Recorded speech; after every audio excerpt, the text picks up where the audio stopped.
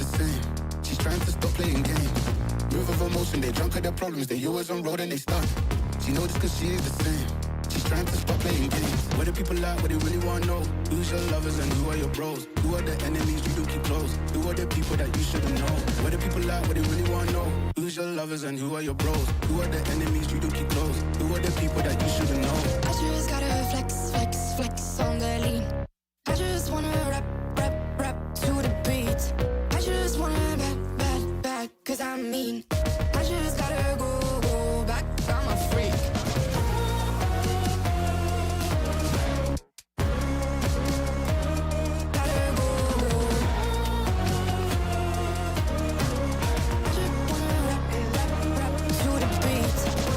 Chains, my vest, my watch, my belt, my cheese, my house, my sneakers, my blouse. I just party hard, popping a one in the chart. I've already won, babe, I didn't even start. Flexing on ya, flexing on me, flexing on ya, flexing on me. I just gotta go, but I wanna hold on. I can't let you go, but I gotta stay strong. Unless you heard it from me, then you ain't heard it from me. Got it from me, all the energy extra. You don't wanna see me with the hitters. Generations caught up, look how things will switch. People they're quick, now they wanna move at the bits. Boy wanna go to him, bitch, nah. Now I'm moving. I gotta do what I do. I'm really here on my ones now, instead of 4 3s or 2s. And now it's F from Paris. I could've been F'ing you in Paris.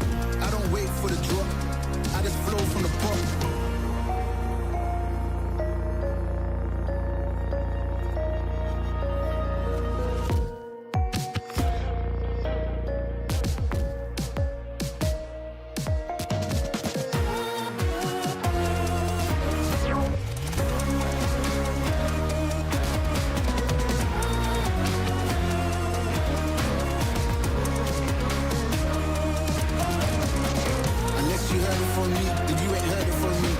From me, all the energy extra. You don't wanna see me with the hitters. Generations caught up, look how things will switch. People they're quick, now they wanna move at the bits. Boy wanna go to him, bitch, nah.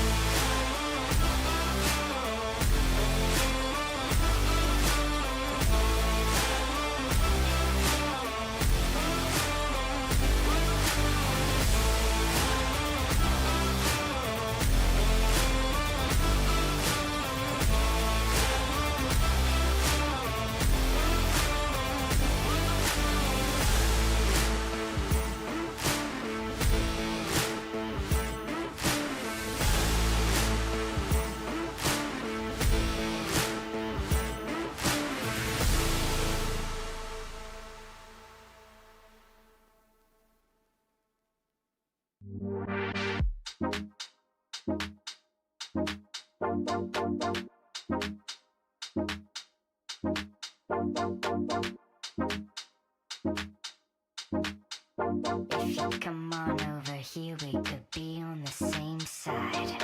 Same side, same side. Same side, same side. Same side, same side. Same side, same side.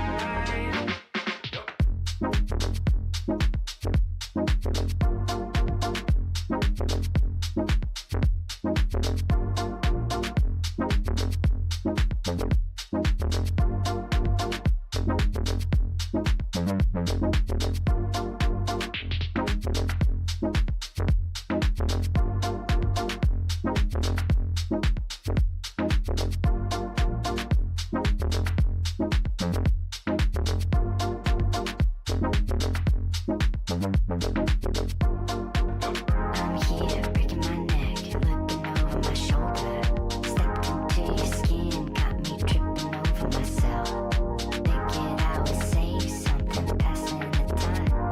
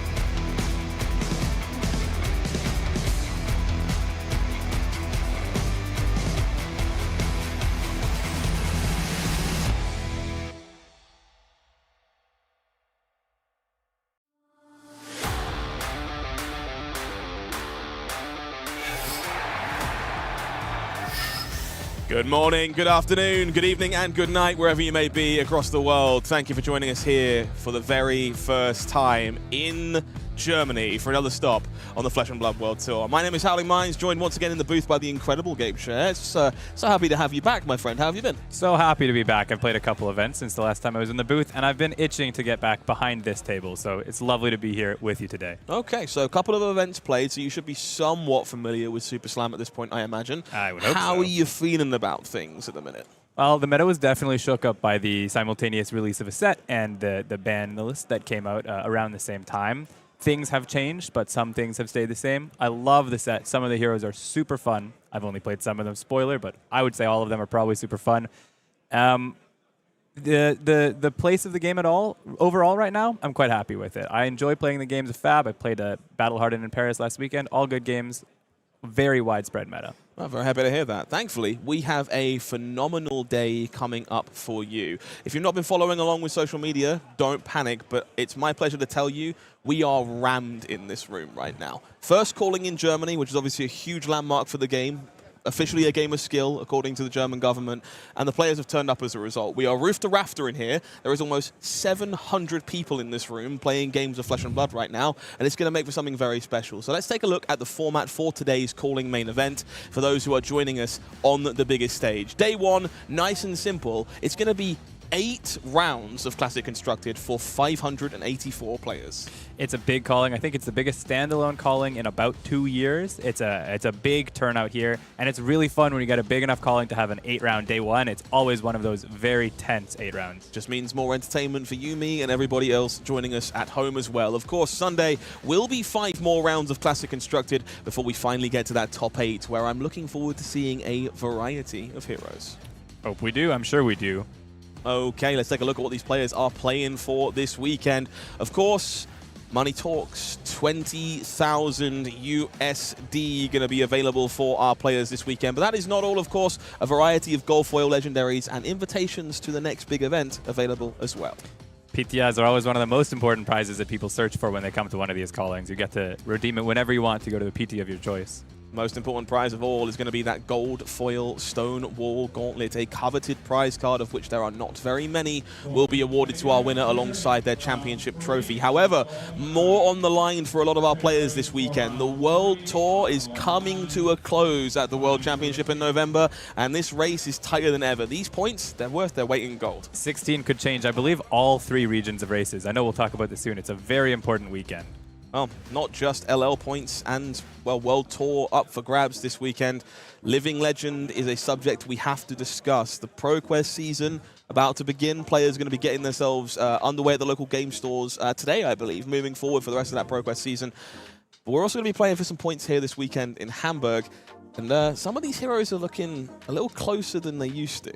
There's a lot of heroes that I think could either die, LL in this season or in the Battle Hardens and Callings that we see at the end of this year. Kano, shockingly close in getting that 1.5 times bonus of LL points since he's been around since the second set, Arcane Rising. Very easily could LL with a Battle Hardened win and a couple ProQuest wins. Looking down the line, Florian and Kayo, very strong decks right now, very well represented decks right now. They could also go over the line. If not in 2025, then near the start of 2026 for sure. Absolutely. I've got my eye on Bravo Showstopper, a deck I think a lot of people have written off in recent memory. It's been a while since we've had the pleasure of seeing Bravo, but I've got some good news. Lots of new tools introduced to that deck, courtesy of Super Slam, and there are a few of them in the room so far this weekend, so I'm hopeful there's something to look forward to. It would be interesting if someone has solved something that brings that Showstopper out from that lock of 769 points that he's been at for so long, it feels like now. Certainly been sitting there for a hot second. So looking forward to seeing how that Living Legend leaderboard plays out. But of course, the World Tour is the main feature of this weekend. If you've not been following along, this is for the very first time this year. 1.5 million US dollars in prize money across 120 destinations. We're almost at the end with the World Championship in Philadelphia, and this race does have to crown a winner. The Player of the Year race it's been an exciting thing since it was announced last year. I think I didn't even expect it to be as close, as tight, and as exciting to watch as it has been. You wrote an article on the mothership fabtcg.com the other day where you went through these races. I believe all 3 regions have a top 3 that could still shake up. And there's this calling, there's a couple Battle Hardens, there's another calling in Sydney in a couple weeks, and then of course it all comes to a head at the World Championship in Philadelphia, where there's a lot of points on the line throughout the weekend. Absolutely. $100,000 in prize money is a total prize pool for these players. 3 champions in each region will be crowned with a massive $25,000 to the overall winner. Each region going to lock up $15,000 for their trouble if they aren't the overall winner, but silver medals, bronze medals, still worth a sizable chunk of change here. Absolutely. This is a life-changing amount of money to just come in at the end of November when you might not even have be attending the event if you happen to be up near the top, or you don't have to perform at Worlds if you've secured yourself throughout the year. So let's see who those names are going to be in just a moment. Of course, we are alluding to the World Championship for a reason here. These races, you'll see when we get to these leaderboards, very, very close. Point totals will matter. These callings worth 16, but that World Championship that decides everyone's fate is worth up to 32 points. A player who's currently somewhere in the middle of the board could win Worlds and rocket themselves up to the podium easily. Let's take a look at how things are breaking down in the Americas. If you've been following along for a while, you'll know that Brody Spurlock has had that vice-like grip at the very top here. There is a upcoming challenger in the European region I'm sure we'll get to into a moment, but the race here between 2nd, 3rd, 4th, even 5th with Sean Dhaliwal, 2 Pro Tour, 2 Tier 4 champions I should say, between Michael Hamilton and Michael Fung here as well. Just a huge pedigree of players and not all that many points between them. With the events coming up, you know that any of these players down to 6th or 7th place could easily, even 8th place, could probably, 8th or 9th or tied, could probably skyrocket themselves up to that podium, 2nd place or 3rd place. It's all on the line. I wouldn't be surprised if we see a shakeup in the top 3, but I also wouldn't be surprised if these top 3 remain as they are. It was the prediction going into the year for, I think, a lot of players. It's very solid names at the top of this list. I've said it before, I'll say it again. Michael Hamilton is not known for finishing 2nd. I'm really hopeful they'll make the trip over to Sydney, steal a calling, and then maybe have the upset of the century at the World Championship. But we'll have to wait and see if that's a story Michael wants to chase. However, over in the European region, you'll see that we have a new name we have to follow, the world trotter that is Jacob Clements. Anyone else would have said, hey, congratulations, Brody, well done on winning.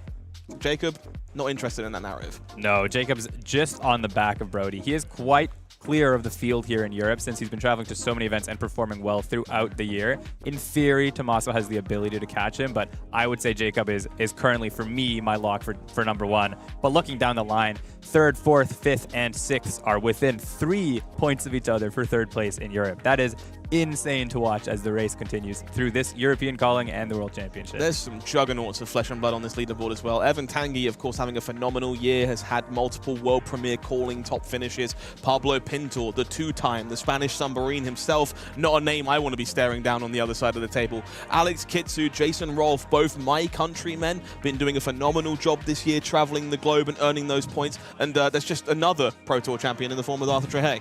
And then several Pro Tour top 8s in here, calling top 8, calling champions on this list. It's an incredible list of 10 players here in Europe, and all of these players, I believe, are in the room today. Absolutely. We'll take a look at Asia Pacific. Now, this is the leaderboard I need everyone to watch. We don't go far enough down here.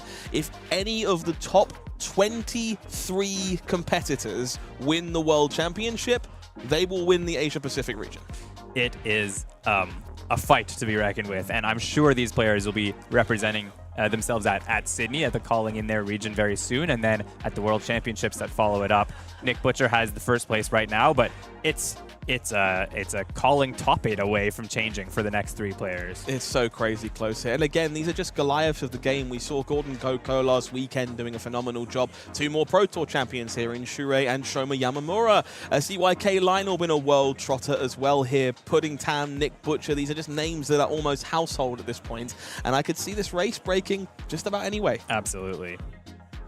Overall leaderboard looks like this, and you'll see why there is so much to play for. Just 14 points between Brody Spurlock and Jacob Clements at the top, and a wealth of prize money available all the way down this leaderboard.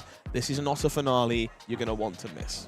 No, and the podium, I mean, there's 9 people who are going to be making money, but I mean, any of the 10 on this list, the 12 on this list, stand possibly to reach the top steps of their region and to be fighting for the just I think there's bragging points even. If you're fourth overall in the world, third overall in the world, it doesn't matter where you are in your region. It still looks great to be able to say that after the inaugural World Tour race of Fab's history. Always about that clout. Very excited to follow along as the World Tour Player of the Year race comes to an end this time around.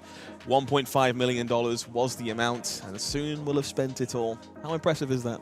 Super impressive, and 2025 coming to a close. The competitive season at the World Championships means maybe we'll get an announcement very soon, hopefully, of something for 2026, and hopefully number keeps going up. Fingers crossed. Of course, if you want to make sure that you don't miss out on the final days of this race, we have an upcoming event schedule worth paying attention to. We're not alone this weekend. Sonoma happened to sell out as well, would you believe? So both events at maximum capacity this weekend, packed to the brim with Flesh and Blood players. Incredible news. This is the competitive season near the end of the year for Flesh and Blood, and it's awesome to see across 2 different regions. We have a sold-out event over in California as well as over here in Europe.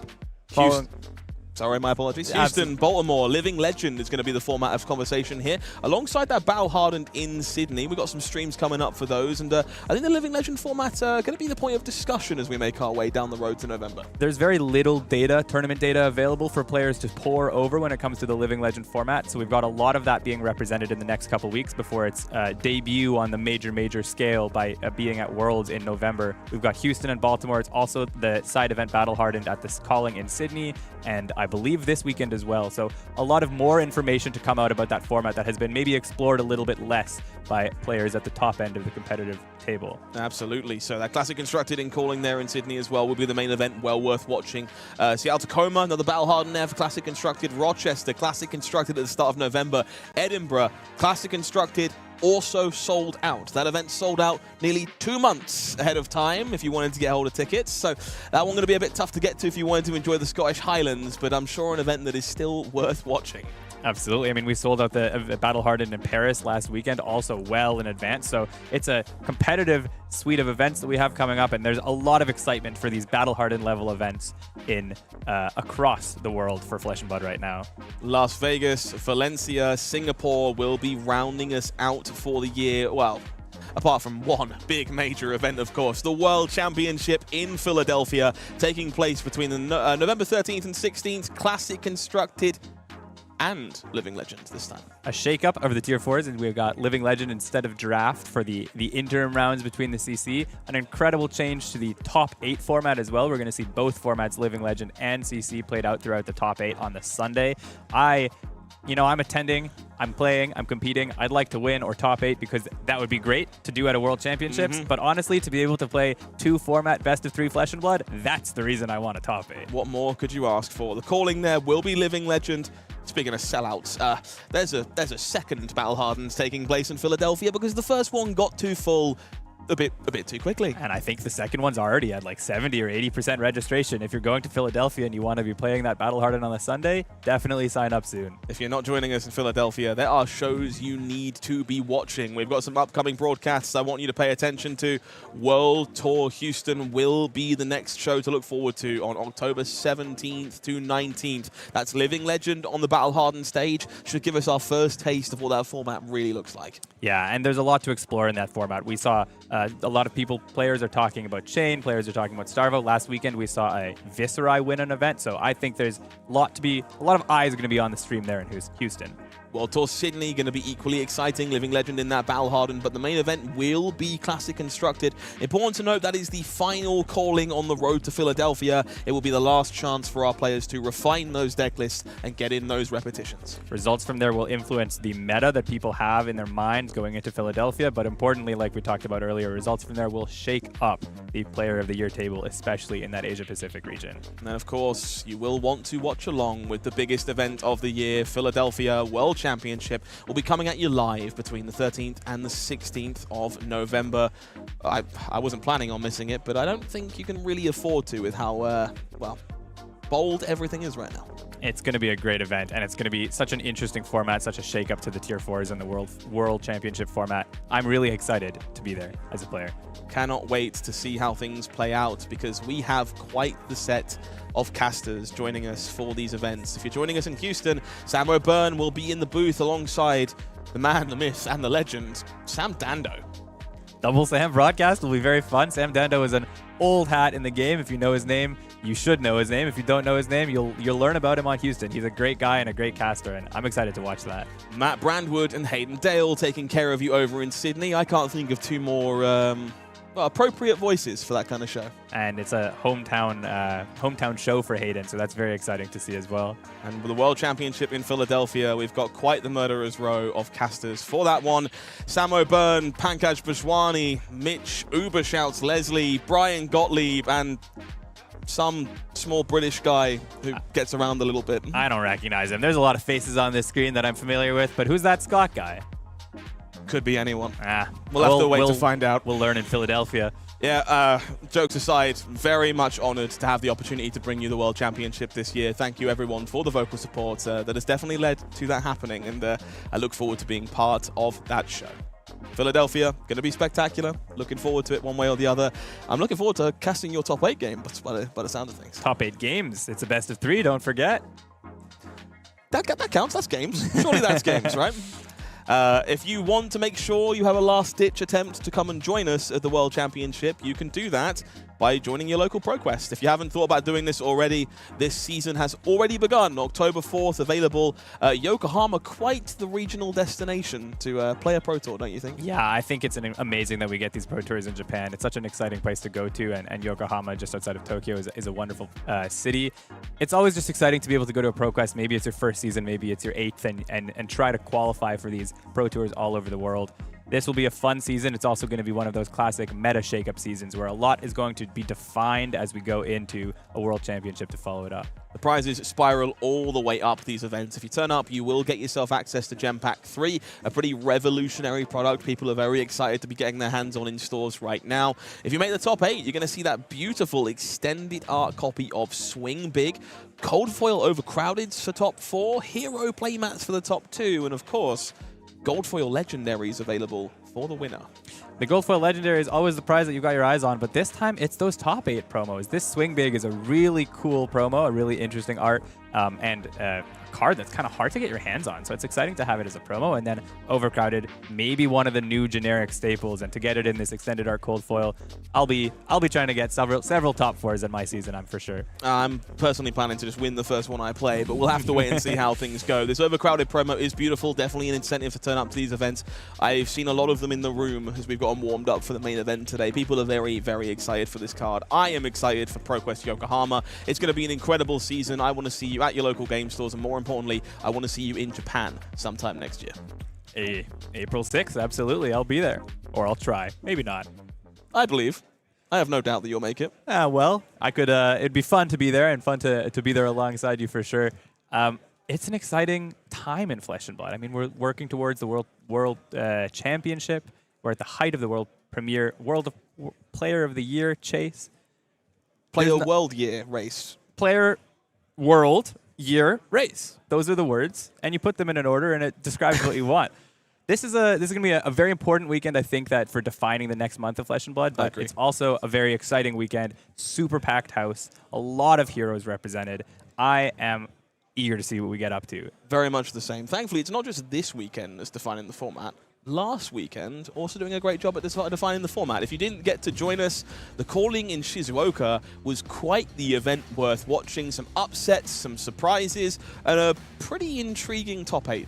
It was a top 8 for the ages. I think that finals match really sticks with me. I really enjoyed watching that finals match, how it went back and forth, how Justin was putting on a show on Gravy throughout the semis and the finals, and then just at the last moment had it taken away from him by Takuya over there on the Cindra deck. I think this top 8 is, from my view, a representative grasp of the top end of the format. We've got Gravy and Cindra, which are maybe the standout top powerful decks that have been powerful throughout the year and then are now showing their head again. We've got these Earth decks, one of each of them represented as maybe that third part of the wheel. And then also we've got some heroes that got buffs in the most recent set that released, I believe, on the weekend that this calling happened. We have the Reinar and Kayo showing up in top 8. Reinar in a top 8 of a calling. That hasn't happened in also around 2 years, I think. Yeah, I got to ask you about that. Shinya Kawaguchi putting on an incredible showing with Rhinar Reckless Rampage. A hero I know caused some conversations after this top 8, including several feature matches last weekend. I got to know your feelings. How do you feel about Rhinar in the current format? In the current format, I think Rhinar has gotten some buffs. I think his floor has probably gone up. A lot of those super rare brute cards are just generically better than some of the old cards we had. I think Rhinar will always have a place when there's enough slow decks in the meta. So these Earth heroes that we see last weekend and maybe we'll be seeing this weekend as well, maybe even Gravy. Rhinar has the ability to get them over the edge using the Intimidate effect. Enough about the past, let's talk about the present. I want to show you the hero breakdown that is in the room today. Now, there is a lot of information to ingest here, but a few highlights from the top rope. Cindra, the most played deck by a significant amount. Verdance, Florian just underneath. Gravy and Kayo kind of making up that top conglomerate, but I can't help but notice just how many heroes there are here. This is maybe the most packed board I've seen of one of these meta breakdowns, but it's also important to point out they're not all just at that 1, 2, 4 in the bottom 2 rows. There are a lot of heroes with about 20 to 12, 10 players representing them this weekend. You could reasonably show up at this calling and play 8 different heroes in day 1. Yeah, pretty wide variety here at the top across all the numbers. I'm infatuated with these bottom couple of rows here. 8 Puffin, 8 Riptide, 7 Marlin, 6 RKO, 5 Pleiades, 4 Arachne Huntsman, and then a smattering at the bottom here. 2 Bravo that I'm definitely watching very closely. Elias, an Olympia, a Teklovossen, and of course, the biggest belief of all, Tough Nut. One Tough Nut. This guy has 1 week since release. He's solved the problem that is Tough Nut and decided this deck is worth it. I believe in Tough Nuts. Unfortunately, I believe the player piloting the deck might not believe in Tough Nut. I'm led to believe they lost a bet to play the hero at the event this weekend, and I'm hoping that bet pays off in spades when they're sat in our top 8 on the Sunday. Fingers crossed. I have to ask from a macro level, of course, our top 5 decks here, kind of what we expected. Is there anything here that surprises you? Surprises is a good question. I think the number of -IO there as I'm going to call it the 6th most represented deck, even though it's actually 8th, but those decks are all sort of on the same level. Of those heroes, I would have expected maybe all of the other ones. I think Dash, Prism, Vincent are maybe a bit more represented than I would have anticipated. Kano maybe a little bit less represented than I would have anticipated. Down the line, I think everything is standard. I think you've got a lot of those decks in the 10 to 6 range that are better than people give them credit for, but maybe not great enough to show up on a calling. So I'm not surprised to see 8 Puffin, 8 Riptide. Those decks can definitely get some wins and often reward the players really understanding those decks as well, which I think is the types of players we see show up on them at these callings.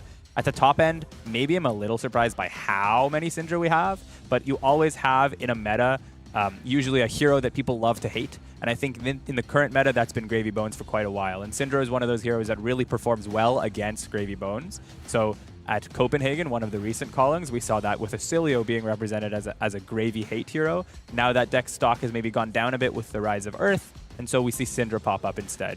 One other hero I've got to ask you about here. Arachne Slip Through the Cracks has been slipping down our board for a hot second since the most recent ban and restricted changes. However, double the amount that we saw last weekend here, this weekend in Hamburg, 8 copies. Do you think this deck is being a little under-respected, or is it a relic of a bygone time? No, I think this deck is still very good. It both has the disruption and the aggression available to it. The thing is that you have to totally rework the way you play and macro plan the hero, as well as build the hero with the loss of Bonds of Agony from the main board or from the deck overall. I think the range he's at right now, maybe a couple more, will be the standard representation at callings for a while. I wouldn't be surprised to see him continue to raise his stock. You know, he went to the rock bottom, now raising up, and then he should be in that sort of middle range of heroes, along with cousin Arachne Marionette. All I know for sure is this is going to be quite the puzzle to put together as we make our way through this first calling here in Hamburg. Now, I understand those big numbers are exciting. There's a lot of people playing those decks. They're very good. I prefer to look at the small numbers. I find those unique decks a little bit more interesting, but I'm not interested in bringing you bad players. No, no, no. We're in Germany. We're in Hamburg. It's only fair that our current German national champion kicks off the broadcast today, and they are rocking the 3 most dangerous letters in all of sports entertainment, RKO. Yep, that's Sebastian Kleiner representing the new Reviled Brute with Kayo. Sebastian Kleiner, a little bit of fun fact for the broadcast, the player that knocked me out of a calling top 8, the last biggest standalone calling, I believe, calling Antwerp 2 years ago. Very good player. He's been around the scene for ages. And I've talked to him about this deck in the run-up to this weekend. He's described it as the new Azuri, which is the deck he was running back then and his favorite deck of all time up to this point. So I'm not surprised he's picked up this hero, and I'm excited to see what he's brewed with it. 5 copies of RKO. The opponent, less than that. We're going to be looking at Layne Forrest rocking Teklovossen, Esteemed Magnate on the other side of the table. Teklo is one of those heroes that you don't expect to see it, but when you see it, it's one in the room, I think. The only available Teklo. We didn't expect to see this on camera, but here we have it on round 1.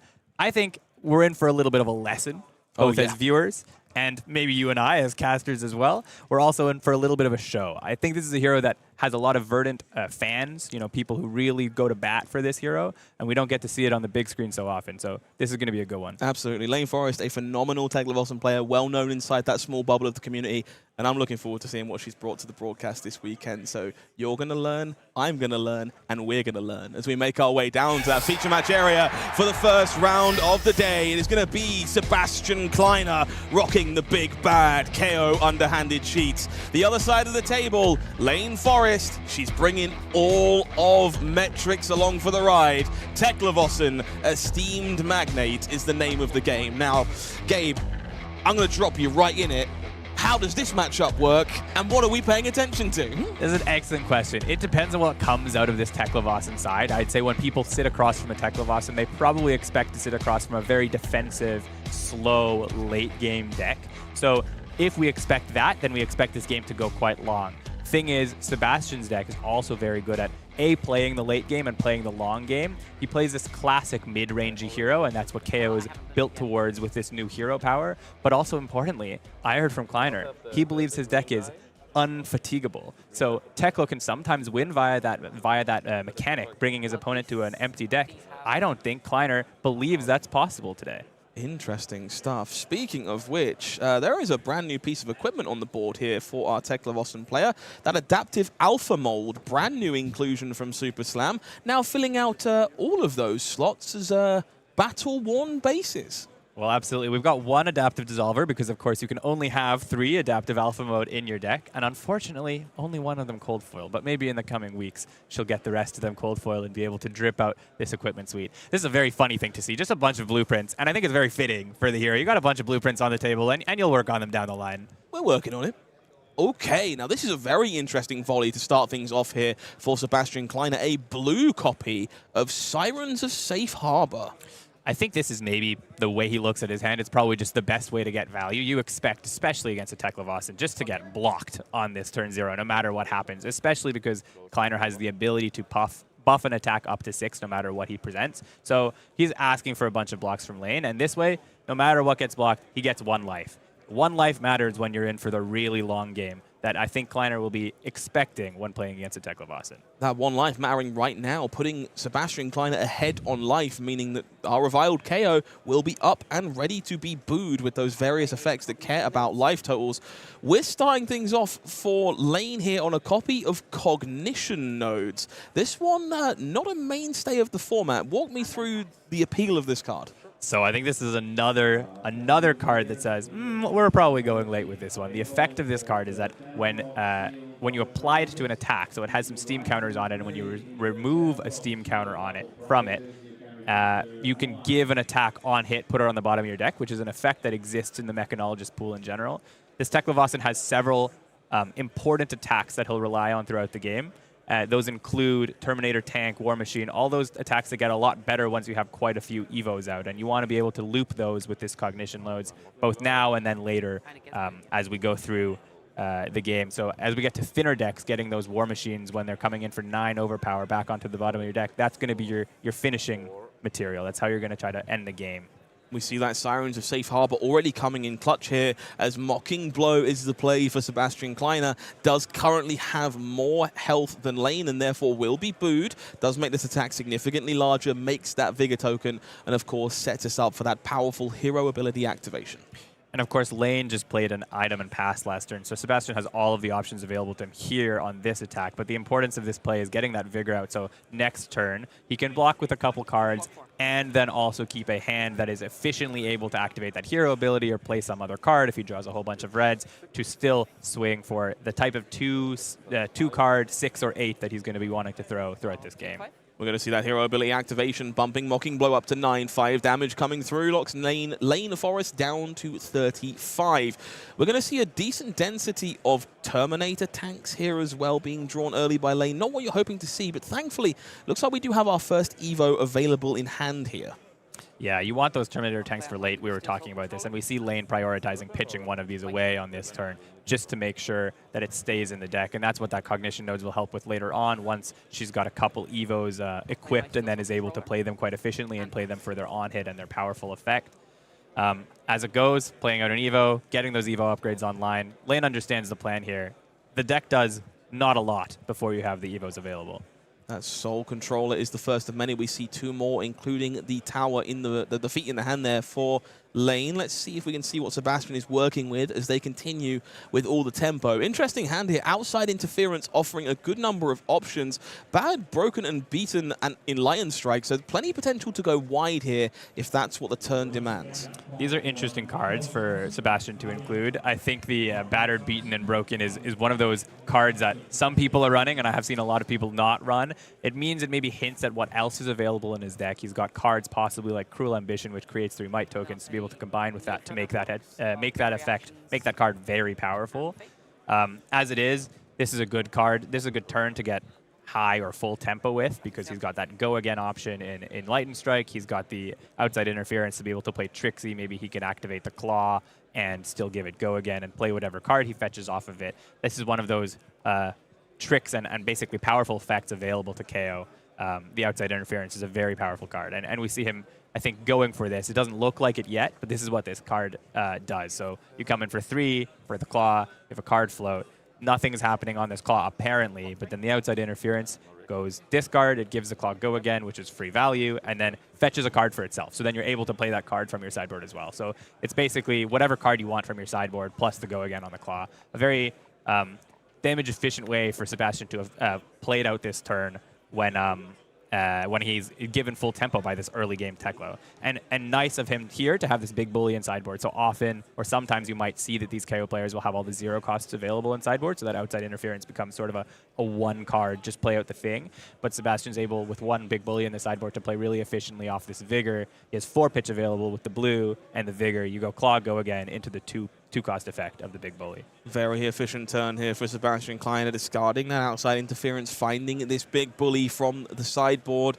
Going to throw it here for 8 damage, and we see Layne puzzling the situation. Has committed that other Alpha Mold on the chest here to blocks previously. We know that Evo is in hand, but just the remaining Alpha Mold committed on defense here, taking a whopping 7 down to 28, but needing to leverage that life total to have the breathing room to deploy these Evos. This is the importance of playing a deck with a macro game plan. So Layne has 40 life to work with, and the equipments that she's going to play out give her a bunch of extra life. Essentially, they're Temper 3 equipments, and with some cards in her deck, they're able to buff up the defense even. She knows she's got to get those Evos out, otherwise her deck doesn't deal any damage. So unfortunately, big bully for 8, you have to take it because you have to be able to play that Evo, get the maximum value out of your Battle-Worn base effects like she has here, and then keep going with your game plan.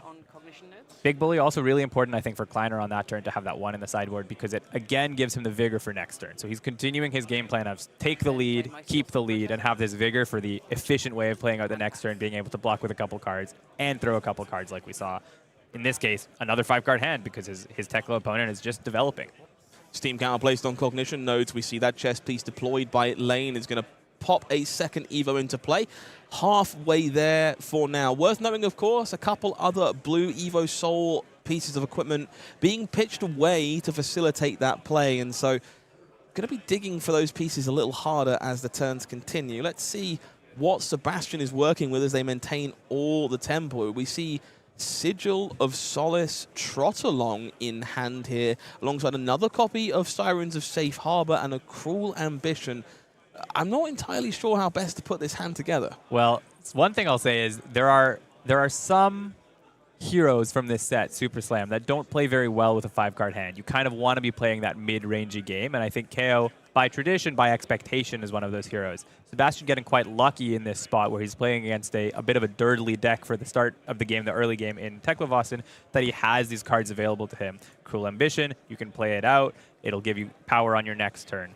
Trot Along, if you have access to several attacks, you can extend your turn. It looks like not prioritizing the several attacks because he didn't have them available, not playing the Cruel Ambition now. Maybe he wants to be able to hold on to it for later in the game, pitching it for the buff in this case, so he sees those couple points of value as more important than creating the might on this turn. Also possibly keeping that Cruel Ambition in the deck in order to be able to play it in combination with that Battered, Beaten, Broken that he had earlier on. Maybe he has a couple more copies of that. And of course the Sigil of Solace, the classic, I have too many cards in hand, what do I have? It's a Sigil, 3 life, 3 value off my card. Sebastian Kleiner heading up to 44 here, does maintain a pretty significant life lead, 45 I should say. Going to be very useful for keeping those Mocking Blows open and active. For now, we're back to Layne Forrest, holding another Fate Foreseen by the looks of things. Got the most out of that piece of equipment. Copy of Fabricate available in hand here. This one not super familiar to most folks, but one of the more powerful tools available in Teklovossen's arsenal. Yeah, it gets you an extra block out of those Evos early in the game or late in the game whenever you want it. It helps you equip Evos. It's one of those like game players sort of for the deck. Speaking of role players, Liquid Cooled Mayhem, very much one of those here. We're just going to overpitch to facilitate this. 6 no-go again.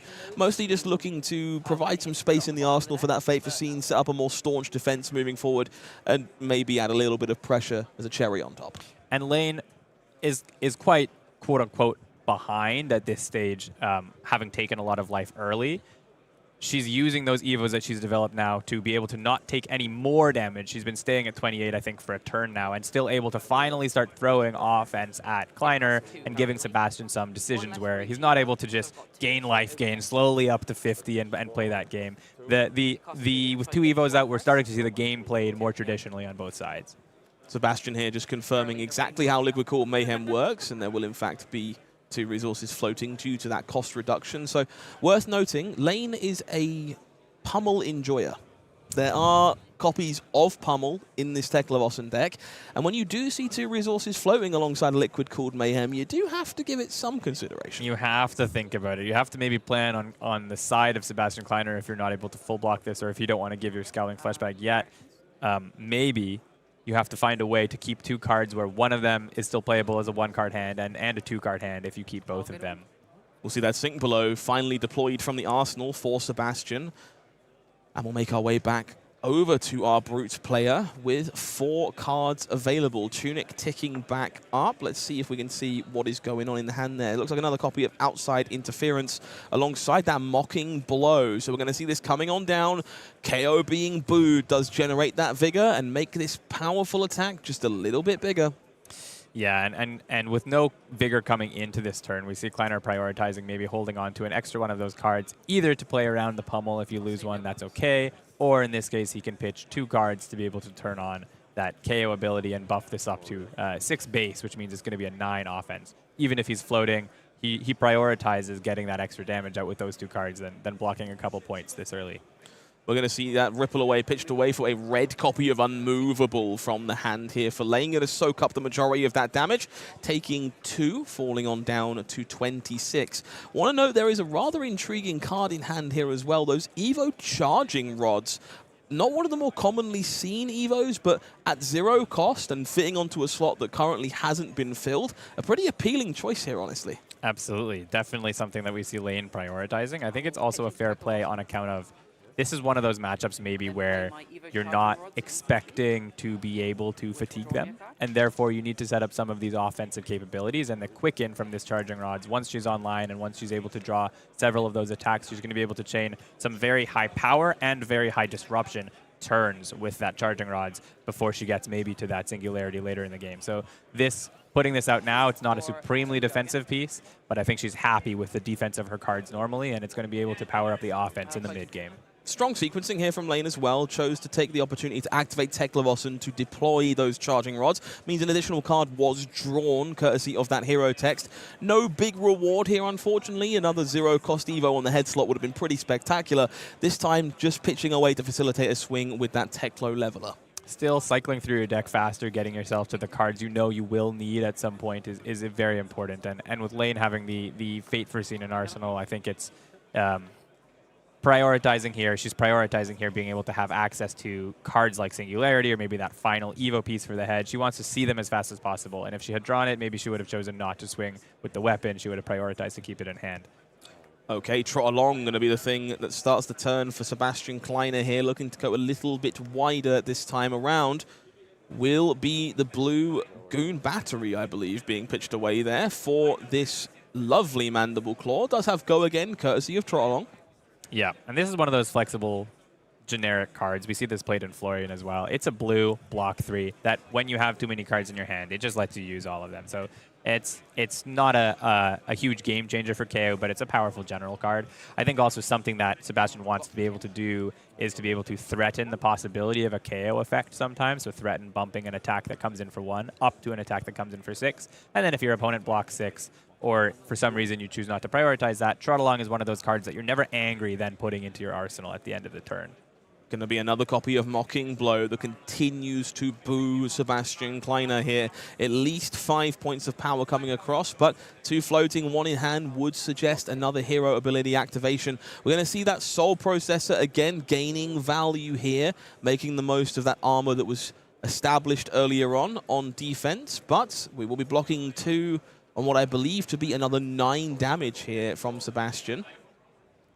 And Layne, knowing with that D-React available in Arsenal, I believe that she's not that afraid of the power buff, and she's prioritizing keeping those cards that she knows she wants to play. So getting these D-Reacts at opportune moments almost, where Kayo can do the thing or he can't do the thing, and you can respond accordingly. And then Layne is able to play the offensive cards that she looks like she's finally drawing, now that she's got 3, soon to be hopefully 4 Evos on the board. 3 damage coming across, drops Layne down to 22, but that full Iron Man suite almost online, and hopefully a Singularity lurking somewhere in the future. 3 cards in hand for now to work with. We do, well, 4 I should say. We do see one of them is a copy of Pummel. So it looks like we are intending to go a little bit wider here. Looks like a liquid called Mayhem and Mechanical Strength in the hand here as well.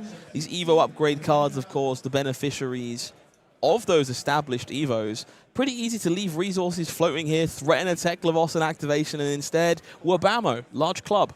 This is what we're seeing. We see a Liquid Cool Mayhem come in here. I have 3 Evos. This costs only 1. It floats 2 off of just a blue pitch. And then the other important thing is that card at the back is the last remaining Evo piece. It is the Evo Steel Soul Memory, which is the headpiece of the blue Temper 3 set. So that's a card that Layne is going to absolutely prioritize, throwing into that arsenal, using one of her remaining turns in the next couple turns to put that out. And then she is fully online, and nothing can be done about it. So Layne, happy to take a bunch of damage. These are the cards you want. This Pummel is going to help you take back a little bit of tempo. That Memory and Arsenal is going to be able to be played off of that tempo, get you online. This is a happy offensive hand for Layne. Such an interesting dynamic, of course. Sebastian not entirely aware that this wasn't just a Teklovossen activation being threatened to play another Evo with 2 cards in hand, but the big, powerful club from Welcome to Wraith will make its way down, and Sebastian will have to reevaluate the life choices that led them here. 35 is now the health total in question, and a card needs to be discarded to that powerful attack reaction. He got KO'd. There was a couple points floating and a card floating, and he didn't know whether it was going to be one effect or the other effect. Look at me. I'm the brute now. Sebastian Kleiner tanking on the hand, does have Enlightened Strike. Prismatic Leyline, a card in the hand here as an option to line up alongside his attacks. Decides the Enlightened Strike is the piece he can lose the most. I think this Prismatic Leyline is a flexible card, essentially. There's a lot of blue attacks in the deck that you want to end up resolving because they come in for 1, and then maybe you can buff them up to 6. So at the worst, it's a yellow block 3 Nimblism, right? It's a yellow you play for +3, and then there are times maybe where you get your Scabs roll, or you've got an Agility available, where it can be 4 or 5 points of value. But the priority effect is that it's a block 3, which is exactly what Sebastian's deck wants to be doing. Sometimes a +3 on the offense when you get given too many cards. I think we see Sebastian prioritizing being able to play these 4 or 5 card hands in a deck that can get stuck if it's built a bit too mid-rangey. And I've got 3 Evos. Blocking additional value here with the Steel Street Enforcers here. Going to be blocking 7 on what was currently 6. We will see a KO activation to jump this to 11, quickly joined by a sink below from Layne. So blocking 11 on 11 as things stand, I believe. So no damage coming through. Pretty successful turn, all said and done. We're going to see a sink here to try and find something a little bit more palatable than that redundant Evo Soul piece. Finds a ripple away off the top instead. I don't even know if it's more palatable. There's not much one-card blues that are going to change the way she's playing out this turn, given what's in her arsenal and given what's on her board. I think the thing is you want to cycle. You want to find that singularity so that now that you have, you know within a couple turns you're going to get that headpiece out on the board. Once you have that singularity, you're able to do the cool Teklo thing, and you get that one big crazy turn where you turn into the powerful demi-hero. You activate the triggered effects of all of those Evo Soul Seals that are on the board, the 3 of them. In this case, Layne didn't find any of those key cards. She cycled through the deck and gotten closer to that singularity, hopefully, and she's passing. We can see it in the hand. Singularity is looming alongside 3 blues there. Layne slightly rewarded for holding on to that ripple away as opposed to pitching to Teklo Leveler. We're going to see Cruel Ambition from the other side. We do have a response. Ripple away will line up with the Cruel Ambition. Going to deny some might as a result. It's going to create still 2 might. So she's saving 1 value from this, but possibly down the line another value if it's able to affect a different action card as well this turn. It's about sending a message. Okay, I need you to understand that if you have a ripple away in hand and your opponent plays an action that generates tokens, you are contractually obliged to slam that ripple away down and deny them the value. Like we saw Layne do for sure, and now showing that it does affect the rest of the turn, but prioritizing getting a couple points of value off of these cards. I think another thing about Layne's hand I want to talk about here is the singularity maybe actually arrived maybe a turn cycle or two too early. She would love to have been able to get out that memory when she draws the singularity and then arsenal that singularity and wait till the right moment. In this case, having it on a turn where you're blocking a little bit because Kleiner has all of that offensive capabilities. That memory is not on the board yet. It's still in the arsenal. A bit unfortunate timing. We'll see how she prioritizes. Maybe she pitches it and expects a long, long game that's going to get back to this card in her second cycle, given the amount she's been sifting through her deck.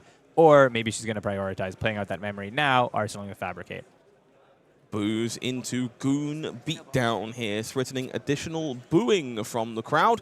We'll see an activation of KO to jump this one all the way up a little bit more. And Layne just happy to take the damage here. So going to fall pretty significantly all the way down to 13. I don't think we'd call this happy to take the damage. You don't want to be down 35 to 13. I think it's, I have to take this damage. I have no choice, unfortunately. We'll make our way back over to Layne Forrest, who will decide how to line up this turn. We're going to see, no doubt, that Teklo Leveler, okay, to start things off, makes a lot of sense. This one, pretty free real estate at this point. 2 points of go again damage.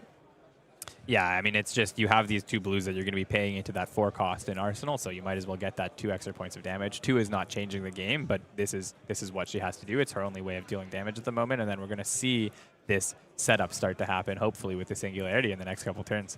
I'd love to see it cast. I'd love to see the real Teklovossen come onto the board. The dream is alive, folks. Singularity lurking in the wings currently. We will see that Steel Soul memory deployed. The 4th slot is full. The singularity is loaded. Layne Forrest simply needs to find a window to put the mech together.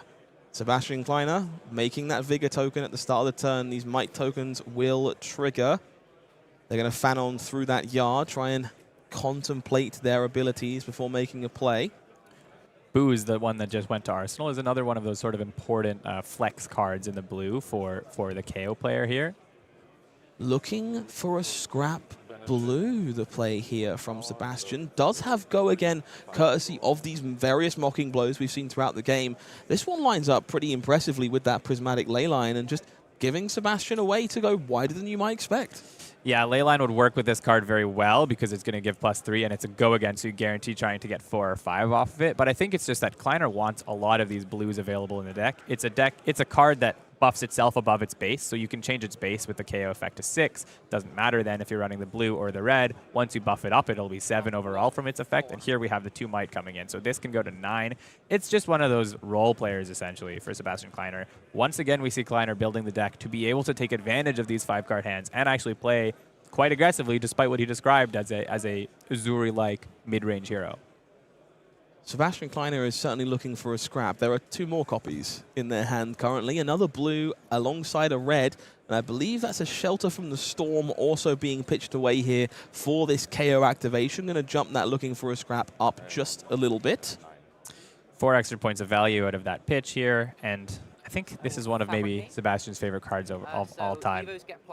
Okay, Fabricate coming on down, giving Evos +1 this turn and banishing an Evo to draw a card. Now, Fabricate works wonderfully with Evo's Soulsteel processor here. It's going to mean this equipment piece will not shatter when the combat chain closes because it doesn't have base 0 defense left. So it's going to be a temper 3. It's going to go down to -3 counters, but because of the Fabricate's effect, it's actually going to be 4 -3 as 1. Lets her keep it around with a -3 counter on it for the rest of the game. And I think more than full block this attack coming in for 9. So we're going to see this Soul Tower committed on defense here to Mandible Claw. We'll see the pass from Sebastian Kleiner. Rather awkward pummel in the hand here for Layne. Almost certainly going to be pitched away to Teklo Leveler. And hopefully we'll find a hand that can put together that singularity.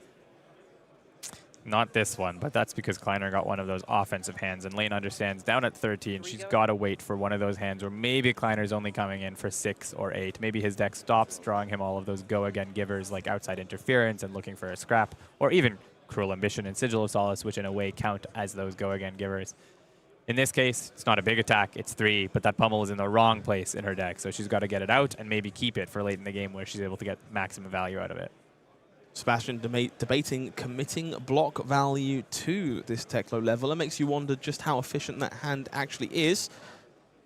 Battered, beaten and broken alongside Sirens, Swing Big, and Sigil of Solace. So a pretty low density of resources here. The yellow even committed on defense. This Vigor token likely just paying for a big 2-cost attack. I think this is a fine hand for Sebastian. He does have a lot of those blues, but those Vigors also, they help you get to 4 pitch when you need it off your hero ability with a blue. They also help you play one of those 2 costs in the deck off of just 1 red. Sometimes if you have 2 of the Vigors, if you're able to pull off a double Boo with a card like Boo's, you're able to play a Swing Big or a Sirens of Safe Harbor for free. In this case, we see him prioritizing the Sirens over the Swing Big. I think this is another tell of how Sebastian expects this game to go. Swing Big is 8 value offensively, Sirens is 6 offensively, and 1 life gain. Even though Layne is starting to get low at 13, Sebastian's like, as long as I can keep gaining life, I can stay in this game, and I don't care if that singularity comes out soon. I'm probably far enough ahead to live through it and start to thwack you. So 1 point of life gain being prioritized here for Sebastian, and of course we know that that remaining card in hand is that Sigil of Solace, so another 3 as well. Back up to 37 on turn 9 of the game. Layne falling down to 12 on the other side, commits the block value of that Soul Memory. We're going to see those charging rods activated as an instant here to generate a Quicken token as we make our way into Layne's turn. So perhaps looking to go a little bit wider this time around. I mean, that Charging Rods only has the 1 base underneath it, so you just take advantage of that Quicken the first time you get given the opportunity to take advantage of that Quicken. And here with Sebastian only coming in for 6, that was the perfect opportunity for that. We see Liquid Cooled Mayhem free of charge, courtesy of those 4 Evos here. 6 go again to start things off for Layne. Their hand does not quite play that singularity, though. That yellow copy of Liquid Cooled Mayhem proving to be a bit of a hindrance here, actually.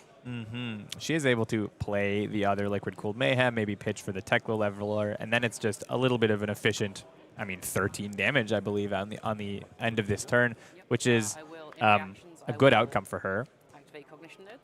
Okay, so we're going to respond to the Scowling Fleshbag here with a Cognition Nodes activation. Interested in putting this Liquid Cooled Mayhem back into the deck to keep them flowing for later on.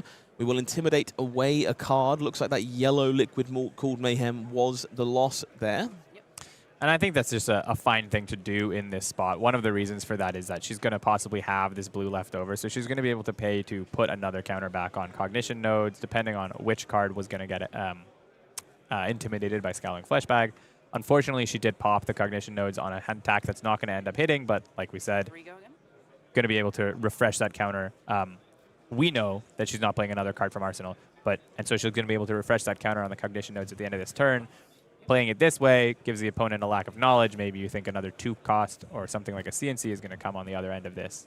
Yeah, some good sequencing here from Layne. Just keeping information hidden for as long as possible is just going to close the chain down here and likely recharge that nodes for the trouble. A steam counter on cognition node. One of the few spots in the game at this point where Sebastian's expecting to get value out of Fleshbag. He got lucky, I think, with the 50-50. I think the other way around, Layne is a little bit happier to be able to get another 5 power offensively out of that hand when she's popped the Quicken. A bit unlucky to have the Liquid Cooled Mayhem taken away. But Kleiner picking his spot well, knowing that there's not many opportunities where the hat piece is relevant at all. It's the Quicken and it's the Pummel, and we've seen 1 Pummel played and 1 Pummel pitched, so... Offensive behavior is going to be the follow-up here for Sebastian Kleiner. This one threatening to make both a Might and a Vigor token if it is allowed to connect. We see Command and Conquer deployed on defense. KO activated, jump this up to 6. Layne comfortable blocking for 3, not expecting or not having to respect the KO activation because she's got this Theory Act available to her. This is one of those cards maybe that you want to be able to block 6 on when they come with it at the start of the turn, even if you don't if you don't have the Theory Act, on account of the fact that it's going to be able to power up Kleiner's next turn and start the cycle of Might Vigor, Might Vigor, Might Vigor. Layne getting painfully unlucky on these previous few turns, looking desperately for a second blue to go alongside that Ripple Away, sunk away a yellow copy of Liquid Cooled Mayhem, instead found an Enlightened Strike. Now needs to decide whether or not it is worth deploying a fresh chest piece here or establishing Enlightened Strike. Yeah, I think you say it's unlucky, and I think you're probably right that this is an unlucky series of draws for Layne, in that she's not been able to get these 2 blues, play out that Singularity, start the thing she really wants to be doing. But she's drawing cards that allow her sort of to continue to delay the game, and she does have offensive capabilities and defensive capabilities in her deck. So she's going to be able to fire that at one point, we hope. Right now, this E-Strike lets her make the decision of whether she wants to get 6 or 5 or 6 more value defensively by playing out that Steel Soul that's available in her Banish Zone, or come in for 7. I think probably with the life deficit that she's got right now, she wants to prioritize getting some of that life out of that chess piece, like we saw her pitching just before the judge call. But she's able to continue to delay. With that Singularity in Arsenal, not a lot of ways to threaten it on the KO side. I think she's still okay with how she's been drawing. Judge call done. Let's get back down to the feature match area and find out how that played out exactly. We're going to see... I will just refresh. Yep, once again choosing to refresh that Evo Soul chess piece very correctly and very astute of you, I should say, Gabe. Going to play defense a little bit longer to try and bolster that life total, find a window to establish that Singularity, and we will give all of the momentum once more back to Sebastian Kleiner, who is sitting on another hand capable of going wide. Enlightened Strike, Mocking Blow, Big Bully, and another blue looking for a scrap. In this case, that blue looking for a scrap is almost certainly the resource card for the turn, not being played out like we saw it last time. But once again, those E-Strikes, this Big Bully, which you can just pitch your whole hand into being able to play it, and buffing it up with a hero ability if you have the right cards. Kleiner's got options, and he's got a lot of ways to extract the sort of 12+ base level value out of this 4-card hand. Layne in a bit of a weird spot here again. We see Unmovable and Sink Below in the hands. These defensive hands definitely turning up. Going to do a great job at blunting the assault here from Sebastian, but not a great job at ascending to evil shenanigans. No, I mean, if you're getting anything that's not the hand that enables it, you want to be able to get these D-Reacts in offensive hands. Layne has a choice here to use the Sink Below and bottom that Unmovable and fetch for another blue, see what she's able to get. She ends up sinking something else, just deciding that this is, I've taken the signal from my deck, this is one of those defensive hands. That's what my deck is telling me. So maybe she's committing to being able to play that Unmovable on the next link instead of Fabricate by bottoming one of those blues. Yellow Pulse Wave Protocol is found. The follow-up is going to be that Big Bully here from Sebastian Kleiner. Another Vigor token made, and again threatening just gigantic chunks of damage. 2-card 8. I mean, in this case, Layne's somewhat happy. She's got the 2-card 7 block on the defense, so she read the signal of her hand and maybe Sebastian's hand, given that he was going again on the first link correctly, deciding this is not the time. That's why I bottomed the blue, kept the Unmovable. I'm going to be defending. Soon enough, he'll only hit me for 6. He'll only hit me for 8. One day down the line. Take one. I'm very impressed by how consistently that Sebastian Klein has been able to chain together these Vegh tokens turn after turn. It doesn't feel like they've really had more than maybe 1 or 2 turns where that Vegh token hasn't been available to facilitate their overall game plan. I mean, you've got 6 to 9 Mocking Blow in the list. You've got 3 Big Bully. You've got the Booze that we saw him play out at one point. When you have this life lead to enable all of those attacks that I mentioned at the start of that list to boo you, this is the way the deck is going to roll. It's become so much efficient. Someone described it as you have a tunic every turn. So it's just one of those decks that can, once it's rolling, it really rolls. And if it has a life lead, that's the condition for it to be rolling. We're going to see that Pulse Wave Protocol being pitched away just to facilitate a swing of Teklo Leveler. The hand on the other side for Sebastian Kleiner. More Mocking Blows. Shelter from the Storm. Goon Tactics here. Red Sirens of Safe Harbor. Pretty clearly quite high on that card, but no way to really leverage all of this without utilizing Scabskin Leathers. Well, luckily, as we just saw Sebastian flash us there, he has a Sigil of Solace in Arsenal, so he's able to maybe hold on to one of those cards for the future by doing the classic pocket Sigil of Solace. So you may be expecting a pummel, you may be thinking, oh, I managed to get my opponent to IP. Nope, 3 more value out of a card, another useful card down into Arsenal. And that's what he's going to do here. He blocked with the Shelter. He's keeping that Sirens of Safe Harbor at the end of this turn, so that blue and the Vigor is going to turn into the Kayo activation to buff this Mocking Blow up. Gain another 3 life. Shockingly efficient turn out of the KO here, and that's the power of that Vigor, and we see him continue to cycle it into the future.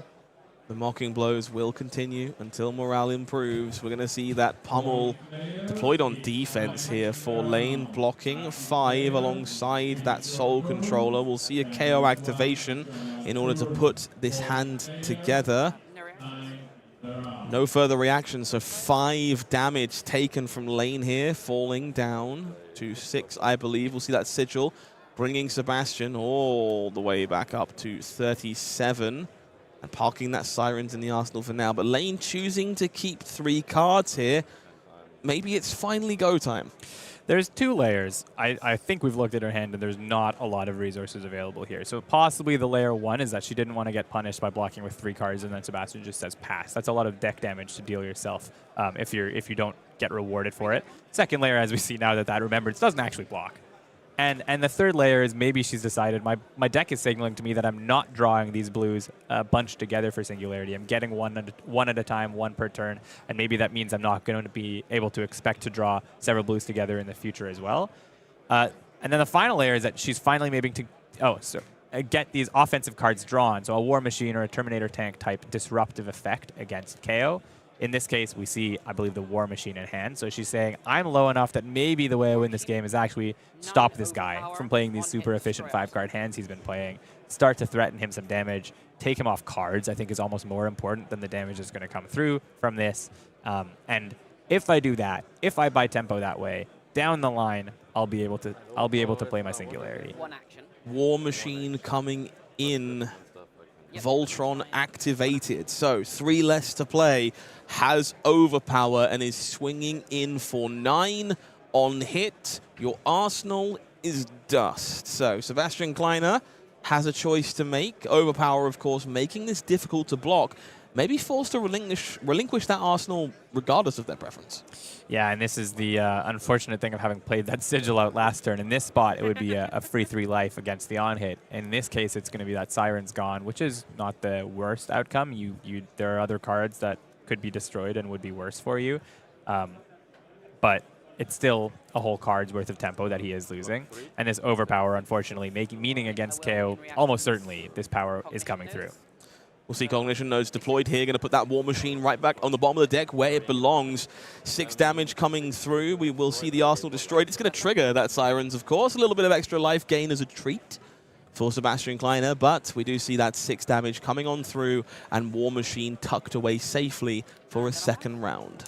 It's unfortunate the lane's already down at 5 because Sebastian had such an oppressive and offensive start of the game, because this Cognition Nodes, Terminator Tank, War Machine cycle that we've been seeing and that we expect to see more of, I would say, in the coming turns is exactly what she wants to have happen now.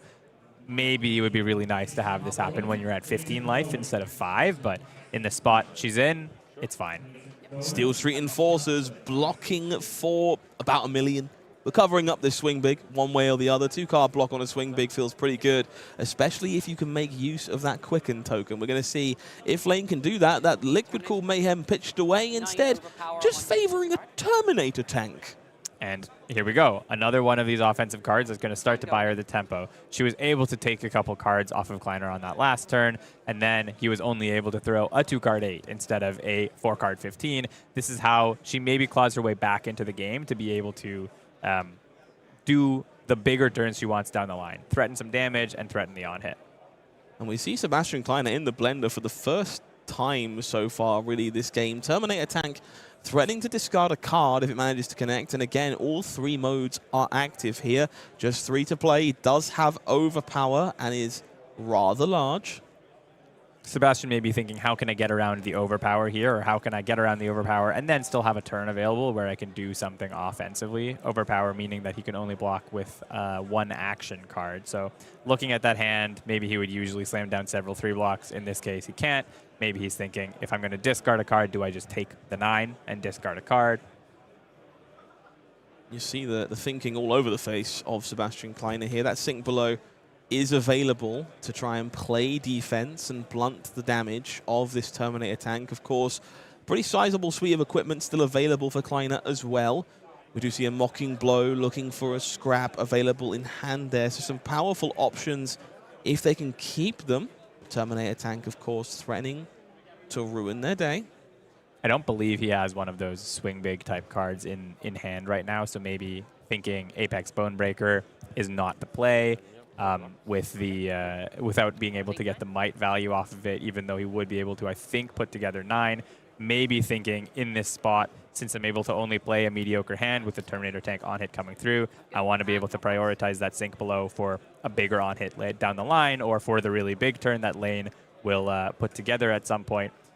Terminator tanks and War Machines going to the bottom. Sebastian has the life lead and also the life gain in his deck to maybe be able to let that sink below last till the second cycle and have it come up at the opportune moment. 5 go again, stuffed in a box by Steel Street Enforcers, blocking 5, 1 for 1. The follow-up will be a Mocking Blow here. Pretty substantial damage. Most importantly, threatening lethal will earn cards here from Layne Forrest.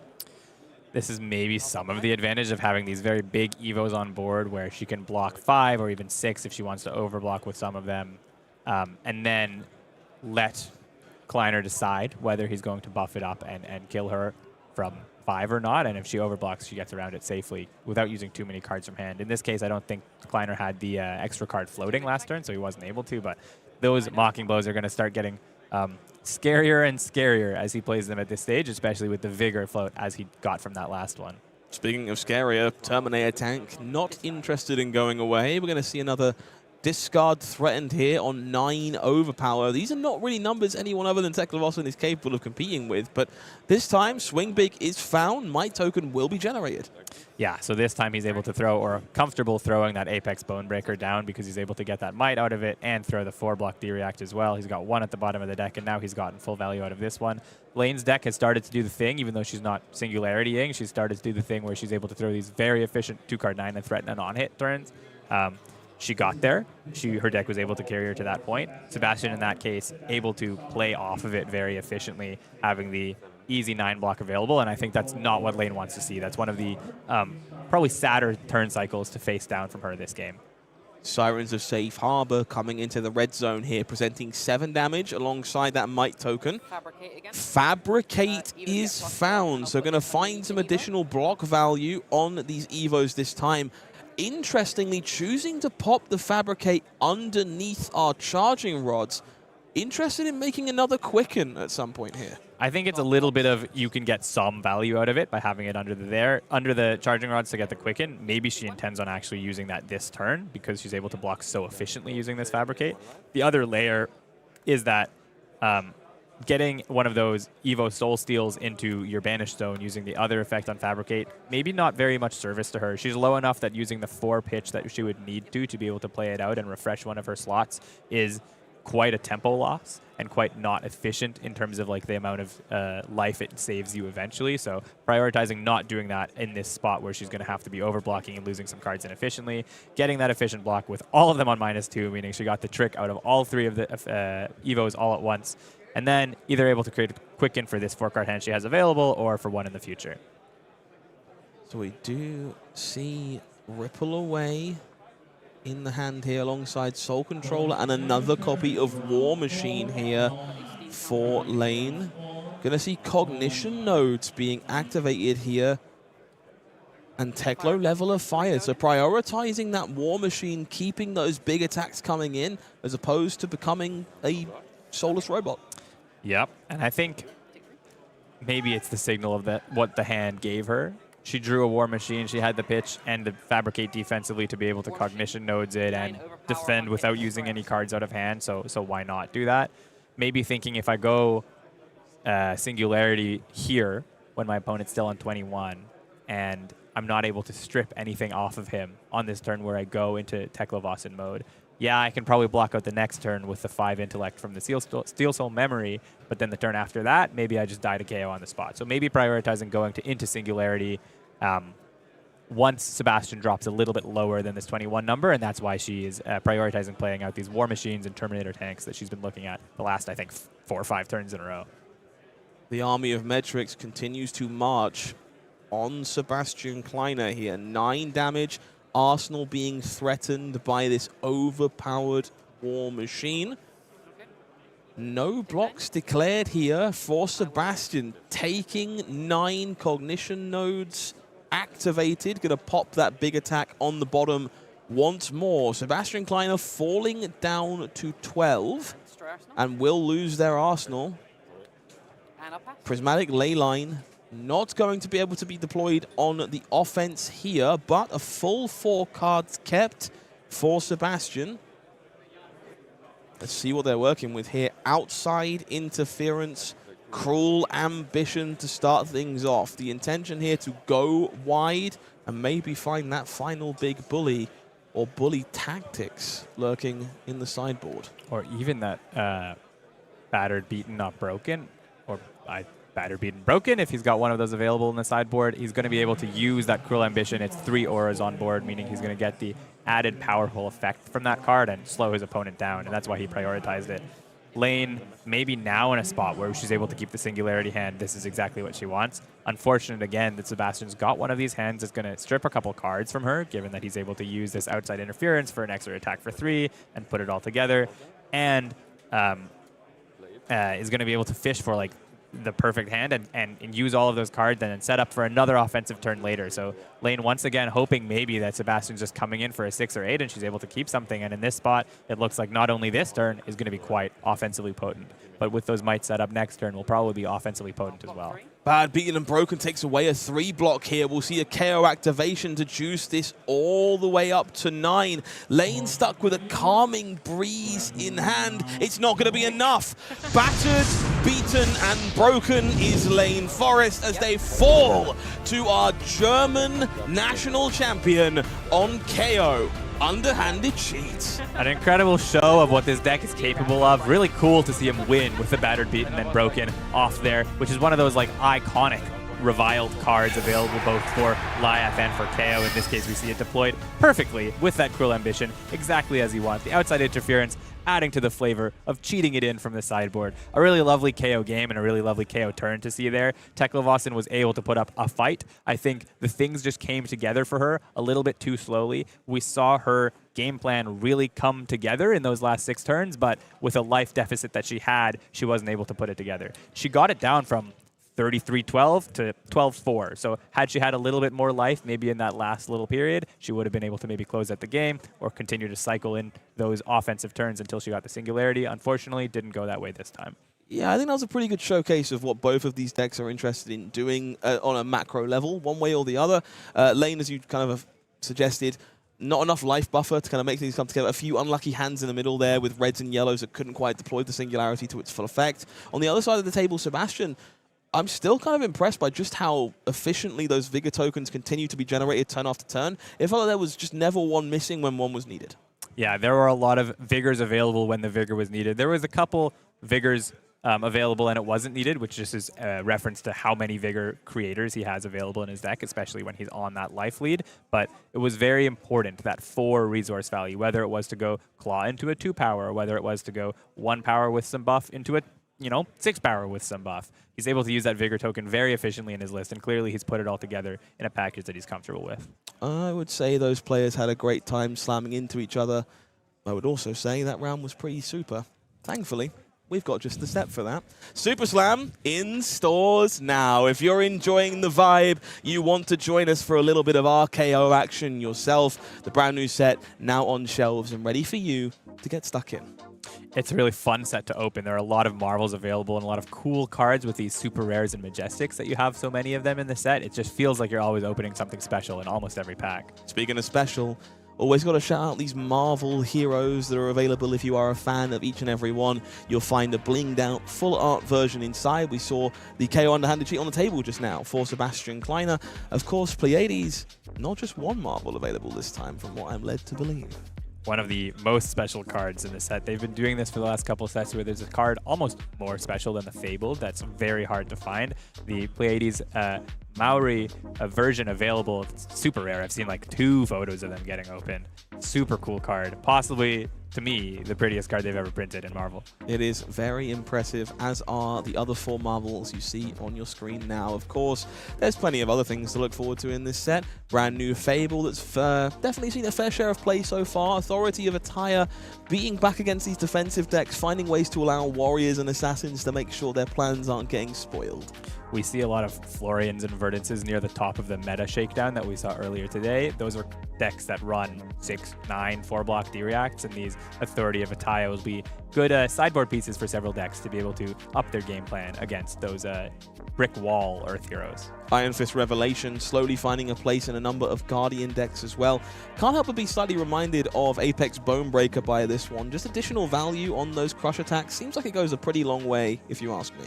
Yeah, it feels very akin to that. It's one of those classic 5-block or 5-value legendary equipment arms, which is sort of what you expect out of those slot in a lot of these mid-range-esque heroes like we have with Brute and Guardian. Gauntlet of Tyrannical Rex finding a home in KO pretty quickly, immediately after release. Pretty good in Tough Nut as well, from what I'm led to believe. But showing up in those Brutes that are trying to be a little bit more aggressive sometimes. When you're able to attack twice or get one of those pitch cards into your pitch zone before you actually do your big thing for the turn, it's just more value. It's more than 5 if you can get it off more than twice throughout the turn, right? Throughout the game. So it's a legendary piece that can be really key to some of those offensive Brute decks. Of course, there is a little something for everyone in Super Slam. A record-breaking 31 expansion slot cards with quite the variety being showcased on our screen. Thematically fitting for the Deathmatch Arena. I feel like we always see these plethora of stuff coming out when we visit there for sets. I think a lot of these cards will have an impact. We see one of them on the bottom of the screen that's possibly going to have some of the largest impact on the meta with Light Up the Leaves, really extending the reach that Verdance is able to have in her games. These expansion slot cards are always important, and I think there's been some really special ones in this set. Angelic Attendant, definitely the talk of the town amongst Prism players. I hear that one's quite good. Backspin Thrust, breathing new life into a deck like Puffin. And of course, Hunter or Hunted, a card that was definitely, undisputably, designed by Brian Gottlieb. Of course, not the only thing to look forward to in this set. Plenty of reprint. This might be the biggest talking point of Super Slam as a whole. We're seeing some of the biggest Goliaths of yesteryear that are required for some of the most fan-favorite heroes on the market. Lower price than ever before, with greater accessibility than ever before. If you're finding yourself interested in those number 2 and 3 decks, Verdance and Florian here, Felling the Crown and Plow Under, aplenty available in Super Slam and probably throughout this room or throughout your LGS when you go visit. These cards are very key for that whole talent, and they're reprinted here. It's really nice to see after they were pretty hard to find from Rosetta. I couldn't be a bigger fan of the Flick Knives reprint. I think the artwork is beautiful. I think a lot of people are very happy to have another thematic option that maybe fits their personal aesthetic a little bit better. Warmonger's Diplomacy, powerhouse in every format in which it's legal. New Horizons, just a pivotal part of the Ranger class. I'm very excited to see this coming from Super Slam, and I'm very hopeful that it's just the beginning of sets being quite this impressive.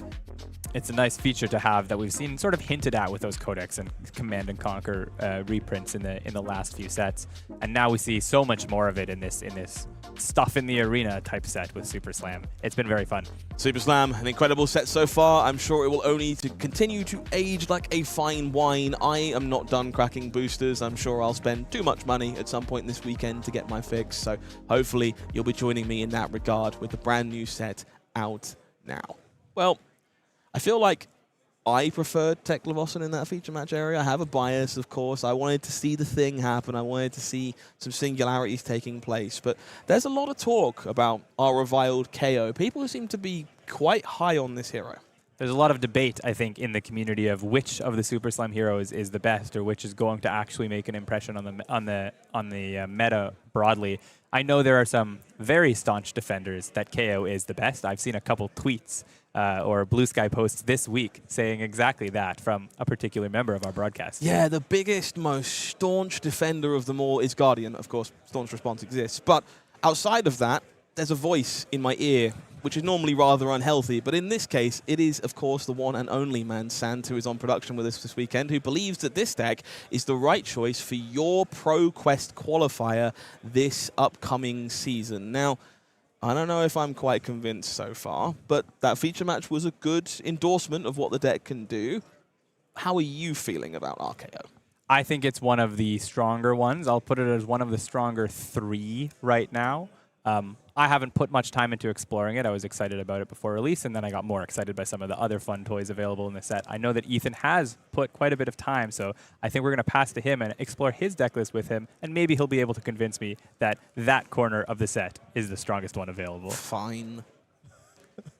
All right. Thank you, guys. Thank you, guys. This is actually a really fun segment that we're putting together here. Throughout the day, all of us have found a pick that we stand by for ProQuest season, and mine is RKO. I'm absolutely addicted to this deck. I've played it across 3 events now at these calling weekends.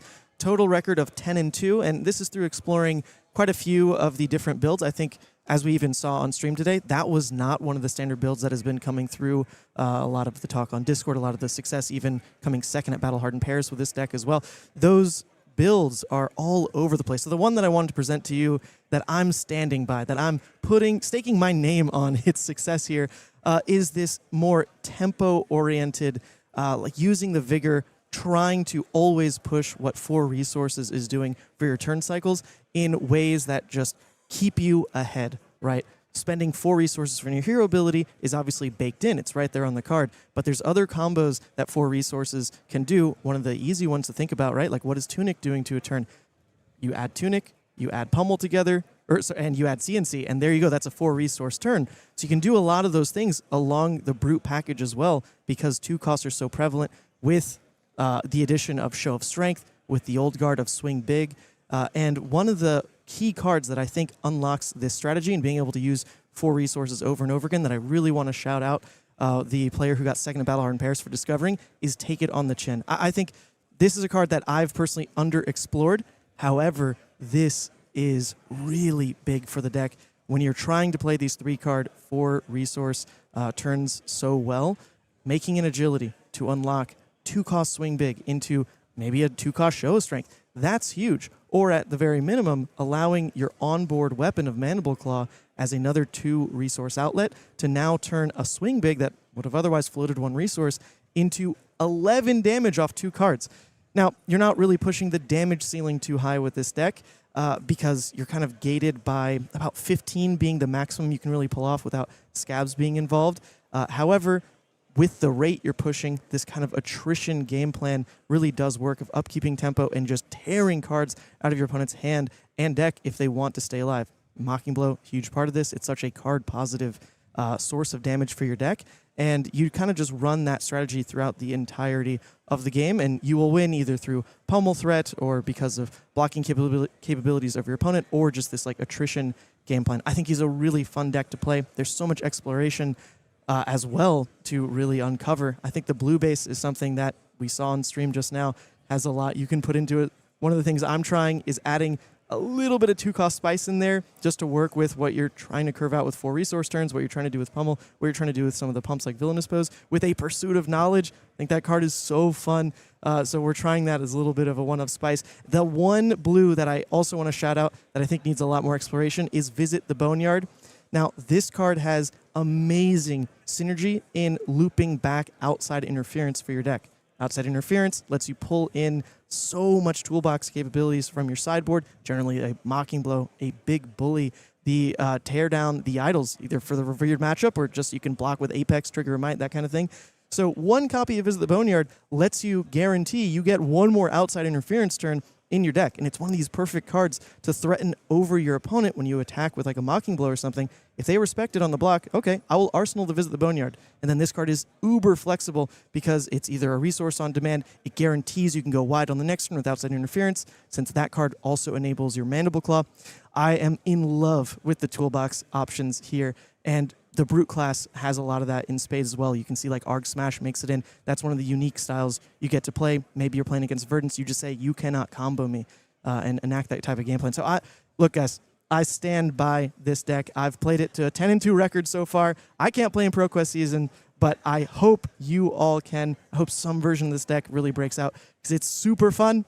And with that, I'm going to toss it back to the casters. My time is over. You know, he almost sounds like he knows what he's talking about. For me, he almost convinced me, and then he mentioned the Pursuit of Knowledge. It's an old favorite card of Ethan's, but I'm not sure I'm a believer of it in this deck. However, I do have to say the rest of the deck sounds very strong, and Ethan presents it very convincing case. So yeah. I'm interested to give that one a run. Yeah, sounds like maybe we've got a couple of games to play at the end of the broadcast today. Maybe figure out whether he's telling the truth or not. And we'll have to see. Sounds good to me. But don't worry, we're not going to be leaving you alone for very long. We'll be right back with a little bit more action from the calling here in Hamburg in just a moment.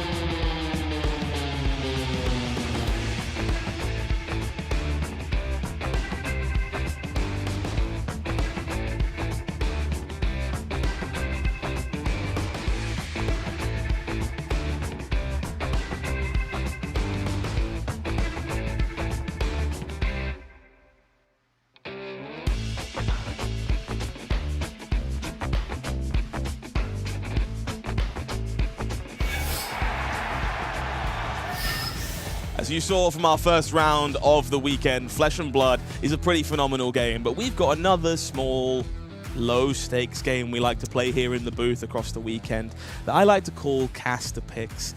Now, what might that entail? Well, we're going to choose 5 people from out in the field to champion, and their results are directly responsible for how we feel about ourselves in the future. Gabe, talk to me about who you're pinning your hopes and dreams to. Well, first of all, I want to say this is not a low-stakes game to me. This is a high-stakes game to me that I intend to win with my 5 picks I've backed here. I've gone for an extra challenge. I've gone 5 heroes, 5 different nationalities. I've gone for some variety, but all of these players are people I know well and I believe in. Sundernafe on Gravy unfortunately took a loss in round 1, but he's very good on this hero, and you have to pick a Gravy Bones. He's a friend of mine, but it's also such a great hero. Sundernafe is a name to watch on that hero. Pablo Pintor, the classic. Everyone knows Pablo. Everyone loves Pablo. Showing up on Verdance this weekend, which I haven't seen him rep before. It's quite fun and quite interesting. Excited to see him win game 1. Kashi, UK national champion a couple years ago. He's been playing Marionette basically only since the deck's release. I was working on it with him a lot at the start of the year when it came out, and he's just truckered on, continued to play that deck. Excited to see what he's cooked up for this weekend. I've talked to him a bit. He says it's very strong, but he loves that hero. So it remains to be seen whether he's telling the truth or hoping a little bit. Enki, off the back of a top 8 at a Pro Tour, a very good player, playing Cindra, which is the most represented deck, had to get that in there. And then Viet Pham, a local representative here from Germany. We have him playing Florian, which is one of those most represented and strongest decks in the room right now, but also an incredible German player. He's got a Worlds top 8, I believe, to his name a couple years ago, and he's running on my picks. A mixture of heroes, a mixture of nationalities, and a mixture of results by the looks of things. So we'll see if you can stay steady in that department. I may be joining you, unfortunately. Let's talk about the folks I'm pinning my hopes and dreams to. Now, I'm a fan of the underdog, you see. I'm a big fan of picking heroes that maybe you don't have any respect for. And of course, players that you should be watching if you're unfamiliar with their game so far. So we're going to talk about our feature match for this round. George Rodger here at 1-0 on Pleiades Superstar, brand new hero fresh out of Super Slam. Joined in the Guardian bracket by Sebastian Grondal, incredible player you should be very aware of currently at 1-0. I'm reliably informed this Bravo deck is quite good and capable of sending 24 with Dominate, 28 with Dominate. Hopefully they'll continue to dominate the standings as the event continues. Thomas Preyer, a good friend of mine, long-time Dash.io aficionado, local representative on my team as well. Big fan, incredible human being, and I'm hoping they'll do, well, better than they've started, at least over the course of the weekend. Similar story for Jason Rolfe. Recently put up a top 8 on this Fatigue Jarl variant and running the story back again here. Big fan of this deck, thinks it's very well positioned in the room. Not sure I agree currently, but we'll find out. I'm sure Jason will prove me wrong as the weekend continues. And as you say, there needs to be a Cindra in every lineup. So I picked my lovely co-caster, Erica Forslurv, who of course let me down. Love it. Love being here. Thanks, Erica. Of course, it's not just us in the booth. Yes, Ethan as well, picking some heroes. Oh, you know I had to pick my favorite heroes and then one of my favorite people. It's kind of completely biased. That's why I'm muted for most of the time here. But we have Sebastian Kleiner, who we saw round 1. I really like his take on KO, or RKO rather, and really excited to see how he does tournament long. It's one of the more unique versions I've ever seen. I haven't, I just have no idea how it's going to pan out, but when you see something exciting, you want to follow it, so that's what we'll be doing with pick 1. And then Clement Lubier, Clément Lubier, I have no idea, but he is the player who got 2nd place at Battle Hardened Paris on RKO. He's already got results with this hero, and he starts again 1-0. I'm so excited. I got to hang out with him yesterday. We talked shop about RKO for so long. It's one of the reasons I landed on that deck list that I'm vouching for this ProQuest season. And then we have a Levia player. There's actually a lot of Levias in the room. We saw 10 out there. A lot of them I know well at this point. Tudor is a local. We had to put him on here, and he's doing really well to start 1-0. As we watch his journey, I'm just really excited to see Levia probably have her first success in a while. If Reinar could make top 8 at the last calling, why not a Levia making top 8 at this one? I believe. I'm putting it all on Tudor, but there's plenty of options to pick from in that regard. And then I'm also going to throw in Oscilio. Unfortunately, Yuto is not here this weekend, or maybe he's Martin Hullock. You never know. Yuto could be anybody. And Martin did just top 8 on Oscilio. I think he's got it potentially in him again. Not panning out on round 1, unfortunately, but I still really want to follow along those Oscilios. They're so exciting. And then Evan Tongi rounding it out. I just love Evan. We haven't really talked much, but we've looked at each other a lot. We always shake hands, make eye contact. He's just like a really nice guy. Like, I can't get over how much success I wish upon him. And so he is unfortunately playing Gravy, but that's okay. He's my pick to round things out here. And that's that. That's the cast picks. We'll be checking in all weekend long. Looks like going for all of your favorite heroes there is working out better than it is for Scott and I. So Ethan having the most successful round 1 so far. Excited to see how that continues to develop as the day goes on. Will the KOs and the Levias show that Brute is better than your mostly Guardian team or my international team? It remains to be seen. Look, all I learned from that is if you want Ethan to be a fan of you, all you need to do is maintain eye contact continuously. And shake his hand. Oh, you're right. That's a fair point. Anyway, we have games to talk about, so we'll worry about our relationships with Ethan later on. I did allude to one of our competitors just a moment ago, George Rodger, former UK national champion again, so another juggernaut of the game, bringing Pleiades Superstar this weekend. The deck they are mixed feelings about, we'll say, but they're pretty happy to bring it to the event, try their luck, thinks that there is a good chance that with the right pairings, they could go very, very far in this event. The other side of the bracket, Angus Sünner on Kayo, Armed and Dangerous. This is a hero that had a lot of momentum behind it coming out of Super Slam, had a bit of a lukewarm weekend last weekend in Shizuoka. How do you feel about it currently? I think the hero is generally described as being samey or good across the field. And so with the buff of all of these baseline better cards that he got available to him in Super Slam, cards like Buckwild to be able to go wide and it's still able to block along with Flex Speed, and then some of those disruptive cards, Strong to Survive, and then the blue base just generally getting better. It just got a little bit better at doing the thing where it does mostly the same thing into the whole field. Now the question is, will it be able to perform? Are the players picking it and getting the right gem pairings, and the players who are able to fight for those top 8s as well picking it? We'll have to see. It is one of the storylines or top decks going into the weekend. We'll see whether it performs and lives up to that standard that it's set for itself. With Pleiades Superstar on the other side of the table, do you think KO is the kind of deck Pleiades is trying to prey on, or is this a matchup George would rather not see? I think the trouble with Pleiades right now is that everyone disagrees on what the good and bad matchups are. I know people who think that KO is really rough, and I know people who think that KO is free. Personally, I think George, especially the way I know he leans towards building decks like these, will be happy to see a KO on the other side of the table. However, we might be in for a game that goes into the last 15, 20 cards in the deck. There is, of course, only one way to find out. So let's make our way into the ring. Let's see what is in store for us. It is going to be George Rodger on one side of the table here, rocking Pleiades Superstar, against Angus Sünner on the other side, KO, Armed and Dangerous. Now you can see it peeking out just from the corner of the player cam. There is a rampart of the Ram's Head on the table here, joined by an Arcanite Skullcap and a very funky pop looking boots to the board. So stylish and efficient, the name of the game here for George Rodger. I think one of the key things of this Pleiades deck as it's evolved so far is that any of the equipment value options are still, valid and possible. We see a lot of players going for Moment Maker. We see other players going for Titan's Fist and a Shield. When Titan's Fist, you can go for Steel Bright Buckler or Rampart, or you can have both in your list. You can decide. You can have a whole lot of different head options. I think there's 4 or 5 valid options you could pick for your headpiece. 2 arm piece options that are equally valid. Tunic is almost universally decided, and then the boots is just one of the best boots printed available so far.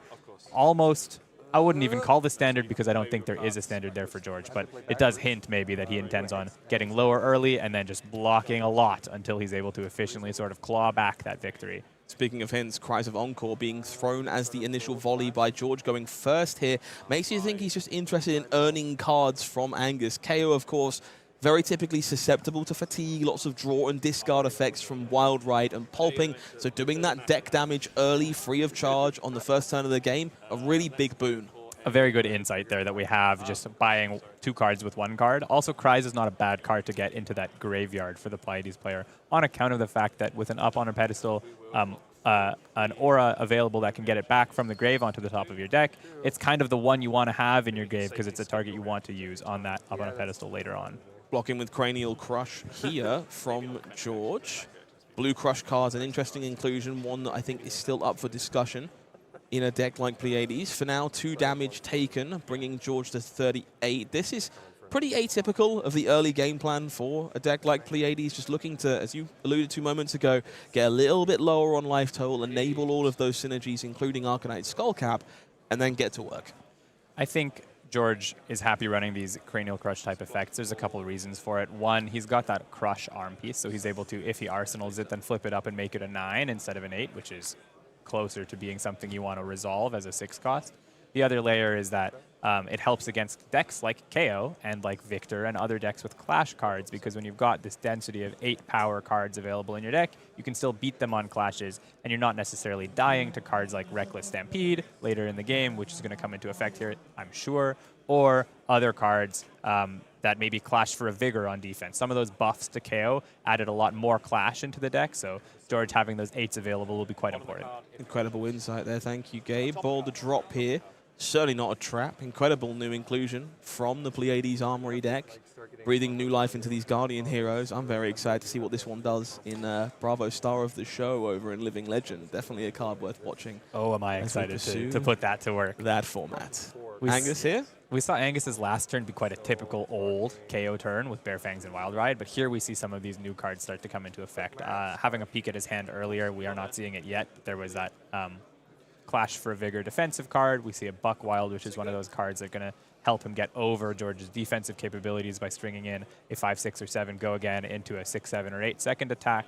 There's a lot of options available to Angus now with this new set.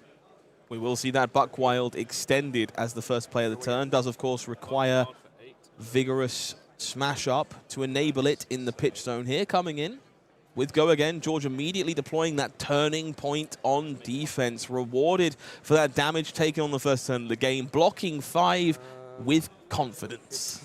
It's possible. He doesn't have an arsenal. He's already blocked 2 cards, and he knows he's going to be taking more damage this turn or being presented with more damage this turn. So it's possible that George just is letting those confidences die, but still getting 5 block out of this turning point is a very important thing at this stage of the game. Make sure that with these offensive hands, not too much is coming through on real damage. 2 turning points turning up in the same hand. Not exactly ideal for George here. Would very much hope to hold on to one of those for a later go wide turn from KO Armed and Dangerous. For now, Titan's Fist will be the name of the game, swinging back across here. Just looking to utilize those cards. Terra Sunder, not its best in the arsenal in a matchup like this. Just score some damage for your trouble. It's classic Guardian plays. Like you said, Terra Sunder going into the arsenal. There are matchups where that's relevant. There are matchups where that can really brick your arsenal when there's other things you want to be putting into there. In this case, coming in for 4, you just slowly tick down your opponent. Block a lot, deal 4, block a lot, deal 4. Suddenly, it's maybe 32 to 22 for the Guardian side. Not very happy. Bingo. Scabskin Leathers. Name a more iconic duo. 1 and the legendary piece of equipment. No turn here for Angus Sünner. Will decide to forfeit their action point and just give George Rodger a chance. Understands George needs an extra leg in this game, and I'm sure this Command & Conquer won't throw any spanners in that work. See, it's possible against a Guardian that's one of the safer plays because they can't always use their full hand. Pleiades might be one of the exceptions to that, where she is able to play out some of these instant auras, whether it's on Angus's turn and then pop it with your hero power and the start of the turn to then buff up, come in for 10 or 12 on offense on the next turn. However, if George doesn't have that, he is still going to be saddled with being a Guardian, and 4 cards can often only convert for maybe 6, 7, or 8 damage. It's never the pummel, I promise. They never draw CNC pummel on the turn that you happened to roll Scabskin Leathers. Let's see if Angus agrees, debating how to block out this Command & Conquer if they'd like to keep their arsenal safe. Their hand does have a variety of options. Command & Conquer of their own lurking in the wings. Definitely leaning towards a more defensive stance here. Clearly that card in arsenal worth quite a bit. If you are afraid of pummel, you've got that Scowling Flesh Bag available, but maybe Angus thinking that there's going to be a more telegraphed turn with a pummel, maybe something being threatened out of arsenal but needing a pitch card for it or something later on in the game.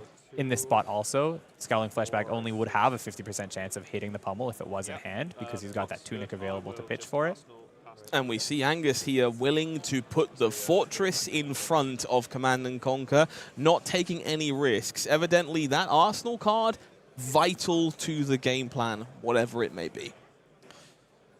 Here we see it. It's clean, efficient damage is, I think, what KO wants, and that's why it's so vital to the game plan. he could have kept one of those cards maybe to Arsenal, but he knew he didn't have access to that extra action point this turn, so this Bear Fangs playing it out as his whole turn is the best way. And if you're going to throw a mediocre card into Arsenal or get protection against the pummel with it, you might as well get the protection against the pummel with it. George here taking shelter from the storm in multiple cases this time. We'll see the Tunic cashed in to load up on In the Palm of Your Hand. Pitching away a Cries of Encore here. So all red hand for George. No doubt looking to turn that into a blue alongside their defensive value to keep that Titan's Fist swinging. And it's important then to do this on his opponent's turn as opposed to his turn. It would be kind of samey to play it on his own turn, maybe draw blue and be able to Titan's Fist or play out a card from Arsenal. In this case, George, by doing it on his opponent's turn, gets 2 points of value. One, he sets up that palm to be able to pop either on this turn or on the next turn defensively by getting one counter off with the Aura of Suspense at the start of turn. And two, he gets that extra Tunic counter by starting his turn with an empty Tunic, meaning it ticks up. So just efficient plays, George committing to the efficiency of the Guardian deck, getting, in this case, lucky with one of those 2 cards drawn to have drawn a blue. Pretty standard. I think you would expect that. You'd feel unlucky if you got otherwise. Now being able to set another card to Arsenal and come in with that disruptive holder drop. Taking a rebuy by cashing in that In the Palm of Your Hand. Does find the blue on one of those 2 draw steps, and now Boulder Drop, again threatening to strip cards away from Kayo. And we will see a defensive role taken once more. Angus here pretty happy to just trade damage efficiently, utilize that armor to cover these pesky on-hits until they find their Blood Rush Bellows. I think that's part of it. I think it's not even to be clarified or classified as a disruptive or a defensive angle so much as a mid-range angle. He doesn't really want to be arsenal one of those cards again. Maybe he feels it's a risk, or maybe he would just prefer to cover up the damage. So why not hold 2 cards, throw a 2-card 8, block with a 2-card 5 or 6, and then that's what he's doing. With the might available, it's like a 15-card turn cycle if he's able to do that over and over again. We see some rather dramatic pain here from Angus. Seems to be unhappy with how that situation may have played out. Looking for, I guess, just clarification on something. So we're going to take a moment to have a judge come on over and see what the situation is here. I believe from Angus's reaction moments ago, they might have blocked with the wrong card. Yeah, maybe it's blocked with the wrong card, and he looks down and it's got, I meant to play one of those. I no longer have a turn, or something else. Maybe he realizes that it was a crush instead of an on-hit or something like that. He realizes he didn't need to throw the scabs or throw the 2-block that came in there. He would have been able to get around the disruption, and then he can hold a more offensive 3-card hand or a card from Arsenal. Whatever it may be, they're going to call the judge and evaluate whether he is able to keep that card after all. Yeah, I think this is a pretty important reminder of judges as a whole. They are a fantastic part of our ecosystem. These events simply don't operate or function without them. And if you're ever unsure about how a situation is supposed to resolve at a competitive level at a pro quest near you sometime soon, just call the judge. Make sure they take care of it. They are your friend, and ultimately they're going to make sure the game is played as fairly and as efficiently as possible. So our judge is taking care of that. We're going to get back down to the game, and we'll see how things played out. So the rewind in this case has been allowed. No new information gained by Angus. So going to be fine to adjust how they blocked this turn, and is instead going to see that Might token removed and a card parked in Arsenal.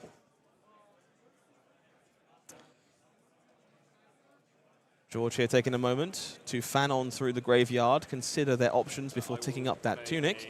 We do see a Cranial Crush available in hand. Will be the play of the turn. Whole hand pitched away to facilitate that. Do want to draw attention to one of those cards being pitched here by George. There's a copy of Hungry for More as one of those auras of choice. Another suggestion of how they intend their average game to play. Yeah, so 1, this Hungry for More hints that George likes to gain life and play probably defensively. 2, this Cranial Crush is coming in at an important time where when you're given 4-card tempo, you're still able to present a relatively actually potent 8, because the on-hit is, or the on-crush is relevant against KO. And 3, why not hold this Hungry for More when he didn't need that 1 extra point of pitch? It's going to be awkward in this next hand. Usually that 1 resource value is really good to play when you've got a what happens next out. He doesn't have that out yet. So right now it's kind of fine to pitch away that Hungry for More. You're going to get access to it later and be able to save yourself when you're on Death's Throw and you might die to something like a Reckless Swing or a Reckless Stampede. Right now he doesn't want to keep a 2-block that he's not able to play in his hand. Command and Conquer, the name of the game here. As the return volley for Angus Sünner, George interested in keeping that Arsenal safe. Does have a variety of 3 blocks to do so with. We're going to see things kicked off with a In the Palm of Your Hand to draw a replacement card here. try and better inform that future sequencing, and of course leave a resource floating to enable that rampart of the Ram's Head. Yeah, it's an efficient play. You get the draw now, draw later, and you get the 1 block on Rampart, and it lets him use effectively 1 card from hand to block out the CNC, meaning George is able to hold on to one of those cards offensively as well, using a 2-block equipment, a 3-block, and the 1 from Rampart. 2 + 3 + 1 is exactly the 6 you want for the CNC. Boots meet board. 2 defense deployed. Trigger does happen on those boots. George debating whether or not they would like to generate some toughness. Chooses to pass in this case. And we'll make our way back to our former national champion with 2 cards in hand and 1 counter remaining on that copy of In the Palm of Your Hand. The Command and Conquers will continue. And Arsenal's being threatened once again here. I'm rather impressed by how consistently George has presented somewhat relevant on hits. I think the red suite of this deck, there are some cards like In the Palm of Our Hand, which are utility, some cards like Active of Glory and Edge on their seats and Tension that deal that buff up an attack, but I think the rest of the red suite has to be dedicated to cards like Command and Conquer and Boulder Drop, sometimes Cries of Encore, or sometimes that counts as having an on-hit, and these are cards that really keep you in the game while you play this sort of setup and get towards late game plan. I like the way he's using In the Palm of Your Hands here, where he was able to get 1 extra point of value off the floating pitch with Rampart, and then he doesn't, even though he has the hero activation ability available, he can pop it to draw a card here, which means he maybe could have blocked with the CNC or the blue and been able to plan a turn around the arsenal. Instead, he's going to be able to do that on his next turn, meaning he's going to have a 5-card defensive hand available and have a lot of flexibility to pop it either defensively on his opponent's turn or it'll pop naturally on the way into his turn. He'll have options, and it's maybe the best way to play or pop In the Palm of Our Hands is to do it on your opponent's turn. That versatility, definitely one of the more appealing factors of a deck like Pleiades Superstar. We see Angus struggling with the blocks here, hovering over 3 cards and their Scabskin Leathers here. We see Blood Rush Bellow on defense. Again, Angus seems entirely convinced there is a pummel lurking in the wings. Scared of a pummel. The problem is, I think, the last time that Arsenal was checked, the card that went into Arsenal might have been the non-pummel from a couple turns ago that he overblocked as well. So from Angus's view, he doesn't have confirmation of whether that's a pummel, and he does want to protect that card in Arsenal, in this case choosing way overblock. Up on a pedestal will be deployed here. This aura, very impactful as to how Pleiades plays, creates some interesting loops alongside Cries of Encore, but more importantly, in matchups like this, provides you with additional copies of Boulder Drop. And this sequence here, pretty spectacular. In the Palm of Your Hand, going to be broken after Up on the Pedestal resolves. Going to put that Boulder Drop on top and move it directly into your hand. If you have a handful of auras or blues and you have these cards available on board, you might as well do this because it is the way to be able to draw the card that you need to actually be able to present anything offensively. George clarifying that that was indeed in Angus's turn before making their way into their own. Tunic will enable Hungry for more here, so some life in the bank for a future equation, and perhaps more importantly, some additional suspense counters to move around and enable some shenanigans. But we do see a handful of reds here again for George. Another In the Palm of Your Hand, an Oasis Respite, and that Boulder Drop that was drawn. And George perhaps regretting their choice at this moment. Yeah, George saying on the mic that he's miscounted his resource, so he's maybe debating whether he's going to be able to take this Hungry for More block back. He's decided not to. He had the option, I think, if he hadn't done that miscount, to up on a pedestal of blue to save sort of some of the resources into the hand, get that Cranial Crush back into hand, and then he still wouldn't have had a very good offensive turn, but he would have been able to efficiently pitch for that In the Palm of her hand and maybe come in with Titan's Fist on the other end. Unfortunately, George making a mistake here. Very easy to do when you're on stream early in the day like this. Still an potent board. He's got a lot of options available to him. He's a little bit disappointed himself, but he's taking it in good spirits. I appreciate the sporting gesture of both players here. You can tell they're not only having a phenomenal time, but hey, realizing that both of us do in fact have our brain farts at moments. And enough of the brain farts. How about we just beat each other to a pulp? Let's fire off Blood Rush Bellow here. We will see pulping being discarded. 2 more cards gained for Angus, and the engine firmly online. Might token made. Let's not be forgetting those either. I think Angus is happy that this finally came up at a moment where instead of him passing and giving his opponent tempo, his opponent passed and gave him tempo. So George is setting up for the future with this board, but Angus gets to actually take advantage of the moment for the first time. What is this game? I very much appreciate both of these players. What is this game is a feeling I have felt deep in my bones and soul at various points in my fad career. Tear limb from limb. Blood Rush Bellow being pitched to enable it. But we would like to go rather large here, Gabe. I would say Blood Rush and Tear Limb are maybe the two things you do not want to draw off of another Blood Rush, especially if you don't have the ability to use all the resources with your Claw and whatever's available in Arsenal. So choosing to maintain that Blood Rush Bellow for the second cycle, it's possible with the way these decks are built that they will actually reach that second Blood Rush, and you're setting it up with a whole bunch of blues. So it's going to be offensively potent if you can get one red down there in the second cycle. For now, coming in with Claw for 5. Okay, 2 floating. You have to hope. I think if we lost this show of strength here and do not make the most of Tear Limb from Limb, I will feel pain in places I did not know I had. So, Mandible Claw, 5 go again. Does kick things off here from Blood Rush Bellow. And he's been protecting that Arsenal for quite some turns. You have to think it is a potent 2-cost or 3-cost attack. It couldn't be a third Blood Rush Bellow. We've seen that one blocked with, so we know that he's not protecting a card like that, and maybe he would have played that this turn anyways. So we're hoping that this Tear Limb from Limb can still help him come in for something like 14 on the back end of this claw. Just confirming, this is 5 might this turn, of course, was made. Last turn, not so much. So 5 damage coming across, puts George down to 32 alongside Angus, and we'll see if there is a follow-up. And it will be a wild ride from that Arsenal. No go again, thankfully. Not that big of a deal in this spot, but losing a copy of Tear Limb from Limb, worth noting. Worth noting. Possible that it would have been awkward on this next turn anyway, so maybe Angus is not so sad to lose that, given how it gummed up this turn and he would only have a 4-card hand next turn. In this case, he's able to come and still wild ride for 14. You almost don't care what the 2-cost is as long as it's any 2-cost in Arsenal there. It's not very often you see a block from a Staunch Response, a Sink Below, a Rampart, a Ram's Head, and still take 2 damage. Yeah, that was a very big attack, and George throwing out all of the Guardian stops that we are familiar with from the olden days, having a Rampart and Staunch, but still able to leak a couple is Angus. Unfortunately, George putting up quite a brick wall, hungry for more coming in a couple turns. Another disruptive attack in the Boulder Drop this turn. George is doing, I think, what his deck wants to do. Got to note, of course, these 3 auras that sit in play right now, all in sync. There is a reason to care about 3 auras expiring at the same time if a standing ovation is found on top of the deck. For now, Angus happy to continue playing a small amount of defense. Beast Within, blocked with. We'll see the follow-up as a Bear Fangs. Now, you said if a standing ovation comes in these next 4 cards off the top of the deck, has he blocked with one? Because he could also set that up with an up on a pedestal, trigger, put that on the top of the deck, and then draw it with the palm of your hands. So if he has access to one in his graveyard, he could guarantee a standing ovation coming in, one of those key Pleiades cards on the next turn. Looks like he knows he doesn't have access to one because he's popping Pleiades here, which means he won't have the 3 pop on his turn.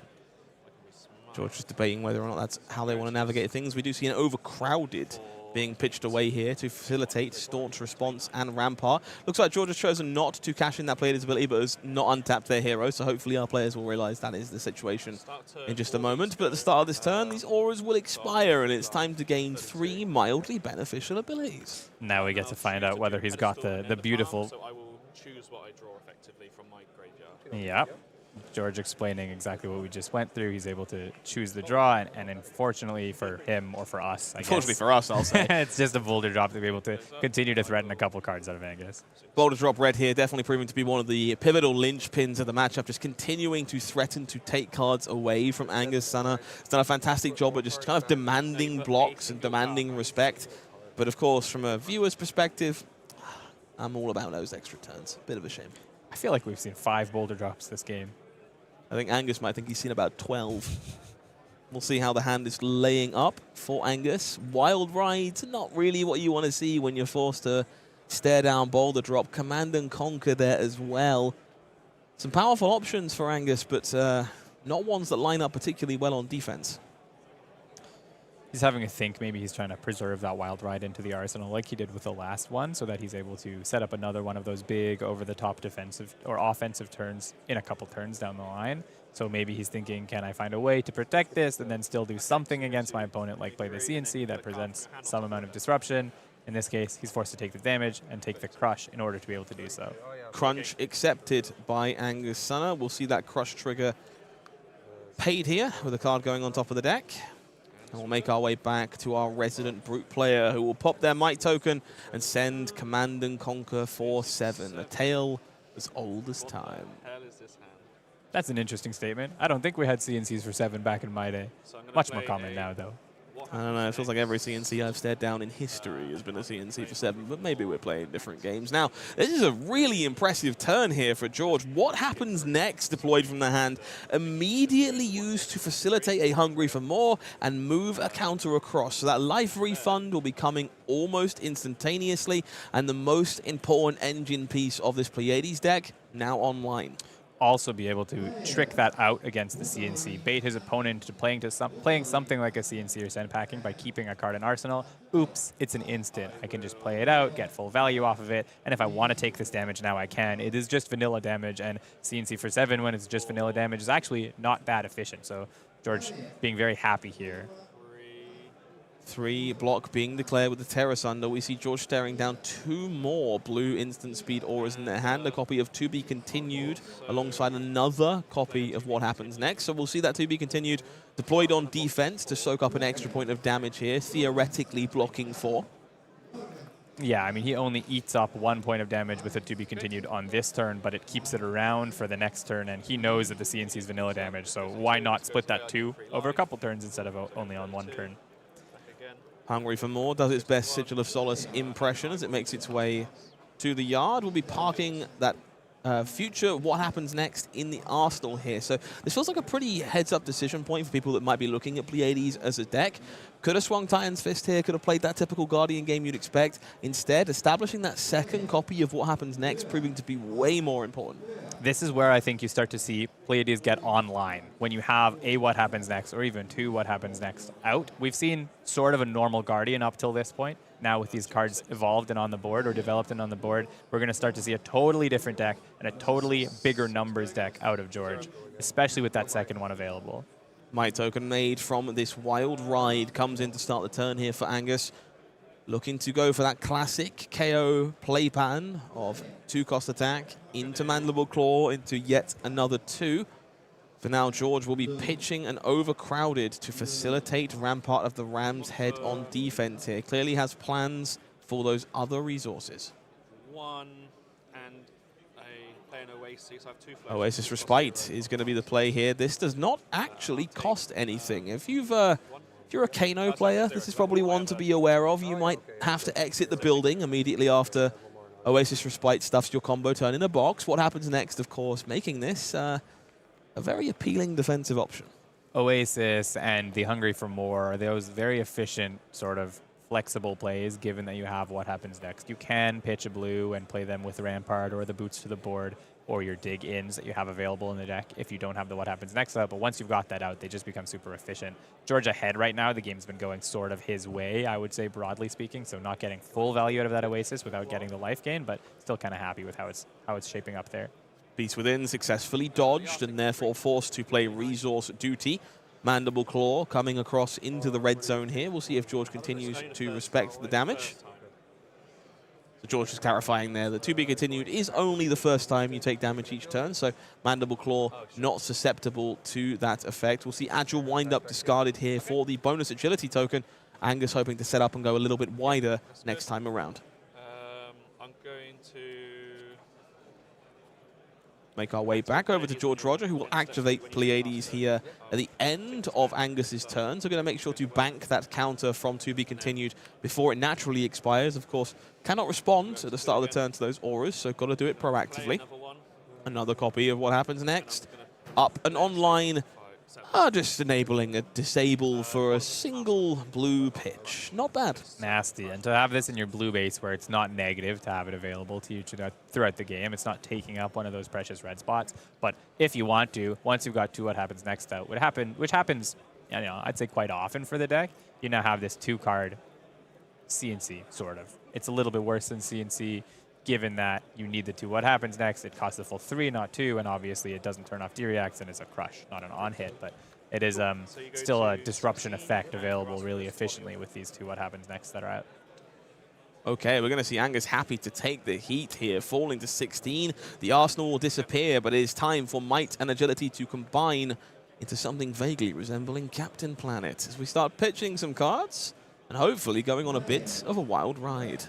I think Angus doesn't want to lose access to the value that's being presented to him via that might and agility. So you could lose several cards blocking, or you could lose one card by just ditching the arsenal. And in this case, the hand is offensively potent enough. I mean, swing big with a Savage Sash and a might and agility. There's not much else you could even dream of as a brute player. That Tunic Rampart combination we know and love from our olden days coming to full effect here. Going to utilize that resource to pay for the shield, and no doubt a few extra cards joining on defense here. No, George taking a moment to reconsider how to best navigate this turn.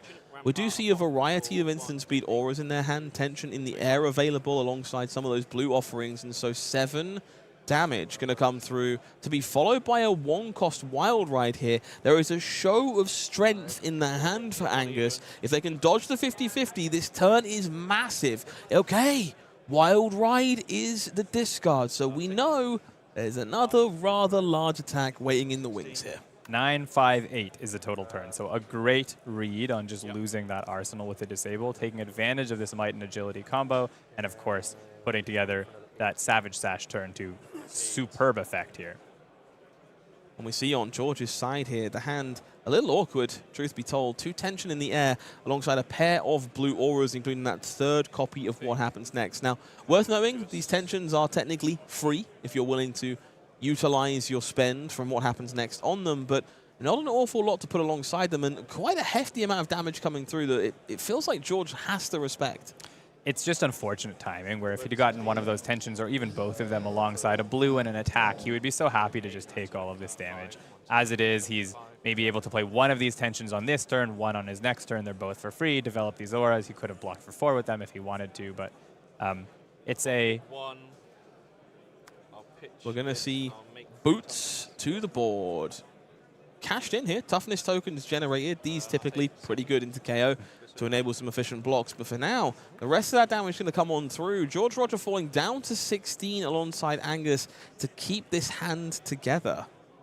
I think the signal for him was wait a bit with these cards. Use this as a setup turn. He plays a tension here, it's going to tick down to 1. He'll play a tension on his turn. It's going to be able to tick down on the following turn.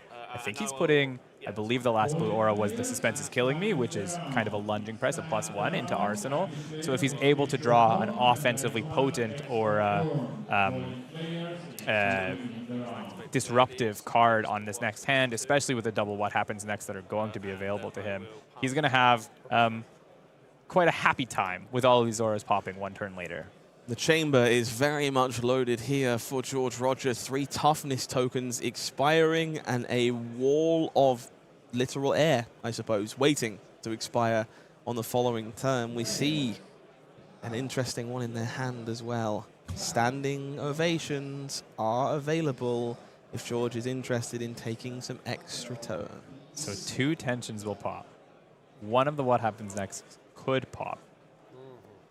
It's very easy to get off.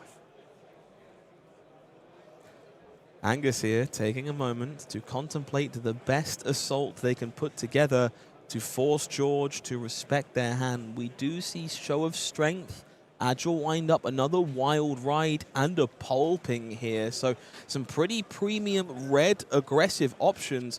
George is going to have a difficult choice ahead of him. George still has quite some defensive capability available to him. He's got that 2 block on the arms. I imagine if Angus uses any amount of go again, that's an important life update. We'll get to that in a second. He'll also have his skull cap available. So with the toughness, blocking 1 or 2 cards, and quite the equipment, maybe he can expect to live through this turn, and then he really needs to be able to take the tempo on his next turn. So we will see the 2 reds pitched away here to facilitate Mandible Claw. And it's a massive block here. So this is extremely interesting. Angus choosing to respect these toughness tokens, banking those reds for later down the line, does not want to give George value from those toughness tokens. Goes Mandible Claw, sets up an agility for the next turn, parks the Wild Ride in the arsenal. But that gives George Rodger full permission to ask for a standing ovation. For the first time ever, we will threaten to take additional turns. The big blue haymaker from the Armory deck for Pleiades on full display. George Rodger interested in making sure they're the only one who gets to play any flesh and blood. I don't even think this is threatening. This is 16. He's got +8 on this. It's an 8 base. Maybe Angus is going to be able to block it out, but most likely George gets a free turn. And depending on what's in Arsenal, he could already know that that next turn is going to be potent. One of the few downsides of this card is that it doesn't cheer, it doesn't set up any plus for the next turn. So sometimes you come in with it, you hit with it, you get your second turn, and I attack for 4 and I build an aura. In this case, hopefully George is going into this turn knowing he's got 2 back-to-back turns of high potency. Let's just do some quick napkin math. Yeah, that's lethal. 16, big enough to threaten Angus. Sünner's life total here. Will have to respect it with some amount of cards. You heard a rather sheepish, I do draw up, right, from Angus, as the standing ovation made itself known. And as a result, that entire hand jumping in front of standing ovation like a bus. 12 block found. Vegh token likely clashed 4, but George Rodger will continue the momentum of this game, hopefully with another rather big Guardian attack. Does that mean at the start of my next turn? We're going to make our way to turn 11, number 2. It's my turn again. You still have It's my turn, George says. just to be clear, still my turn. Yeah, they're discussing the destruction of the auras that trigger at the start of XYZ's turn. So in this case, Angus's turn is not actually starting. Its turn doesn't get skipped. It's that George immediately takes another turn. So Agility and Might still available if Angus is able to live through this turn. George making it confusing for his opponent, floating 3 extra cards with this prize coming in. Could be a pummel, could be an aura to set up for the 3rd turn in a row. Who's to say? It could be anything. It could even be a boat. Cries of Encore, very capable of deploying any of the suspense auras we've seen so far this game. Importantly, does generate a confidence token on the way through here, as we will get cheered. Has less life from that very important life swing that was updated just moments ago. Angus looking to dump a hand in front of this once again, just try and stem the bleeding perhaps. I think you have to respect the Cries of Encore. With cards floating, any of those auras that have been played out this game are now available for George in that arsenal. He could get in that graveyard, he could get those what happens next back, he could get tension and set up another big turn with a confidence, and that's going to be how you lose. So Angus was originally considering respecting this, and I think that's important, but maybe he's done the math again and he's thinking, oh, if I have Scowling available and I'm able to intimidate a card, then the on-hit can come through and maybe he can't actually afford to play out any of those offensively potent cards from Grave, and it's just going to be a what happens next, which is 1 resource. Scowling Fleshbag doing incredible work once more. Angus debating further blocks alongside it to try and mitigate that effect of Cries of Encore. However, 7 dedicated here with those blues joining the fray, and we will see the suspense is killing me from the Arsenal in response. Yours, Fleshbag? That's fine. My on-hit still happening. Coming from the Arsenal, they haven't even resolved the Intimidate. I think George is basically saying the Intimidate doesn't matter. These cards aren't getting played, but in this case, oh no, they are going to resolve it because now the on-hit is relevant again. So in this case, George doesn't even look at which card gets intimidated. So fair to say, probably looking at one of those zero-cost auras, likely what happens next. Perhaps hungry for more with the Tunic available regardless, and of course a spare card in hand regardless of what he's chosen. So we will see the one that was not intimidated pitched away, sink below in this case. So would have been nice to go in the Arsenal, but for now, extra health gained for George in the future. I'm pretty sure that other card available to him is a Shelter from the Storm. So George drew 2D reacts after he got the standing ovation. He's simply not able to use those cards, and he didn't therefore care what was coming through with this Fleshbag. Either of the other ones was going to get pitched. Hungry for More is one of those good cards to have available in 1 or 2 copies because of this Cries of Encore. If you have Cries of Encore when you've got a What Happens Next out and you're only floating 1, or when you've got a bunch of reds in hand, or if you've got Tunic online, you want to get some more value than just 1 point of value out of the on-hit of Cries. So having a 1 resource aura available, quite potent. Tunic for Rampart of the Ram's Head, dig in as a blocking card. We'll see that ability trigger.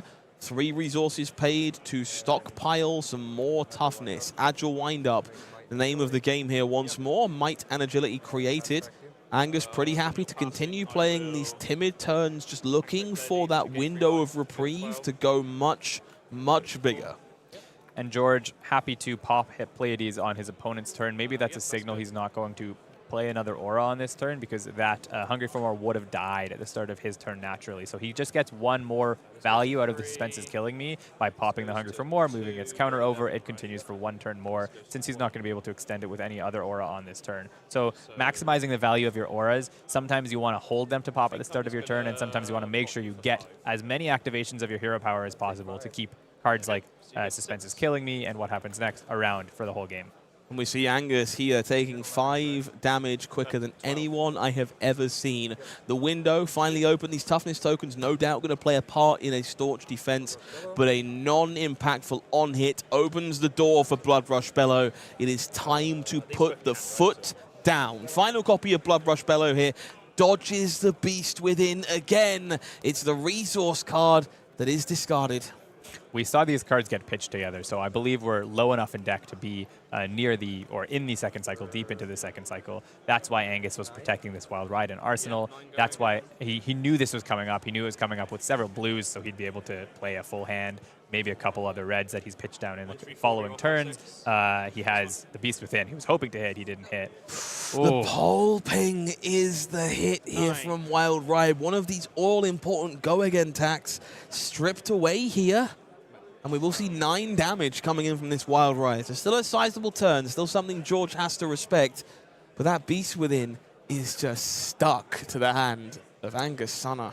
I mean, Angus has 3 cards available. The Beast Within at least says 6 in the bottom left, which means on Blood Rush it is 8. So he's able to maybe go claw into Beast Within for 8. He has potency available to him again, even without that pulping. It would have been nice to be able to do all of this. Pulping, hit the Beast Within. Wild Ride, hit the Beast Within. But it didn't come together the way he wanted it to. Standing ovation, blocking 6 there, courtesy of those toughness tokens. Claw for 5 is the follow. We'll see the Iron Resolve jumping in front and Beast Within. There were two copies of Beast Within that hand. Both of them were dodged each and every time. And now just 1 damage coming across thanks to that Shelter from the Storm. An unfortunate sequencing for Angus. The turn could have been so big, and it's sad because you're looking at the thickness of his deck and you sort of know that that's all of his power gone, and George was able to put together a very defensively potent turn.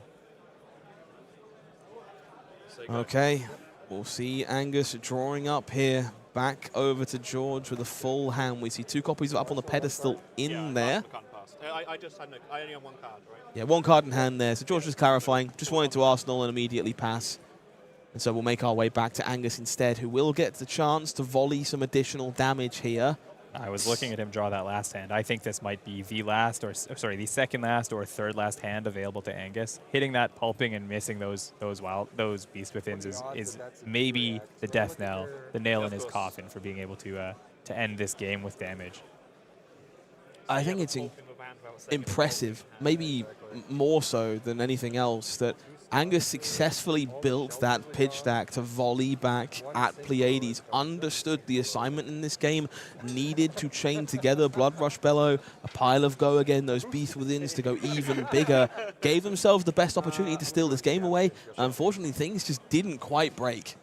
Now, realizing that those things didn't work on his last good turn, he's rolling scabs and thinking, this is my way. If I can just go, I don't know, 8-8 or 6-8, maybe this is my way into the game. He does have 1 last copy of Pulping. 2-4-6.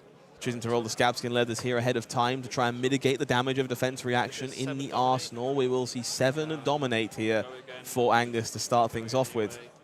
I believe there was another red available in Show of Strength in his hand, so with a blue pitch, he's also able to go Claw and the Show of Strength on this turn. Quite a lot available to him.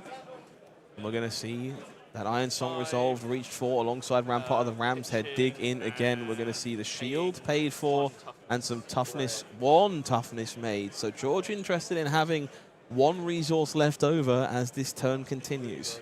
I think it may be the Oasis or another Hungry for More that George has available to him. He did choose to Arsenal the card on the last turn, so.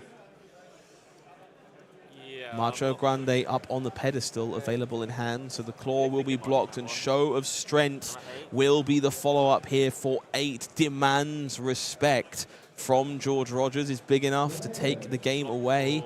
4 block declared with that Arcanite Skull Cap. Potentially, let's see what's lurking in the Arsenal.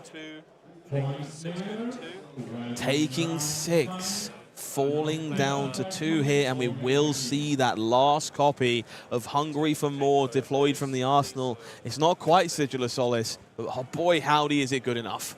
Yeah, I mean, in this case, it does what you want. You've got an Arsenal card that just gains value, gains life, which is the only thing he needs at this point with Angus having no cards left.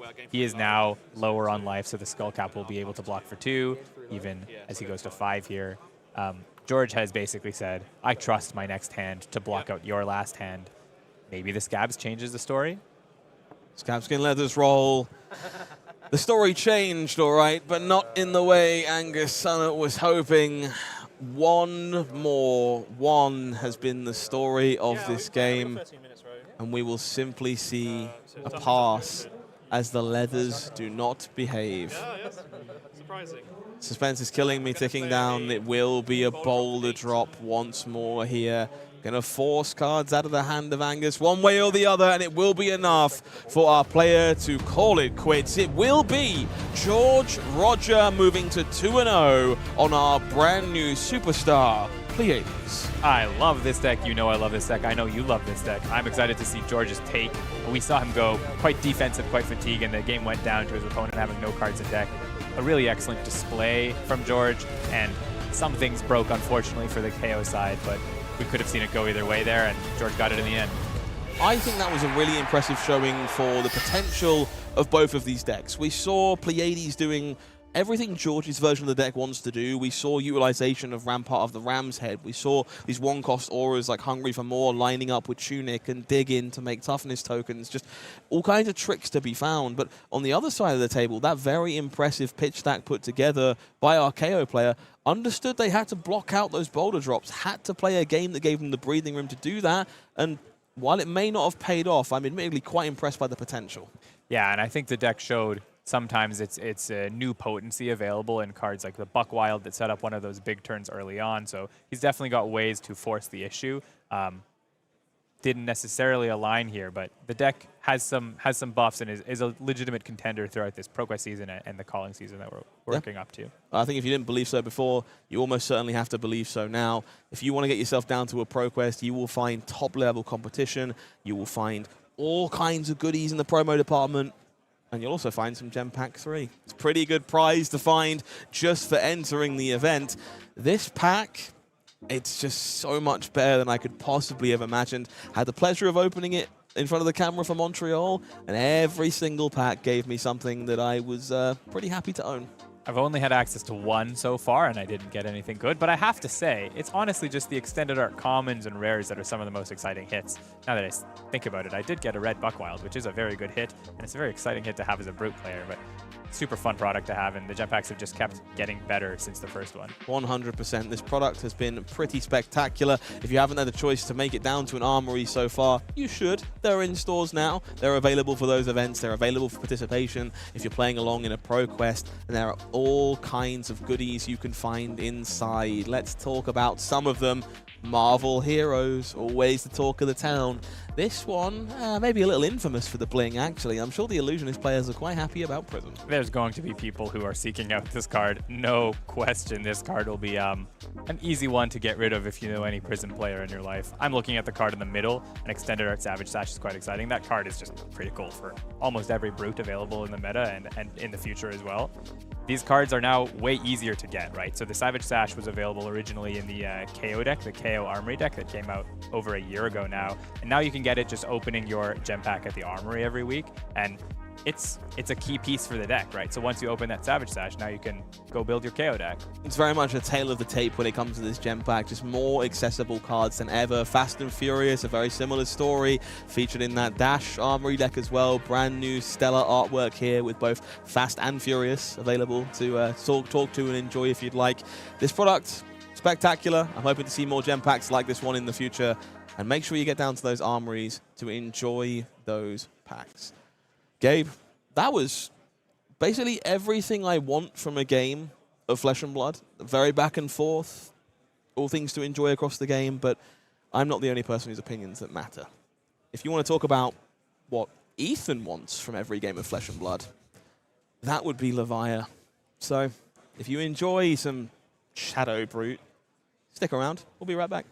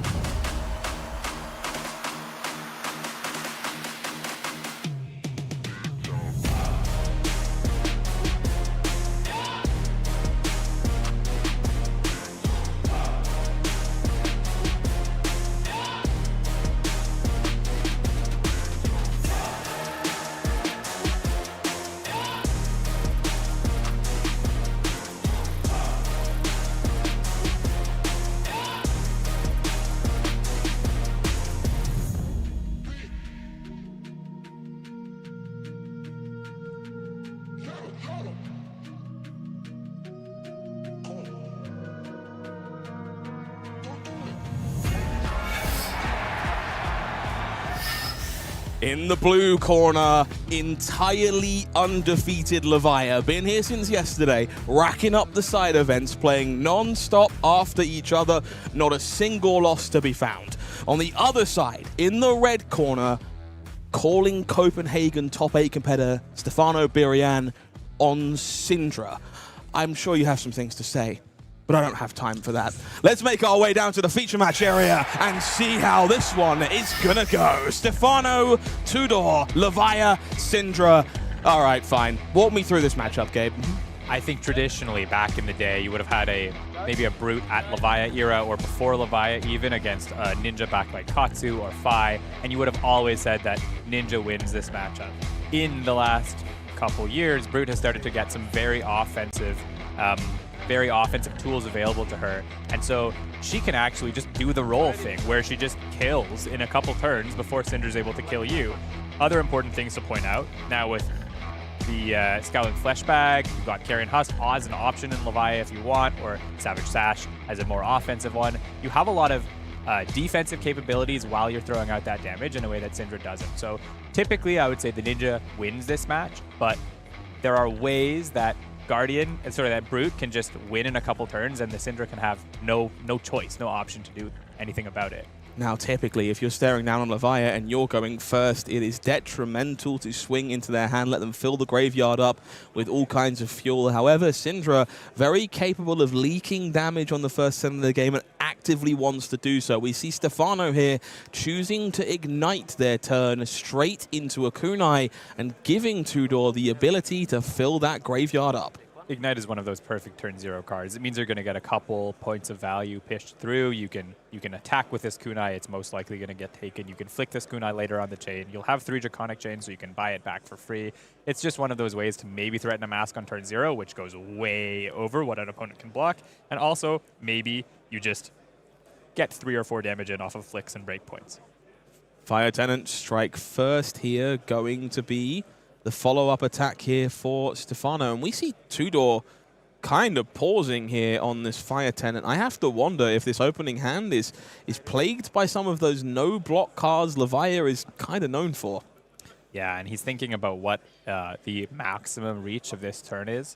By Doomsday Pulping are the cards stuck in hand for Tudor. There is no block value left on this first turn. That kunai is connecting all the way down 39, and we know if Stefano continues, there is no good way to stop the damage. Yeah, so it's a question of, does Stefano have the knowledge, the cards in hand that say go again in the first place. I believe one of those cards might be a Lava Burst, so he might have some difficulty in getting the go again, but also, does he have an expectation that Tudor is going to be stuck with these non-attacks? Because it's possible. Passing on the blood-splattered vest trigger, says Stefano. It will be a Lava Burst for 6 to follow.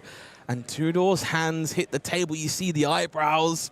Well, and that is not a pleasant position to be in. I think the other card, now it's face down right now, but I think it was an Art of Dragon Fire. So he's got 2 finishers available, and he chose not to create that resource, meaning he's expecting he's just going to arsenal this card if he draws something crazy off the mask here, since we happen to know that he's most likely to hit. It could be that he draws something that enables that Art of Dragon using the boots to then get go again on this Lava Burst. So he has the potential, if he gets the read that there are non-blocks available, to dish, I don't know, 10 through on turn 0. But even still, even if this just hits, he gets his draw, he arsenals a card. He's setting up a 5-card hand while up 8 against Levia. Levia doesn't even have 3 cards in grave yet. That's only going to be 2 cards in grave. You got to respect the Hollywooding here. You have to respect Tudor. And to be entirely fair, there is real decisions to make here. So this isn't all Hollywood. This isn't all trying to convince Stefano there are blocking cards in hand. This equipment does have a role to play in this spot if you want to soak up damage and try not to bleed relentlessly. Mask of Momentum will trigger from the Lava Burst, and Stefano will draw a Burning Blade Dance. Now, can they get the read? Do they smell the blood of an animal, and will those Dragon Scalar flight paths allow this turn to continue in a frankly disturbing manner. Yeah, it's one of those cards that came off the top that I think makes you want to go for the flight paths. Oh my. Turn 0, Dragon Scaler, Flight Path. Stefano Berian understands the situation and they smell blood. Lava Burst gains go again. Burning Blade Dance is the follow, and Tudor again has to decide whether or not their equipment is best spent trying not to lose right now. And he can throw this 5 off the other end of the turn because this has a flick on hit, and there's no, seemingly, the guess from Stefano is, and we happen to know that there's no 3 block available in Tudor's hand. Tudor's choice could be to throw away probably Scowling and a chest, or just chest and legs, whatever it may be, to block against this, disable the flick and disable whatever 4 or 5 power comes after this. But doing so means that you're already now 8 down. You'll be going into a 5-card hand for your opponent, and you don't have any or a lot less of that defensive equipment that's going to enable you to claw back into the game and wait for something like a Blood Rush Bellows turn. This is an incredibly difficult decision point for Tudor. Diaconescu. No blocks? Who declares no blocks. Okay, says Stefano. Burning Blade Dance connects. We will flick the dagger, and will we see blood-splattered vest? We will. The counter is made, the gauntlet is thrown, and there will be 5 more. And we see the shake of the head from Tudor. Undefeated on the weekend. How about you take 15? 15, and he blocked 6. And he's going into a turn, well, I mean, he gets to draw 2 more cards at least, but Doomsday and Pulping is not necessarily like cards you want to be holding and making sure that you're doing this back at your opponent. You can maybe deal 6, maybe deal 12, maybe deal 9, but it's not huge. 2 block declared on Savage Sash here does mean 3 points of value come across. Our Levia player is starting this game on 25. Now, I want to be abruptly clear. If you're not familiar with Kayo, Drakaya Vaether, you might not understand that hero is balanced by reducing their life total by 10. Tudor has had their life total reduced by 15. And so we're about to find out if Levia is as good as Ethan Mansant believes. Yeah. Pulping is going to be the first play of the game here. Starting the game by 15 points of life behind. No Carrion Husk to play defensive duty. This Pulping, it's going to have to do a lot of work. The reason Kayo starts 10 down is that he has access to essentially an extra turn, being able to play with instants off the top of his deck and with his Storm Striders, that we see a lot of Wizards have that life deficit because of it. Cindra looks like she's just had the extra turn. She got a full turn 1 of damage through and is now dealing real damage whenever she starts, and she's 15 up. It's like the total opposite of her cousin over there in Volcar. Hopefully, Tudor can fight back. I think if he can't, maybe Ethan has some crow to eat later today. On the bright side, this Pulping has dominate. That's reassuring. It could have been worse. Mark of the Beast was discarded, banished away, means there is in fact 1 blood debt, but none will be taken this turn, courtesy of the Mark. And Stefano now having to decide whether or not they need to play a defensive role against this Pulping. I would be shocked, of course, with the life lead that you find yourself with. You just kind of want to keep your foot on the gas, but Cindra, a bit notorious sometimes for difficult hands, and we could definitely see one of those here from Stefano. We see Blood runs deep, and that Art of the Dragon Blood at the front without any enabler for that card currently. With no fealty available, this is quite an awkward hand. I mean, he always has the option to go 4-4-4 Arsenal that Blood runs deep, which is maybe what he's evaluating, that this is fine, I'll take all the damage, I'm not turning off the Pulping anyways, it's got Dominate, and my role, especially now that I'm 15 up, is to just go face. So it's possible that he's wanting to hold on to that Blood runs deep, even though it doesn't work with this hand. And we will see what the follow-up here is from Tudor.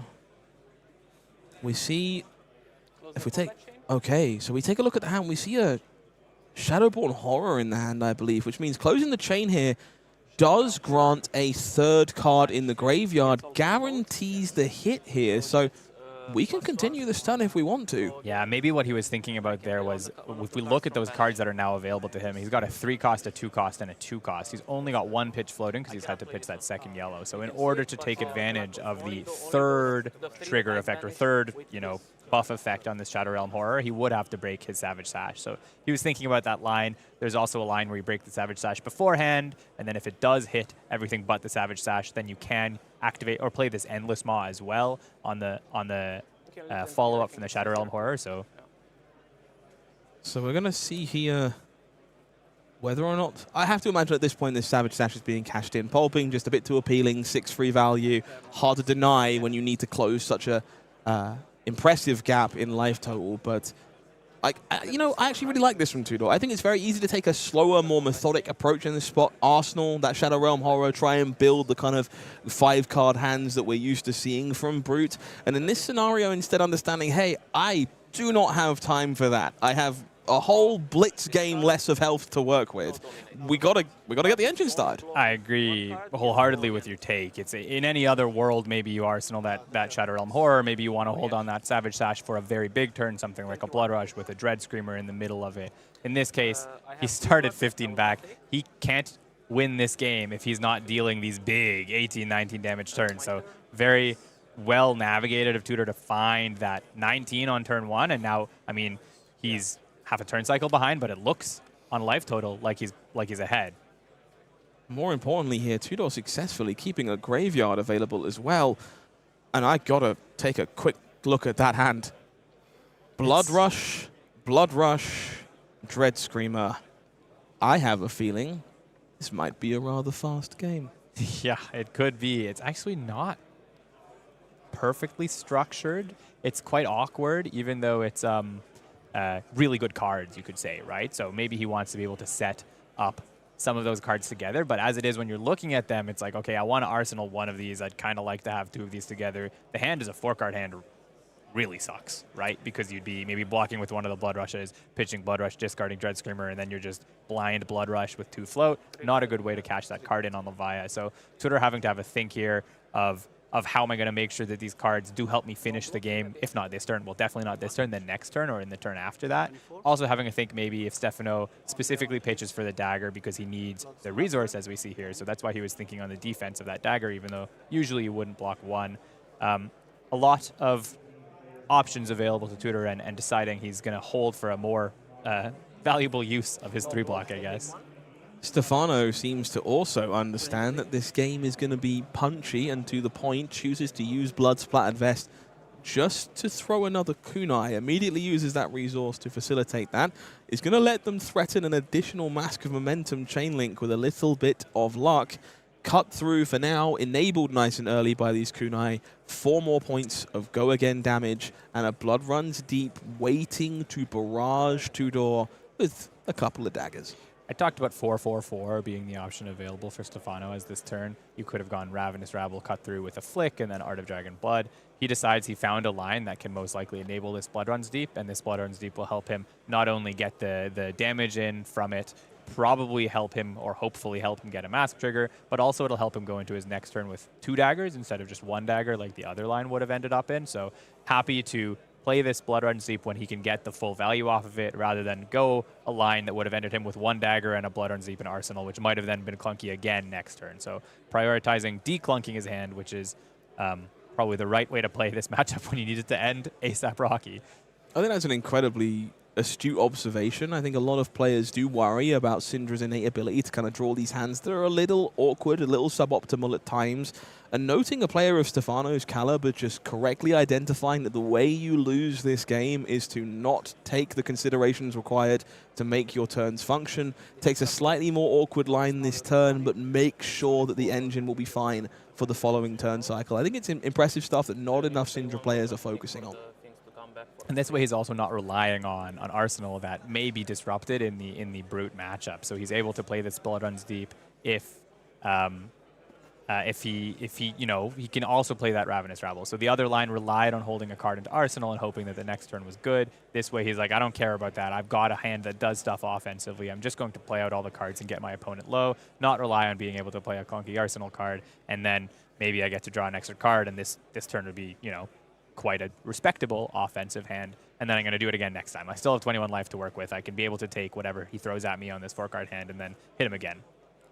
Tudor with a very interesting decision point here.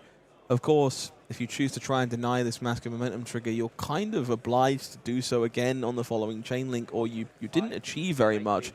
And so deciding to make a Might with that Apex Bone Breaker here, going to shore up the cut through. We will see that Flick Knives activation here to keep Mask of Momentum alive, regardless of that Blood Runs Deep that is currently available for Stefano. And the joy of this turn and ordering it such that cut through came first is he can flick on the cut through, keep the mask alive. Blood Runs Deep naturally keeps the mask alive. So he has to block this attack, he has to block the Blood Runs Deep, and he has to block the Ravenous Rabble at the end. Otherwise, Stefano does get this extra card and is able to play this as a 4 or 5 card hand, even though he pitched a red for 1 resource at the start of the turn.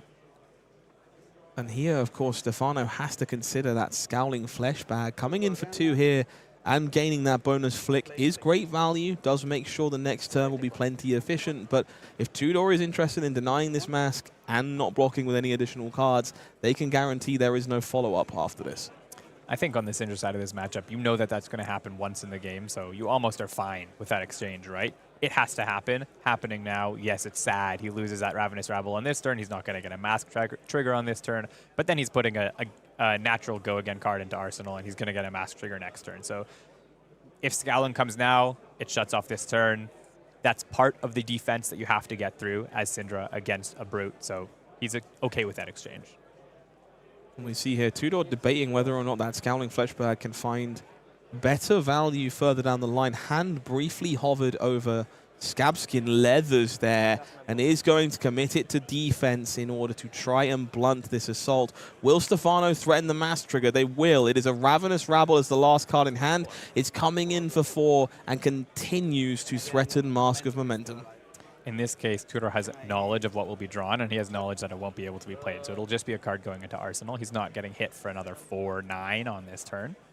However, looking at his turn, he's trying to evaluate, you know, what's the highest return play for me? Is he just going to pitch into a Mandible Claw, take advantage of this Might, create another Might and an Agility, and then Arsenal a Blood Rush, and hopefully have Might, Agility, Blood Rush, and the really big turn he needs to finish? Or is he going to find some alternate line, like maybe throwing one of these cards onto block on this Ravenous Rabble? This is a difficult decision tree for our Levia player. 22 plays 21, and we will see the Ravenous Rabble connecting. I think this is a point where a lot of players would panic, almost. Have to try and load up on some kind of stalwart defense. But I think Tudor understands the assignment. If they want to win this game, they need a power turn that is out of this world. They have the cards in hand to make that happen. You've got to make a stand somewhere. I respect this play. First of all, the Ravenous Rabble helped you realize what was on top and realize you're not going to take too much damage now. Second of all, holding on to the Scowling on this turn that is objectively a setup turn means that you know you have the Scowling to save you the turn you need, which is Blood Rush and Arsenal, Might and Agility on board. And then the final key element there is he's choosing, instead of using that second, well, we don't know yet, but I would think he's choosing, instead of using that second Blood Rush, holding it in hand or using it on block or whatever it may be. I think he's trying to pitch that to a Claw, maybe to get 4 value, put Stefano a little closer to kill range here. And we do see the Smashback Alehorn pitched away to attack for 4. Tudor here likely going to keep both of those Blood Rush Bellows, but deciding that 4 damage from that Might token that they expect Stefano not to block is worth more in this race than an Agility. Incredible, and you know, double Blood Rush. I guess you don't really need an Agility because that's +4 on each, or yeah, +4 on each Claw. So if he's able to draw the hand that enables him to go one of those out of Arsenal and one of those out of hand, opposite order, of course, that's a safer way to do it. He's got Scowling to save him to that turn. Maybe he thinks, I can kill in this next turn no matter what.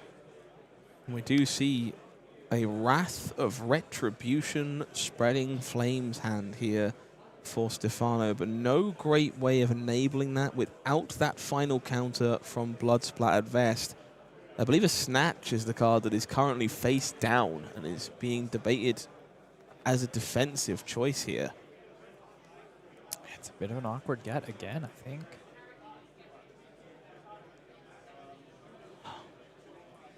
We know Art of the Dragonfire is in the arsenal here, so no great starter outside of that brand. Worth noting here, Tudor is at 3 blood debt, I believe, which is a slightly inconvenient number because they will only fall to 14 at this exact moment. So no transformation taking place, even if they do choose, well, are at this point choosing to take that blood debt. But both players know that. Tudor is going to be at 14 in Stefano's turn. They know that's the goal they have to clear. I think that basically tells both players that this is not a flip game. It's not worked out that way. He's not going to be able to game that, I don't think, against Stefano's next turn. No blocks declared. So that Mandible Claw will connect and bring Stefano to 17. 17 plays 17. Arsenal or Blood Rush Bellow put up the wall.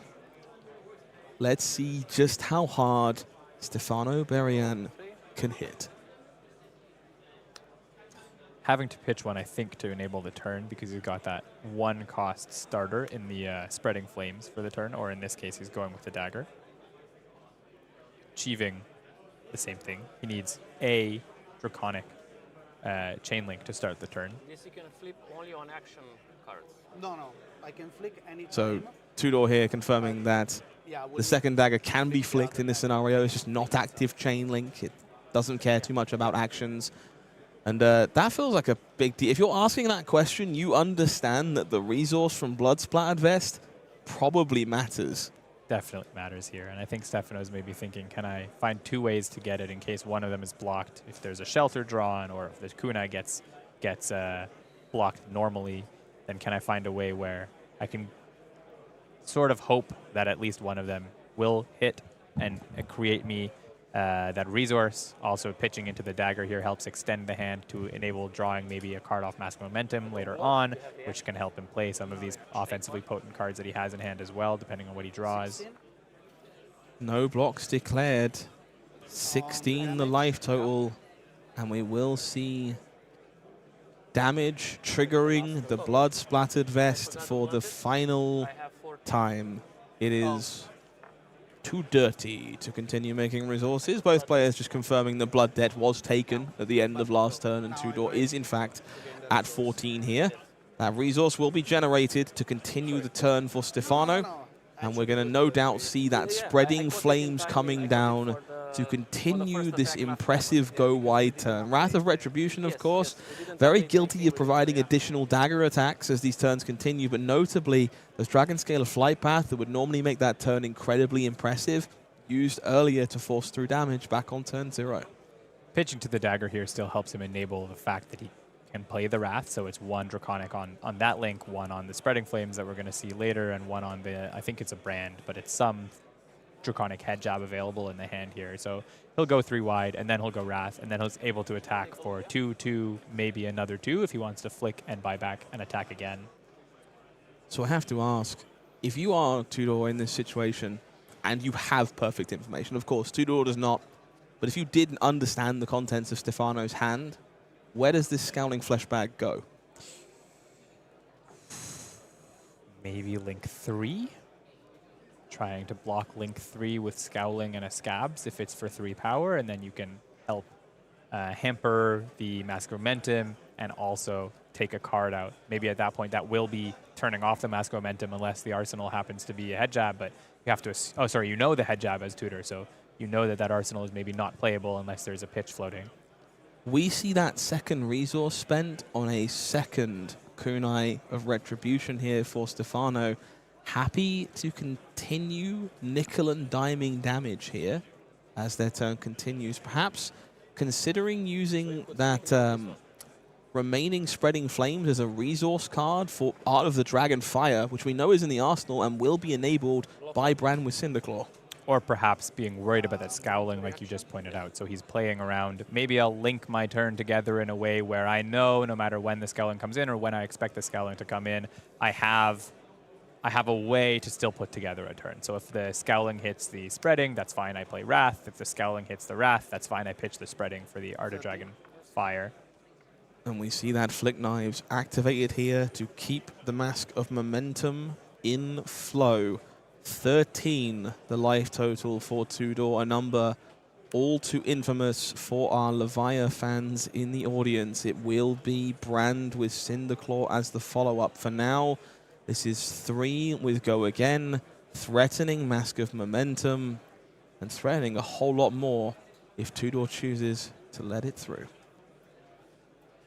Wrath as a card is looking a lot less good as a this turn option now, based on the way he's chosen to pilot the start of the turn, trying to get one of those mask triggers or play around Scowling. Because now if he's left over with it, it will only be able to attack with the one kunai he's going to buy back on this link.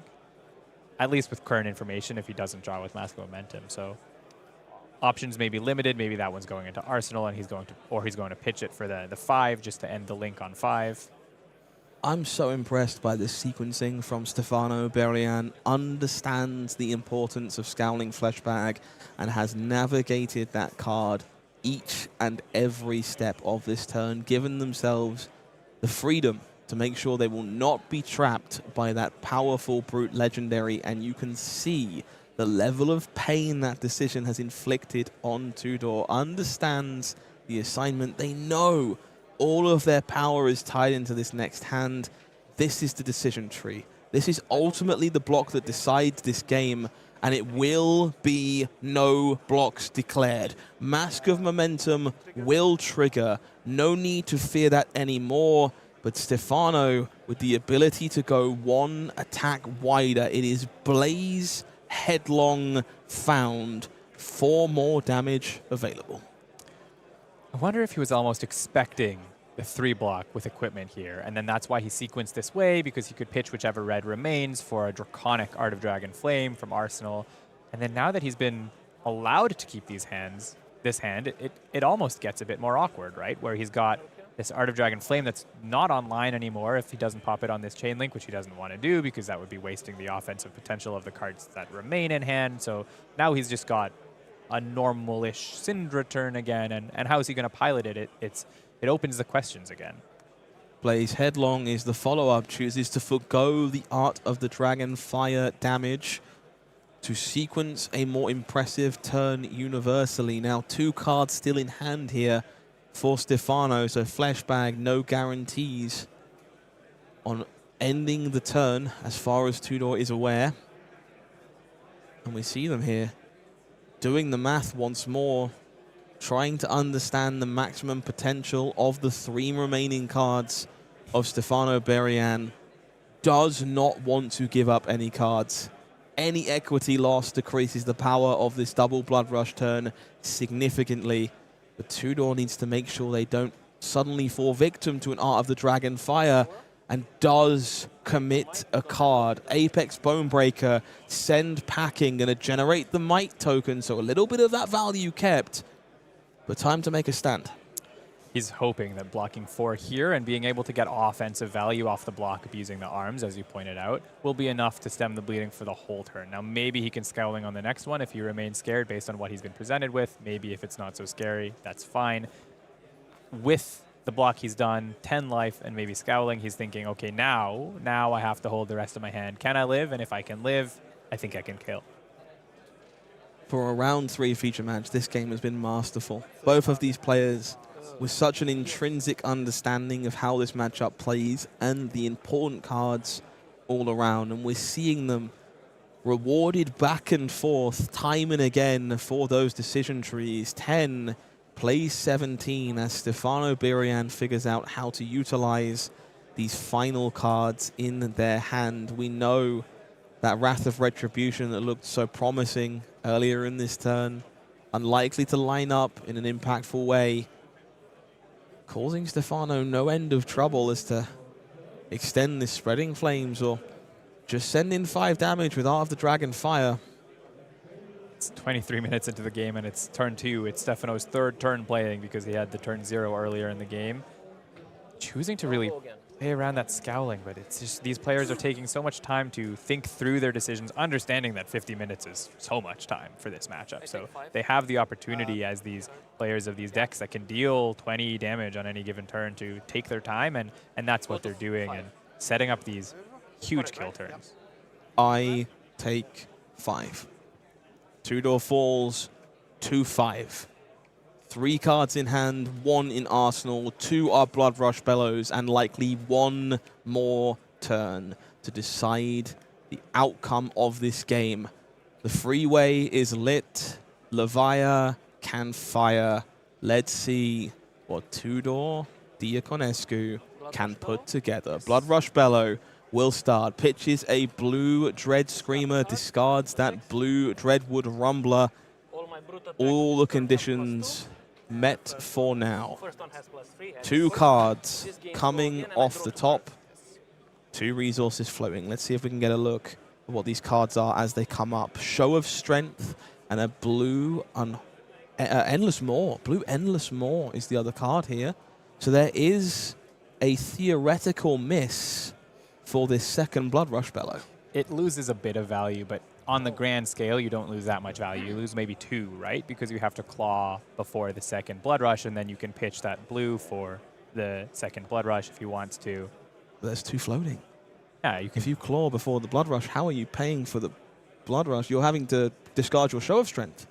Yes, yes, yes. And then you draw 2 cards that you're hoping are offensively potent and can use the second claw and another attack. But it's not what you want to see on this draw. You wanted to see 2 6s, maybe even a Beast within them would have been lovely. But there are ways to still make the most of this. It could be that he chooses, he's got that Scowling, and maybe he chooses to delay it another turn, but that's getting quite risky at this point with a 5-card hand and the Flame. Ardor Dragon Fire available for Stefano. As things stand, Blood Deck cannot be turned off. So then we see him going Claw, and then that means we know he's got the Endless Maw, which means he's probably going to go blue, pitch the Endless Maw for a Blood Rush, and you're hoping you draw anything that can turn off Blood Rush. Something like another red Endless Maw or a Dread Screamer. The hand is kind of forced here for Tudor. Will have to take the slightly more reserved route. This Mandible Claw coming in for 6, courtesy of that Might token. And Stefano, of course, knows. Worth remembering that last turn, Tudor did IP1. Chose to hold that card in hand and park a card in Arsenal. When you see a Blood Rush Bellow played from the hand at that point, it is so hard to believe that card in Arsenal is anything else. Maybe the first claw would turn him off the scent, but he's going to see it right now anyways as it comes in for the second one. There's no reason to block that first claw from the Cindra side anyways. You want to see what's coming. You have 17 life to work with. You're not going to block the whole turn, so you want to see what you're working with. 2 cards coming from Blood Rush Bellow. Call to the Grave and Shadowborn Horror. There are quite a few misses here, so I don't think he can play that Shadow Realm Horror expecting maybe to get all 3 modes. He could get lucky, but it still is, at the minimum, you go Claw into Shadow Realm, and it's a lot more damage. It's another, I think, 18? Do you call for Beast Within? How much of a gambler are you?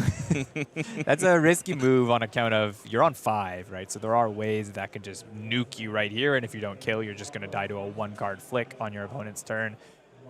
7 into 11 is good as is. You could call for a Beast Within and hope you get a yellow to pay for that Shadow Realm Horror. I don't think that actually makes your turn remotely better.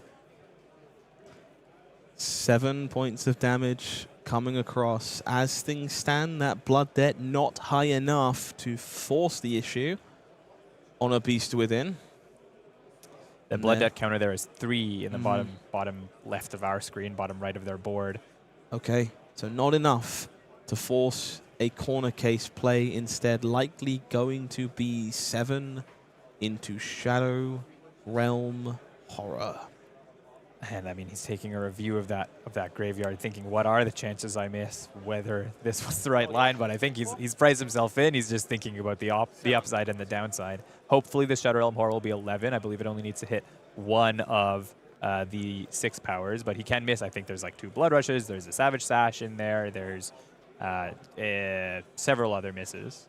Okay, time to shuffle up and see exactly how big this Shadow Realm Horror may be. 3 cards coming at random here. 1, 2, and 3. Let's see them flipped simultaneously. How many 6s? Please, you do it for Blood Rush Bellow. So not the full 3. Apex Bonebreaker, not even the 2. Pulping is 1. Now that is perhaps the biggest one here. Huge case Best scenario. case scenario, still the full 11 coming in, but for just a minute, that looked like things could go horribly wrong. That's Levia gameplay right there. But this is the best case scenario if this game does extend to 1 more turn or 2 more turns for the Levia player. He's cleaned up a bit of his grave. He's still gotten that 1 point of value off of the banish effect from Shadow Realm Horror. He hasn't put more blood debt into his banish zone. This is the right exchange. He knows he's buying with 11, 1 or 2 cards from Stefano because Stefano still has Mask Momentum available to block with. That means you're limiting your opponent to a 2-3 card hand, depending on how this gets blocked. Levia, not guaranteed to live through the offense that comes from Cindra. Cindra can find a way here, but it's pretty safe for Levia, I think, with the Scowling Fleshbag available. There's such a pendulum here. That Scowling Fleshbag carefully saved by our Levia player to find a turn like this, to give you the breathing room to defend when you need to keep a hand to remain operational. But we saw turn 0 of this game. This deck is flush with no block cards that would allow Cindra to steal away a victory, and we cannot possibly know which of those cards are on top until Tudor draws their hand. Unfortunately for Stefano Berian, neither do they. Now, if the viewer was ever doubtful of going second in the aggro mirror, this game is a display of it. 15 damage dealt on turn 0. And I still kind of give Levia the favor as it stands right now. This is remarkable. An absolutely remarkable game by both of these players. Stefano rereading Shadow Realm Horror, just making sure there's not a boom grenade staple to this or something. It's a horrible way to lose a game. Anyway, needed to banish something that costed 1 because they only have 1 resource. Explaining that he needs to banish something that costed 1, which would have been the highest upside. I don't think he had actually blocked with any Graveland Growls or any of those 1 costs yet this game. Explaining he never dreamed of all 3 effects, but I mean, it's a very good attack nonetheless. That Mask of Momentum will finally be reached for, has more than served its duty over the course of this game. 1 additional card paired alongside it as Stefano debates the block that will likely decide this game. You can't blame him for taking this time here. This is a Blood Runs Deep that they're committing to blocks alongside Mask of Momentum, a card that is very difficult to use alongside a 2 to 3 card hand, but is in essence true damage, which is exactly what you want in a spot like this. When you know Levia can block, when they can put up that stalwart defense, you want ways to force it through. So giving up another one of those, falling down to 1 to do it, this is going to be your final stand. It's just so difficult to keep a hand that can play that, certainly on this turn, especially with a Scowling Fleshbag available, but also on any future turn if you manage to strip your opponent's hand, for example. 2 cards in hand, right? The Banish Zone is fanned through, the blood debt counter increased. Let's see if we can see this hand. The Tudor draws as it comes together. Boneyard Marauder, Wrecker Romp, Graveling Growl at least, so at least 3 cards that block. No need to immediately panic. Brand with Cinderclaw is the play to start here. And you have to be thinking of the Dragonfire when this card starts the turn. You know that it exists there. So it's a question of, does Tudor remember that that was the card revealed off the Ravenous Rabble and that was the card put into Arsenal? I think it was played ago. I think Stefano played the previous the Dragonfire. I think it's either a Spreading Flames or a Wrath of Retribution. That's still in the arsenal from that turn that was carefully sequenced around Scowling Fleshbag. Okay. So we don't know it's there, but again, Tudor doesn't know that it isn't. Yes, we saw 1 card go into Arsenal. He could be trading a fire for a fire or any similar effect. It's an interesting decision for Tudor. He's got Scowling available. He's got ways to shut off that extra card, meaning that if there's no 0 cost available for Stefano, it does shut off the turn. You're able to use your whole hand. I think we only see attack for 6 or attack for 7 available for Tudor. We don't see big go again turn options available to him outside of the brute staple Scabskin Leathers. So maybe he's thinking, I can't actually guarantee I win on this turn, and therefore I should block a little bit, make sure to preserve life so I don't get flicked down over the next 2 or 3. Are you a gambler? Tudor, Diaconescu, Scowling Fleshbag committed. And if we pull this last card out of hand, there is a chance this turn just ends. And then I have to imagine we're rolling those scabskin leathers and trying to put the nail in the coffin. I mean, I would have to take a look at the hands again to be sure that he has got nothing else. But, you know, my read is blocking Scowling here. We happen to know that there's a Wrath in Arsenal means that he's hoping to be able to hold all those cards. And then if you roll Scabs, you win on the spot. The question is, if you roll a 1, do you lose on the spot? And is that a risk you're willing to take here? The flashback resolves. That final card in hand. Intimidated away for Stefano. It is Wrath of Retribution in the arsenal. No way to put that attack together. But again, it's okay to take time here to not only A, make sure you aren't missing anything. B, debate a Flick Knives activation. Very real consideration. C, convince your opponent that things are going much better for you than they are. There are very real gains to taking time to contemplate this decision. And that's what we see from Stefano here. No reaction, no flick, 1 damage taken. Our Levia player falls to 4. They have a full 4-card hand, but no go-again source in sight. Will they reach for Scabskin Leathers? It's such a hero play, but it kind of feels like it's what you got to do. It's if you hit, you win, right? He's presenting, I think that would make it a 13 hand. I see a wrecking. And you can see the laugh. You can see the look at the camera. Yeah, Tudor understands they have the chance to be immortalized in brute history as their head hits their hands and the graveyard is reviewed. Now, I don't like to speak on behalf of other people, but there is exactly one thing that is being considered here. And I know which outcome I'm hoping for. I don't know which outcome you're hoping for. I think a 1 is almost as exciting in the bad way for him as a 4 to 6 would be. You are a horrid person if you want this game to end on a 1. That's not how we do things in Hamburg.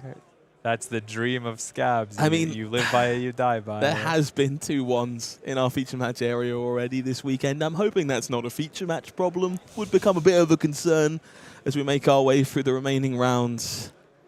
But for now, the only concern for our Levia player is how hard are you willing to hit the button? This is a game you started at 25 life. The mountain was insurmountable from the beginning. Can you take that final brave step to make it to the top? So put yourself in Stefano's seat right now. Given the fact that Tudor has been contemplating and thinking about it for so long, you kind of assume he's thinking about Scabs. There's no sequencing that he would be thinking about that might not be the consideration of that. Do you want him to roll or not? I have my fingers crossed so hard. There is no blood circulation in my hands right now as to how much I want to see this die roll. Not only because I believe it's correct, but because it's going to make the coolest highlight.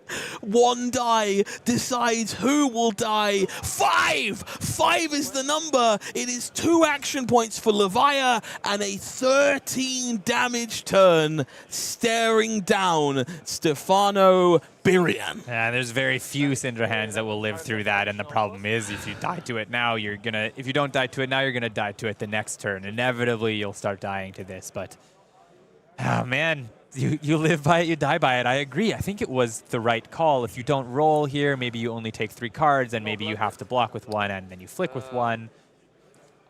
2 misses, 1 hit. Hungering Slaughter Beast coming in for 6, and we know there is still another barrage in the chamber afterwards. Stefano's hand here looks like it blocks 6, 7, 8, 9, 10 total. 2 blocks in the form of Ignite and Fire Tenant Strike First. Of course, doesn't know the follow-up here, so has to debate these blocks just a little bit. There was not so much risk in that roll of the graveyard. There was an alternative play with the 1-cost Banish 3 available for Tudor instead of the Graveland Growl, which will be for 7. So had he missed here, he's still able to stay alive on the Blood Dead and present a second attack. which he certainly factored in when he rolled Scabs, that there was no matter what the first one hit, there was a second line. But having the ability to hit the 6 on the first link means this comes in Growl for 7. for 7. Gonna be good enough. 2 damage leaks over, and Tudor Diaconescu climbs the mountain. 15 points of damage taken on turn 0 of this game. Not enough to slay our undefeated Shadow Brute player. That is the face of a Brute player who just went through the ringer in deciding to roll for Scabskin Leathers, in coming back from that life deficit. That was he was letting out some breaths at the end of that game, just as you and I are. That is why we play Flesh and Blood. If you want to talk about a selling point for this game, grab that match, go back, watch it for the intricate decisions made by both players, watch it for the bravery of both players, and overall watch it with some popcorn and enjoy the game. I think it's probably the most important part. A lot of fun moments in that game, and a lot of really incredible plays and well thought through angles for both players. 4 turns and, I don't know, 35 minutes. Both players were very careful throughout the game, which really reflected throughout their play. Look, I love being in the booth. It's like my favorite thing. I love casting these events. I want nothing more right now than to play a game of Flesh and Blood. I'm itching in a way that is like not enjoyable, and I hope that's understandable and not at all crass. That's everything I want from a feature match. So I hear you're a Levia player now? No. We will not be doing that. You know what we will be doing, however? A World Championship in Philadelphia in November. More importantly, I will be doing that. I get the pleasure of being there, which is incredible. I cannot wait to bring people in to what is the biggest event of the year. Yeah, I mean, I will be doing that in a different way from you. I will be doing that on the player side, which is super exciting. We talked about this at the top of the day, but World Championship with 2 formats, a really exciting Sunday, both from the viewer's perspective and the player's perspective, if you're both good and lucky enough to make it up there. Full weekend of events with 2 Battle Hardens, because they keep selling out. Good problem to have. Yeah. I like it when my Battle Hardens sell out. Both classic constructed this time around. That Calling, Living Legend, is going to be a fantastic showcase of the format alongside the main event itself. $30,000 in a prize pool there. And if you fancy adding an extra 0 on the end, step on up to the World Championship and enjoy your share of $300,000. Mixed format event, not one you're going to miss. Part of that is because of this incredible set of promo cards. Very Dynasty-themed, very Philly, and I'm looking forward to getting my hands on these. These ones feel like a New Zealander's idea of North America, but I'm quite happy to grab these as a player as well. Someone's been called out, but I'm not going to decide who. That's someone else's business. I'm looking forward to grabbing these promo cards. I'm looking forward to grabbing this player package. I'm sure you are the same when you get to play along. One of those hero promos at random. World Championship playmat adorned by this new artwork of Warmonger's Diplomacy. Yeah, it displays a good scene. It's fun. It's thematic to the current set. And the World Champ and PT playmats are always cards that are iconic across the game. So it's a fun one to have in your arsenal. Yeah, Warmonger's Diplomacy, of course, good in your arsenal, literally and metaphorically, but also one of those cards that really shines in both Classic Constructed and Living Legend. So a pretty good marquee card to pick for a showcase of both formats on the biggest stage for the first time. If you're more of a fan of that artwork than you care to admit publicly, you can find it on a lovely showcase panorama playmat in the souvenir package. You'll guarantee all 3 of these hero cards alongside this artistically detailed Super Slam deck box and a booster box of Mastery Pack Rosetta. So plenty of souvenirs to take away from your time in Philadelphia. Certainly there are people for whom this art is the thing that excites them, and for them, you've got your product. I love this. I think this is fantastic. I love it. It's quirky. It's unique to the setting that we're in.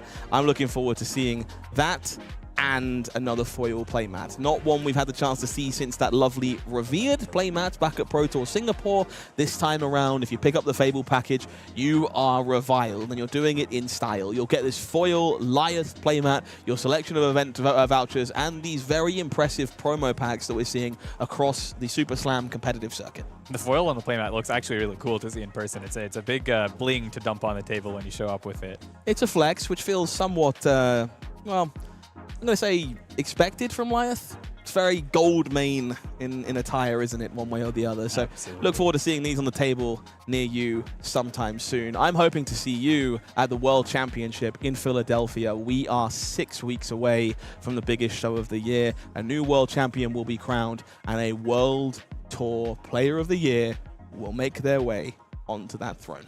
It's going to be an incredible weekend of flesh and blood on all sides. At home, at the event, from the casting booth. I'm very excited to see how it shakes out, and I'm 6 weeks of work at this point. You said 6 weeks, and I got a bit stressed. I have a lot of work to do. Yeah, you and me both. You know, you may insinuate that I am now a Levia enjoyer. That's slander. We don't do that here. So I'm going to prove what I'm all about in the next round of feature matches. Wizard, and more wizard. Stay tuned.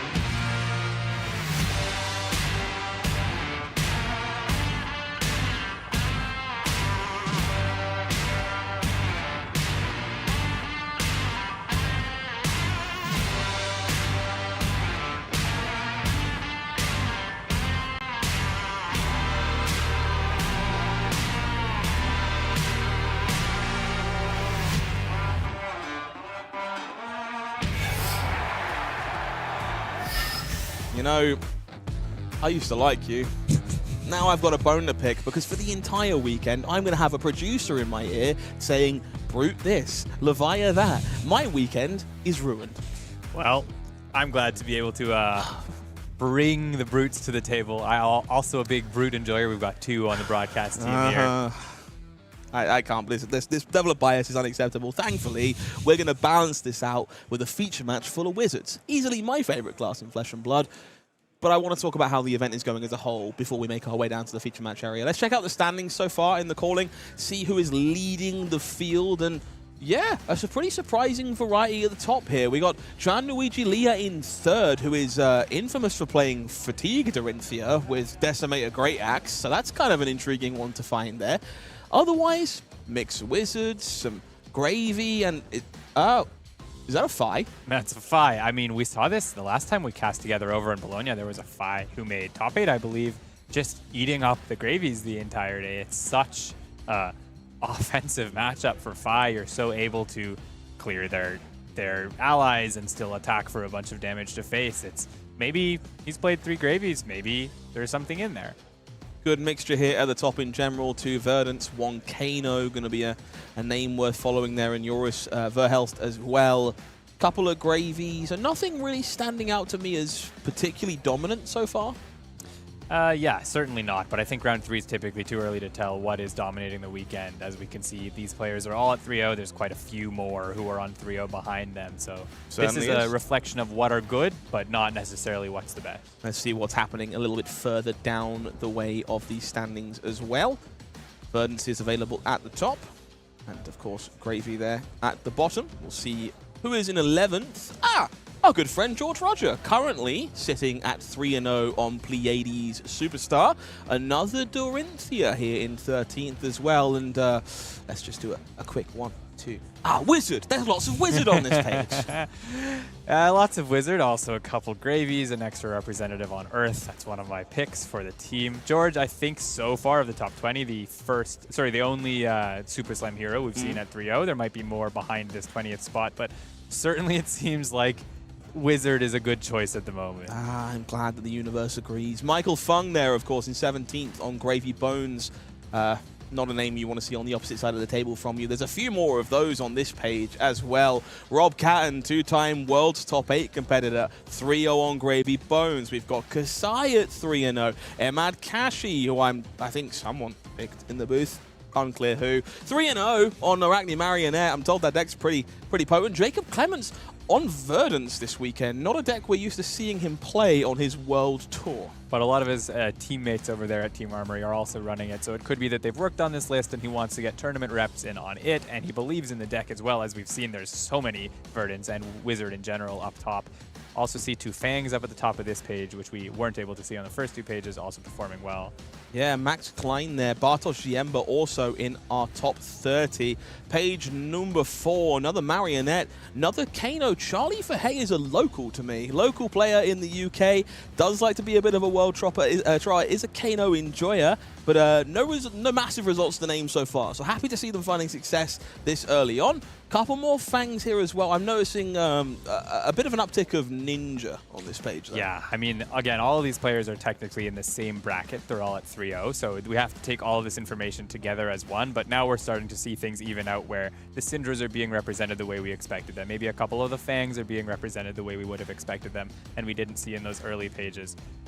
Another Dorinthia there in 37th as well in the hands of Trian. We have to keep an eye on Dorinthia. I feel like maybe that's a hero not enough people are talking about. There are a few heroes not enough people are talking about on this page. Carl Naylor on Katsu. Tudor now 3-0 on Levia. Dominic Blasius 3-0. Vincett. And they're not the only Vincett either. Yeah, there's also Gary down there in 49th on 3-0 on Vincett. I think we've now seen about 2/3 of these 3-0 players, maybe more, probably closer to the entirety of them. And I think this is a good reflection of the meta. You've got a lot of presence of those strongest decks, Gravy, Verdance, Cindra. You've got some presence of those counter decks, Oscilio, Fang. You could call it Katsu. And then you have these one-off decks that are appearing, or 1 or 2 off decks, like like Vincent, like the Levia, and the Katsu that we see on this page as well. Okay, plenty of decks worth watching. A metagame definitely forming, but a few stalwarts finding their way through the field and putting up results nonetheless. Now, I understand there is some concern when I said wizard and wizard that some people were expecting Kano. Don't worry, I'm not like that. Oscilio on one side of the table, Verdance, Thorn of the Rose on the other. These are two heroes we saw quite a lot of in that top 40 there. How do you feel about, I guess, both decks, but also the matchup in general? I mean, I think they might have been the two most represented heroes in those 50 that we saw in the slides just now. Both heroes are good. Objectively, that's the status. Verdance is maybe one of the most consistent and closest to high power decks in the format, possibly the second, possibly the third highest power, so to speak, deck.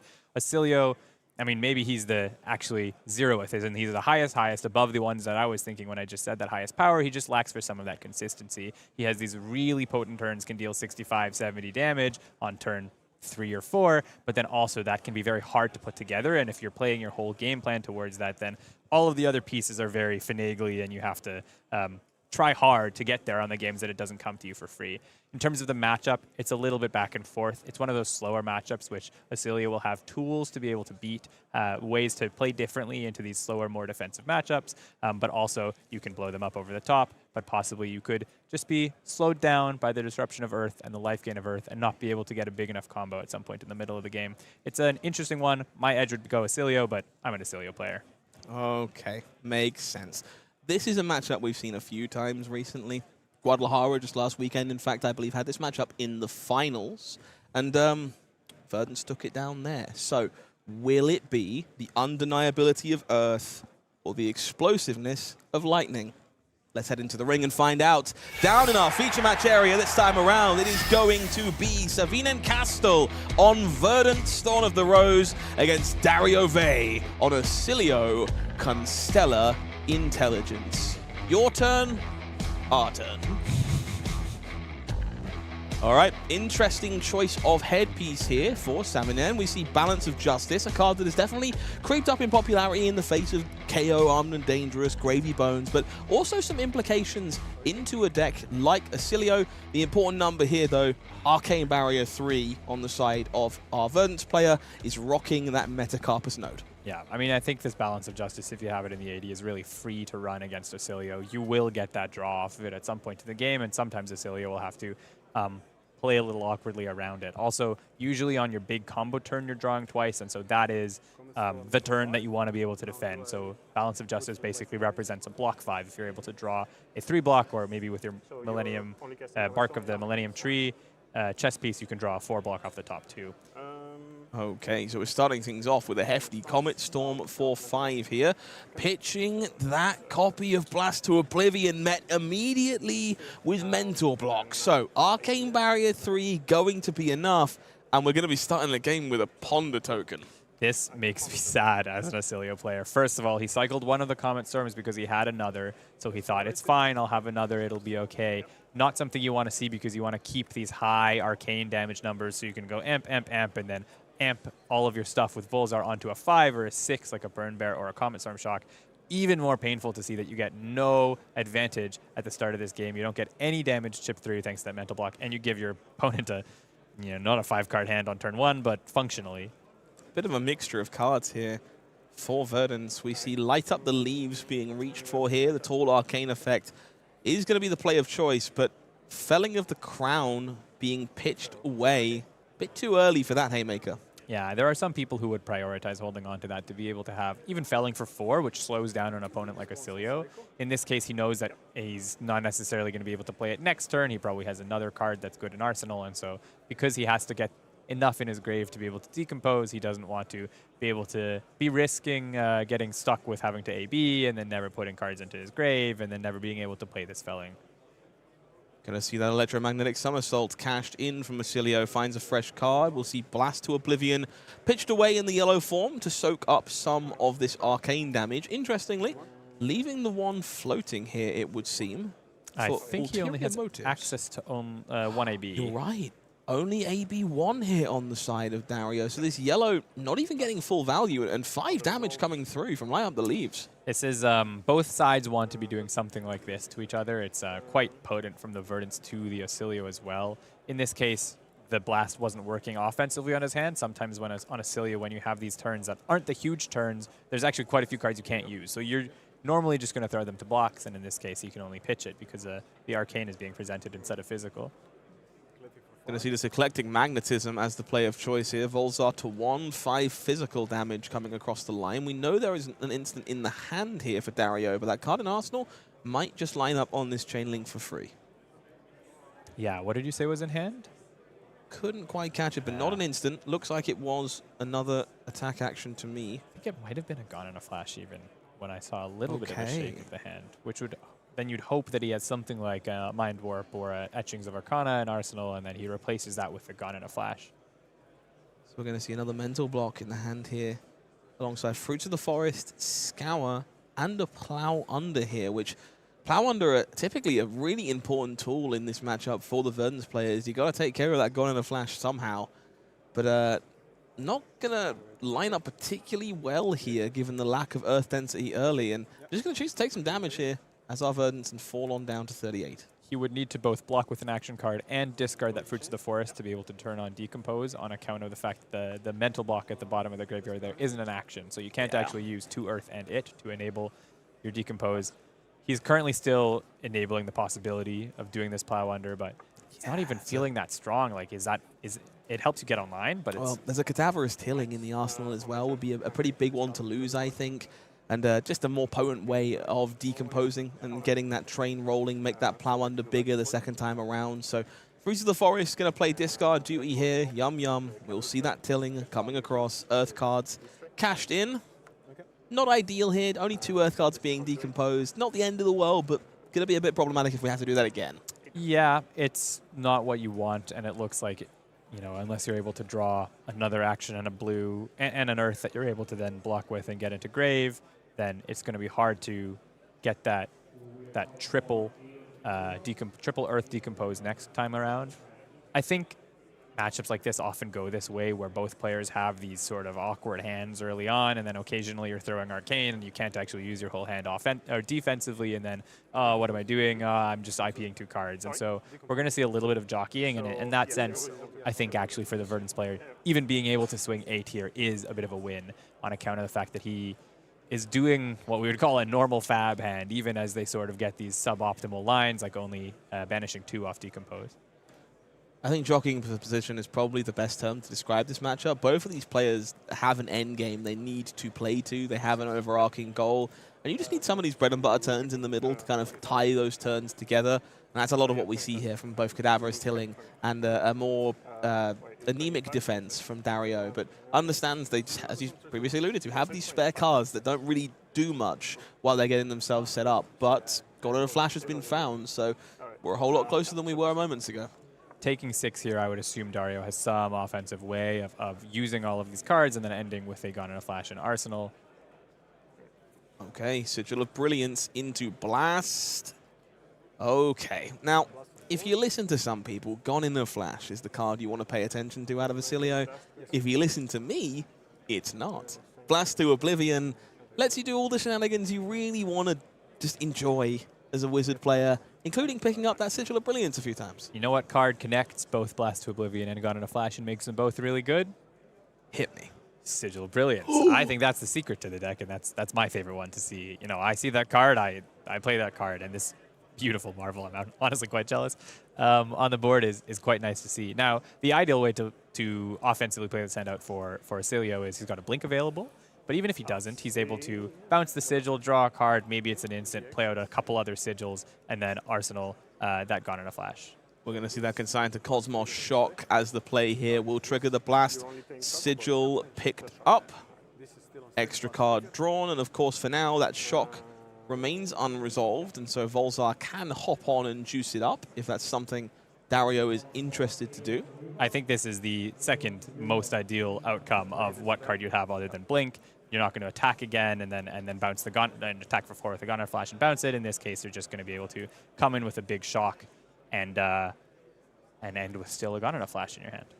I think there's another copy of Consigned to Cosmos in the hand here for Dario. Chooses to indeed cash that in for 2 additional damage. Of course, Volzar then getting 1 bigger from the extra lightning card and an extra shock for, you know, the cherry on top.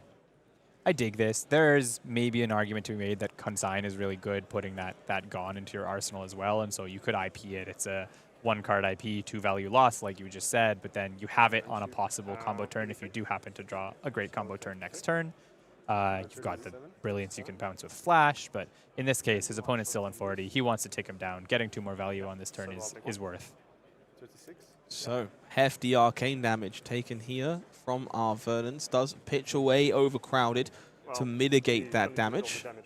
And Blast, of course, not yet gone to damage, and Savinien quick to point that out. Eager to play this Shelter from the Storm on that 4 points before it connects with their skull. And we'll see that Gone in a Flash parked in the arsenal. So the chamber loaded for Dario, looking for the turn that puts it all together. For now, Enlightened Strike is the name of the game for Savinien. I see 7 points of damage coming across here. Now, we should pay attention to the fact that that's a Plow under an arsenal. So if this combo turn doesn't get found soon, he might be missing out on some stuff. Unfortunately for Savinien, he wasn't able to get any turn that would enable him playing out that Plow under because he doesn't have the Earth available in his grave, he doesn't have the actions available in his grave, and he was forced to use one of his defensive cards as a pitch card. So right here, he's, like we said, continuing to jockey for position with E-Strike. Dario, this block tells me, nah, I've got the combo turn. I think this block tells anyone paying attention that they have the combo turn. It's about as face-up as you could expect.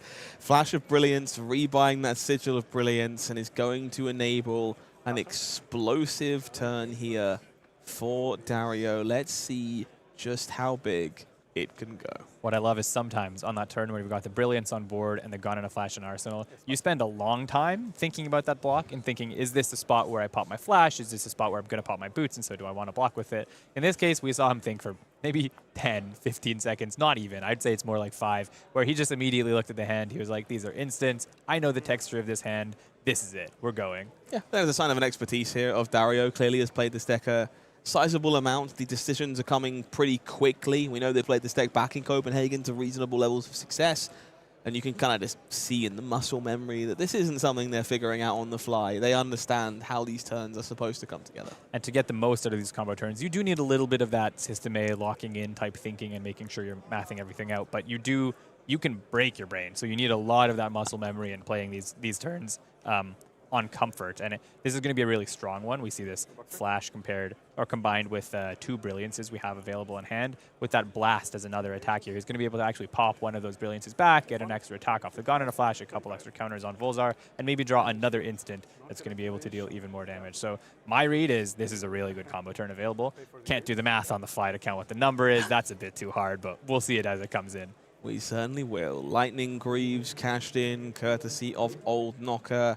And suddenly all of these instants are generating action points. Sigil of Brilliance will start things off. Volzar ticks up, Gone in a Flash, coming on back, but only briefly, I'm sure, before re-entering that combat chain with vigor. However, we've got a good one to join the combat chain. Before that, Blast to Oblivion looking to give me a sense of deja vu. Yeah, another heads-up way to approach this combo turn from Dario. He wants to maximize his information, so playing the Blast now instead of trying to hide information from his opponent, he wants to play with all of the knowledge of what cards he's going to be drawing. When he plays that Lightning Press, which we expect him to play on this Blast to Oblivion, draw a card off the Sigil of Brilliance, and then he'll have all of the information for the rest of the turn. Maybe he'll want to Oscilio, maybe he won't. He'll be able to make that decision with maximum cards in hand. I think this is my favorite thing about Oscilio as a hero. Just, you've taken a rather illegal amount of game actions so far, and when your opponent asks how many cards are still in your hand, the answer is 4. Sometimes it's 5. It's great. It's about to be 5. Lightning Press, Sigil of Brilliance, doing the Lord's work. Pulling that back to the hand, drawing some more cards, going a little bit bigger over this Balance of Justice, which of course will offer Savinien an extra layer of defense here. Gonna pretty cleanly have drawn 2 cards this turn, I think. So far, he's on 1, I think, off of the Sigil of Brilliance. And if he doesn't have a way to bounce that second Sigil, because he used the Flash on the previous turn, this actually might just be an instance of very fair. A whole bunch of Gun and a Flashes coming back to his hand, but technically never drawing 2 cards. Is that a I thought that might be the third Sigil of Brilliance in hand, but I think it's a current funnel. It's a current funnel. Oh, for just a moment, my heart was in my mouth. And I thought we were going to see a three-peat for sure. But for now, 4 damage coming across. And Savinien here, not with the easiest decision. Verdance is a fantastic defensive hero, but it's not exactly clear as to where to put your blocks sometimes as these turns continue. There's no Channel Lightning Valley here. There's no nothing to worry about in that regard. But if you're holding on to a pile of Earth cards and a Rubal Carapace, as we see on the other side, this gets particularly problematic if suddenly the last finish is a big arcane spell. Yeah, so, I mean, the way that Dario is approaching this combo turn, he's going to be finishing on that Mind Warp that we see in hand. So there is one weakness to that. It's called Arcane Compliance. I don't think we see it on the side of Savinien right now. So there is one other card that may affect this turn, and it is in the hand for Savinien. It's Light Up the Leaves, which, of course, they could hold on to as an offensive tool, but does threaten to be discarded alongside another Earth card to soak up 6 damage. It is a very real thing to consider in this spot if you're worried about what comes after Gone in a Flash. Yeah, and I mean, admittedly, you're still getting Mind Warped because this Vol's already on 7 and the turn's not done, but it's a way to use 2 cards, 2 block 6 on this very big offensive turn, and then while that you'll still get Mind Warped, it doesn't matter because you'll have discarded the cards and your hand is null anyways. So while Savinien cannot decompose here, I think both players just acknowledged a really cool trick maybe you aren't aware of at home. Gone in a Flash is tricksy. And if you wanted to prevent your opponent from decomposing with a Rootbound Carapace, you can. Simply play an instant in response, pull it back, no decompose for you. And Dario did stop Savinien to say, hey, no, I don't want you to decompose before, well, there was not enough fuel to decompose in the first place. Yeah. I was going to point this out earlier, but we're getting to it now. The current funnel is actually a good draw. It's not the best draw, like something like Electrostatic Discharge would have been insane, obviously, but a current funnel is good because with the way he had instants in his hand, he's going to have 1 extra Gone in a Flash available. And, you know, if you have something like the Consign to Cosmos as your arcane dealer on a Gone in a Flash combo, you can do the Consign to Cosmos on the second last one and then play it one more time to push a bit more damage. This way he gets to play it with Go again, thanks to the current funnel, and just get a couple more counters on that Volzar to make this Mind Warp as arcane offensive as possible. The Volzar has hit double digits. That's not a reassuring sight. Okay. We're going to see 4 more damage coming through here. Brings Savinien down to 21. As the combat chain closes, and we're going to see this Mind Warp fired off, and Savinien might get pretty heavily rewarded here for keeping 2 Earth cards in hand to soak up this hit and fuel the graveyard for future decomposes. So don't get me wrong, this Mind Warp is large, problematically so, but it could be a whole lot worse. Yeah, and while it does, you know, you're getting full tempo on the Oscilio side because he is going to discard it on another card, and so this is all of his cards gone for Savinien. There's no extra added surge effect here, right? Because there's already no cards in hand, so he's just dealing a bunch of damage, but when you push through 12, you honestly would have hoped or expected to deal 9 of that arcane. Instead, he's dealing only 6 of that arcane. He is going into a very good next hand, but it's maybe not exactly what you would have wanted off of the Oscilio side of that event. So, the combo turn comes to fruition for our Oscilio player, and Verdance still standing on the other side. For now, does pass immediately back over to Dario, I believe.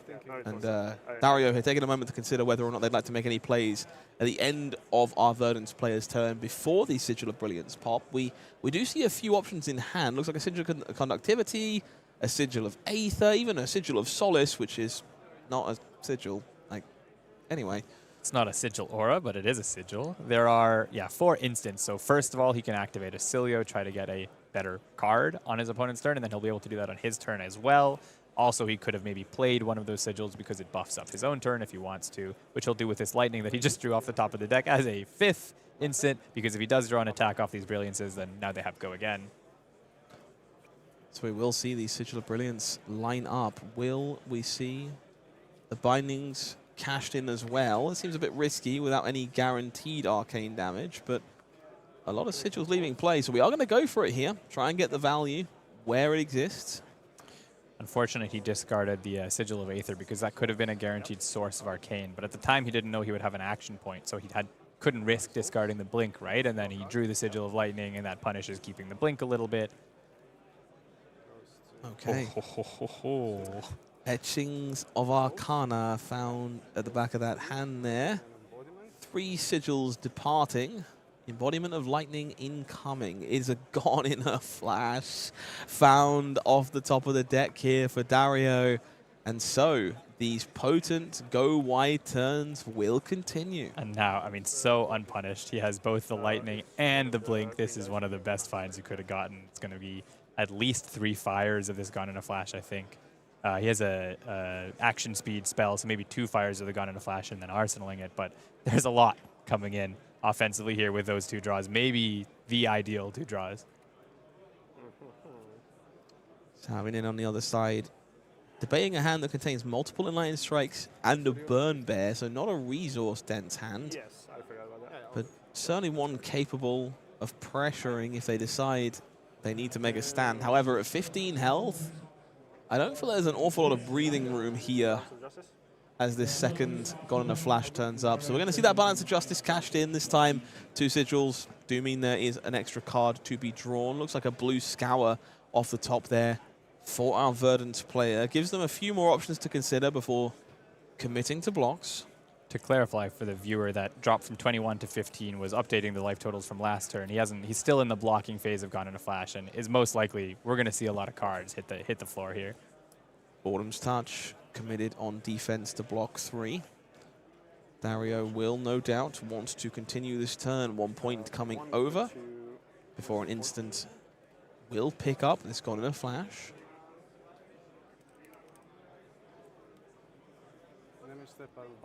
It will be the Sigil of Conductivity, I believe. Yes, and that's a really good one. It's getting you possibly embodiment down the line, but it's also keeping your life total against the threat of getting blown up by Verdance a little bit higher. A little bit of Arcane Shelter never went amiss as Gone in a Flash continues its tirade through the feature match area. Savinien considering a higher level of defense this time, reaching for both Enlightened Strike and the Burn Bear in hand. Interested in, what's the word, staying alive. Yeah, I think that might be a signal that he's blocking with both of these, but not necessarily on this link. You're not often going to play a Lightning Press on a Gone in a Flash. In fact, in this case, this is sort of tells you that it's either a blink or it's going to be an instant speed arcane spell, and he has the blink, of course, that we knew from last turn. Flash go up. Does Flash come down? No. Looks like we're reaching for that Etchings of Arcana here. Chain will close, and just a Amp 7, small amounts. Clean Etchings of Arcana for 10. Gets the buyback, a Sigil of Brilliance, meaning that he's going to have another 6-card hand going into his next hand. Those 2 cards are not actually being IP'd. He's got that one Gone in a Flash, but more importantly, he's got a Sigil of Solace. So he's able to get some real value out of the cards that remain. That turn looked horrendous when he drew it up with those 4 instants, and then the way he cycled and the way he had 2 Brilliances pop, he drew like a legitimately incredible 6-card hand. Starting to understand why I'm in the booth. Dario here presenting a 10 Arcane. Savinien pitching an Enlightened Strike before realizing that was not, in fact, the blue that I was hoping to pitch to Arcane Barrier. And so we'll fall all the way down to 6 after pitching away that Scour. It is the Sigil of Lightning that is grabbed here, looking to set up another turn that can hopefully go wide and wide again with that copy of Gone in a Flash. Yeah, I think that's much more diligent than my favorite card, Sigil of Brilliance, which I might have slam-picked. But I think Dario's showing he knows the deck very well. Given that Gone in a Flash is going into your arsenal and you don't know or expect to receive Arcane, meaning that Conductivity is not going to pop next turn, then way better, get this Lightning. It gets you an embodiment at the start of the next turn. At the bare minimum, you get to start with Gone in a Flash with Go Again, and you pick it back up. If drawing cards is wrong, I do not wish to be right. Volzar making its way back next to our Giant Lamp Hero as we make our way over to Verdance, who will have an Enlightened Strike to work with. 7 points of damage coming across, and we'll see the hand here for Dario. Working with another Sigil of Brilliance, a Sigil of Solace there, Electromagnetic Somersault, and a Burn Bear. So, going to cycle away with Oscilio, try and find a resource card to make this hand work. Blast to Oblivion, the find there instead. Yeah, I think there's a line here where you can use both the Gone in a Flash and the Blast to be able to bounce back enough resources to pay for the Burn Bear. Given that he has go again on the first one, you wish you just see a blue and you get to think it the easy way and you get to maybe block a little bit as well as do this turn. But Dario has a bit of a puzzle to solve. Burn Bear is exactly the card you want to see. I was talking about this earlier with those Comet Storms on turn 0. You want, especially once you've gotten your opponent through the combo turn, to be able to find one of those 6 arcane or 5 arcane spells, buff it up 3 times, and then, assuming they don't draw a light up the leaves, then you're just able to kill them through their maximum AB, and you have it nigh on guaranteed. They could draw mental block, light on the leaves, whatever it may be, but you're hoping that you can kill them if they don't draw any of those life gain or arcane damage prevention cards. Sigil of Lightning gets its embodiment on. We see Sigil of Brilliance as the follow-up here. 1 on Volzar. Blast to Oblivion, the follow-up play, likely going to be picking up that Sigil, continuing the turn. Fun fact for those folks joining us at home, Dario specifically asked before this match if they were allowed to use larger dice than normal in this feature match area. So sometimes it really is about sending a message. I mean, I've had I think 17, 18 counters, so to speak, on the Volzar, and when you're using a bunch of d6s, eventually you run out. See, I'm personally a fan of smaller and smaller dice, because then I feel like I've achieved more by the sheer mountain of numbers sitting on my Volzar. It makes me feel good. Somersault will be the play here. Going to jump up to 3 lightning cards played so far as the blast comes back into the hand for Dario. Joining that Sigil of Brilliance we know about and likely being pitched away to facilitate this copy of Burn Bear, which will unsurprisingly demand respect. We do see Shelter from the Storm and Mental Block in hand alongside a copy of Overcrowded. So not an ideal selection of cards to be working with.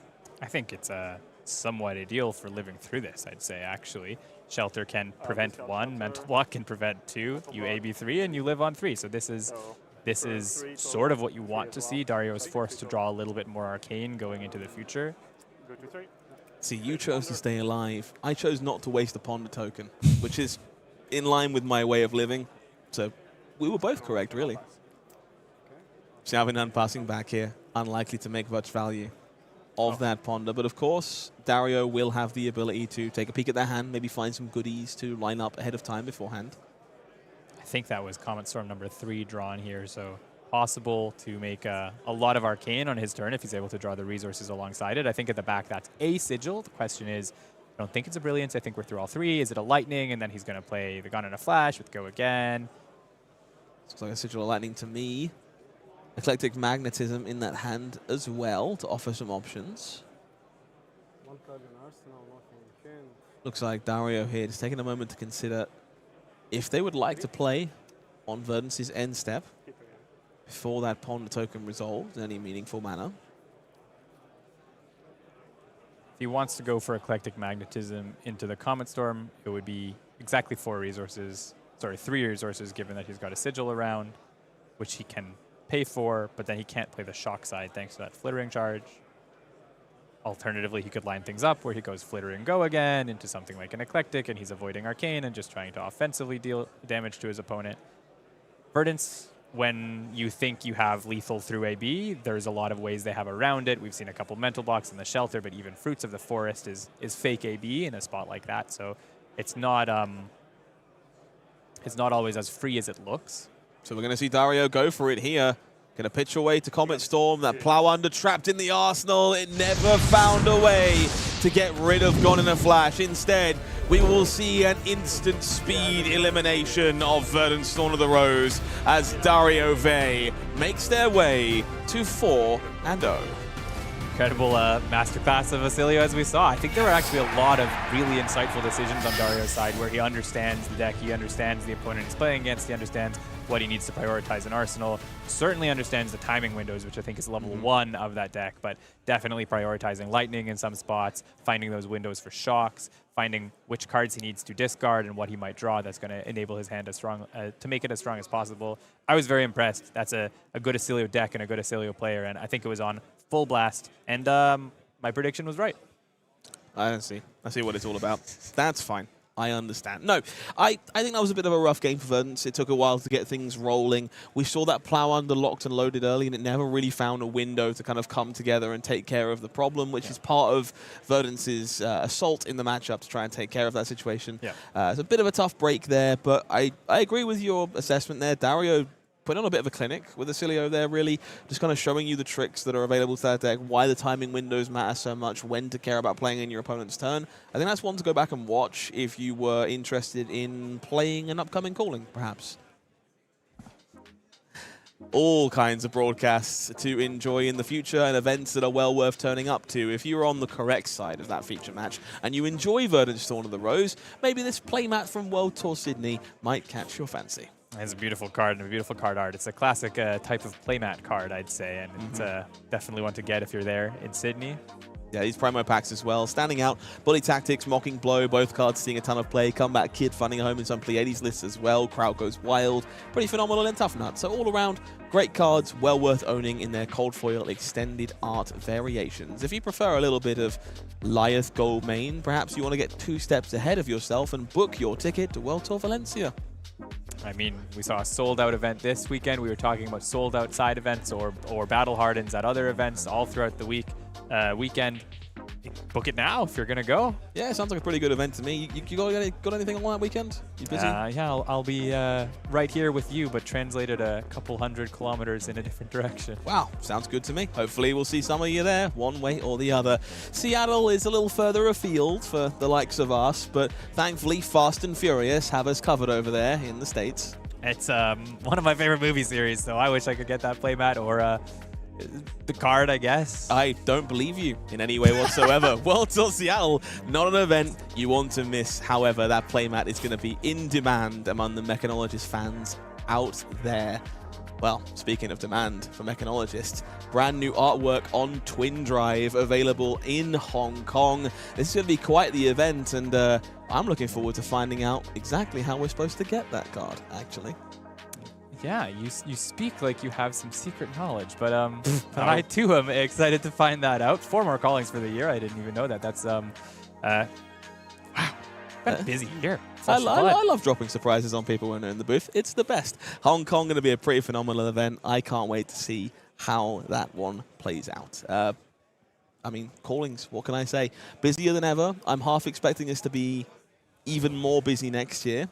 Number of reasons for that, perhaps. We've got a growing player base, interest in more formats, like Living Legend, like Classic Constructed, and I'm hearing whispers of something called Silver Age. Yeah, it got dropped earlier in the year where this is a thing that's going to come out. Nobody knew what it referred to, and as of recently, we do know what it refers to now. We do, so make no mistake, you're going to get further details about Silver Age later this month throughout October. I hear there's a timely 6th birthday stream coming up from the folks at LSS, and I wonder if those two things are related. But if you want to be among the first people in the world to play Silver Age, we're giving you a chance to get early access to this format on the World Tour at 3 stops towards the end of the year. The first will be Valencia. I'll see you there. I'll jump out the booth. I'll play an event I'm probably not supposed to. Seattle, gonna be spectacular. Hong Kong, similar story.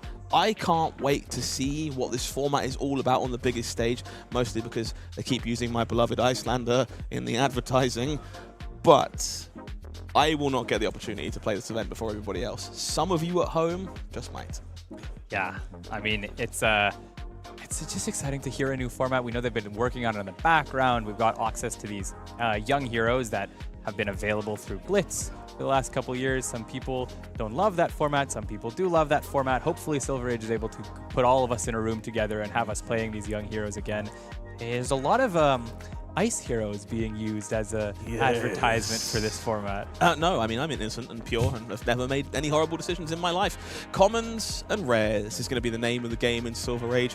I'm excited about that for a number of reasons. I think it opens deck building possibilities. It breathes new life into cards that may otherwise typically be outclassed by a legendary counterpart. It lets us revisit some heroes of yesteryear that may have previously achieved Living Legend. And it also gives us an incredibly accessible way to play the game of Flesh and Blood. And it forces you down into that card gallery and to learn what are those cards you missed that you dismissed as draft chaff, but now might actually be not only necessary cards to run, because you need to find however many cards you run in this deck to be able to fit it without having any Majestics or Super Rares available, but, you know, they might be great now. One more reminder for you, 3 stops on the tour if you want early access to Silver Age. Valencia, Seattle, Hong Kong. Do not miss them towards the end of 2025. Silver Age and the mystery of our new format will be solved very soon, and I'm very excited. Well, I've been choosing a lot of feature matches. Probably. Is there anything you haven't seen so far that you might want to see on camera this weekend, Gabe? Have we seen Ninja? We saw one. We saw the Ninja game against the Levia, but let's be honest, that game was much more about the Levia side of that match.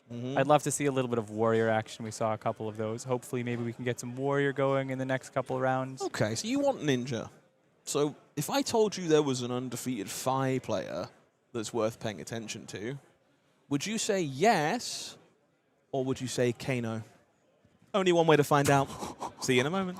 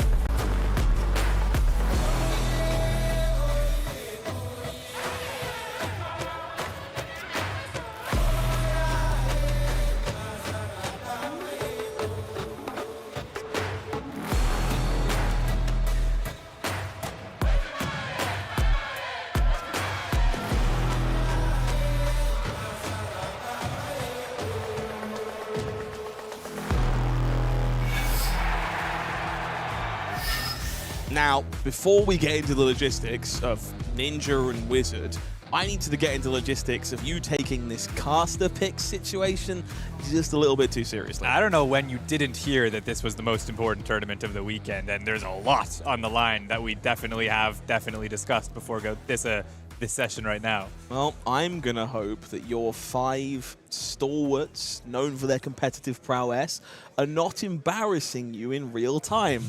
Shall we find out? Caster picks right now. That's a mixed bag. Talk to me about this a bit, Gabe. Well, the one I know the best and who's a very good friend of mine, Underneath, is definitely letting me down here. I know he's a bit disappointed with the result. I've talked to him after that second round that triggered the drop. But there are some good results here. I have 1 undefeated player still. I have 2 3-1s. I'm happy with this overall. Starting off on 0-1 as well for Enki on Cindra. Bouncing back a little bit. I think this is a good performance so far. Okay, if you say so. Now I'm going to take a look at my team of ragtag individuals. Well, that's average. Everyone's still in. Yeah, like there's no drops here. Everyone's playing a great ballpark. Very happy to see George Rodger at 3-1. We obviously got to see Pleiades on camera a little bit. Happy they're finding success with that deck. I love it. You love it. No big surprises there. Thomas Preyer, fantastic DO player. Glad they're finding success in this field. I know they've been bumping into a decent amount of Earth heroes so far this weekend, so they're still putting on a bit of a clinic regardless of those more difficult matchups. Going to be a little more average across the board here for Erica, Jason, and Sebastian, who are still very much alive, but uphill battle ahead. Sucks that we don't get to see some of this Bravo on the feature match because he's 2-2 already, but maybe he can bounce back and make the hero run. Maybe in future. Now let's see how Ethan's doing. I'm sure there's nothing worth talking about over there. What? Okay, well, if I was average, this is at least consistent. We're going to go with consistent. Everyone except for Sebastian has a 1 or a 3 in their record somewhere. I'm going to go with beautiful. I'm going with beautiful. No, Scott. I mean, it's 10-10. This is consistency. Yeah. You know what this looks like to me is average Levia gameplay across the board. Sometimes you're running hot, sometimes running bad, sometimes it's just smack dab in the middle. It's pretty representative of the heroes I like, I think. I'm happy enough with the Levia at 3-1. We'll leave it like that. Yeah, you're a Levia player. Of course you're happy about that. That's above average as far as I'm concerned. But a good mix across the room there. Happy to see Tudor still remaining at 3-1. Happy to see Levia on camera. Evan Tanguy, phenomenal talent, still 3-1, still live in this event. Plenty of names worth watching. And I'm sure of course, will come out on top by the end of the weekend. You can say that. I know where the results are going to lie. I really did used to like you, you know that. Sorry, it only took 2 events to lose me. Well, at least we know who's on which side of the fight this round, because you have declared your allegiance for Ninja and how you enjoy all things Ninja, and I will be the bad guy. We're going to have some Vegh. We're going to have some Kayo. This should be a pretty action-packed affair. I do have to say, this matchup in particular, I have a soft spot for the Kayo. Back in Worlds San Jose 2020, was that 2? That Please was don't say that. 2022? Please don't say that. That was 3 years ago, for those keeping track at home. I played Kayo, and one of the best decks in that format was Vegh. So this is a matchup, oh boy, am I familiar with. Although the cards were very different back then, the speed of it is well known to me. Familiar, you say. A single mistake. I'm watching you. But thankfully, we're also watching a feature match. So let's make our way down to our next round of action. It's going to be Stijn Borkelmans on Vegh, Rising Rebellion. An unexpected hero currently having a pretty interesting layer of success. Joris Verhelst on the other side of the table on Kayo, Drakaev Aether. Kayo going first here on table number 1. And as you would expect, finding Aether Spindle and Energy Potion. Pretty good cards, so I'm reliably informed. Yeah, this is a good start. I think Joris would have won the die roll here and chosen to go first. You just get some free damage through. You lower the threshold that you need to kill your opponent from. So yes, your Vegh opponent gets to go second. As the aggro deck, they get to do the thing. But your goal is to kill them so fast that the quicker you can get them down to from 40 to 36, maybe down to 32, the easier it is to put together that kill on the Kayo side with a combo. Going to see a rather large opt to 4. We do see some Gaze the Ages, a Deja Vu potion, a Kindle in there as well. So some goodies well worth keeping around. Looks like 1 on top, 3 on the bottom here. So no interest in that Kindle. I think without having knowledge of that Kindle being followed up by some combo cards, it might be too risky to get it now, and you'd rather just get all of the cards to the bottoms and get yourself to an Aether Wildfire as soon as possible. The Depot's worth leaving on top because you can play it, and it's actually going to be positive value to leave it on top, Kano it away, and play it right here. Over to Vegh to kick things off as the aggressor. Bran with Cinderclaw here, capable of some shenanigans that Cindra usually not interested in. But equally good here. 3 go again. We'll offer Draconic to the next chain link. And we will just see some damage pretty hastily taken here from Joris. Kano knows exactly what he needs to do. He's got that pod in Arsenal, so there's a possibility he's going to be blocking a fair amount and then playing out the pod and arsenaling a different card. He takes the first one. Maybe he wants to see more information before he makes all of his decision. Head jab number 2, please. Blocked by Open the Floodgates here. So using that information to further inform the choice. I get the feeling you're right here about Joris' hand. We see another Open the Floodgates inside. We know about that potion ready to be deployed next turn. It will be Ignite here as the follow-up. 2 go again. Well worth noting that Mask of the Pouncing Lynx here does threaten pretty significant damage on these bigger turns for a deck like Vegh. Very much a boon that you have to enjoy as opposed to, well, the normal Mask of Momentum you would expect from a deck like Cindra. We pick up Phoenix Flame. On the Kano side here, looking down that Mask of Pouncing Lynx, you expect it to be popped in one of the first 2 turns. It's almost not even worth just blocking a bunch and then getting Salt and turning off the value of that Salt the Wound, because it can always just become a Lava Burst for 6 or something. So in this case, you know, he blocks with a couple cards because he can block with a couple cards, and that Lynx will hit him, if not now, quite soon. Interesting decision tree here for Stijn. That Lava Burst that was in hand was parked in the Arsenal as opposed to being deployed there. What do you think about that? He might be trying to set up a double finisher turn, so he's able to then go Mask of Pouncing Lynx and that Lava Burst to have access to 2 finishers. He's able to use his Tide Flippers. He would only then commit to that because that would be his AB gone. He would commit to that if Joris, for example, has blocked with a card already on that turn and therefore is not able to present a combo anyways. Joris IPing himself, keeping, I think it was a Kindle that he's thrown into Arsenal maybe, and playing out that E-Pod and then drawing a new hand. He's wanting to keep a couple cards that, you know, he could have blocked with one of those for 3, I think the one that wasn't a Kindle, but he's choosing that it's probably good in terms of texture for this combo he's trying to race towards. We peek at the hand here. A little bit awkward. Lesson in Lava, Sonic Boom, Prognosticate, but most importantly, Aether Wildfire has been found as Fire Tenant Strike First comes on in, bringing Joris down to 17. As the assault continues here from Vegh, pitching Warmonger's Diplomacy to enable this Searing Emberblade.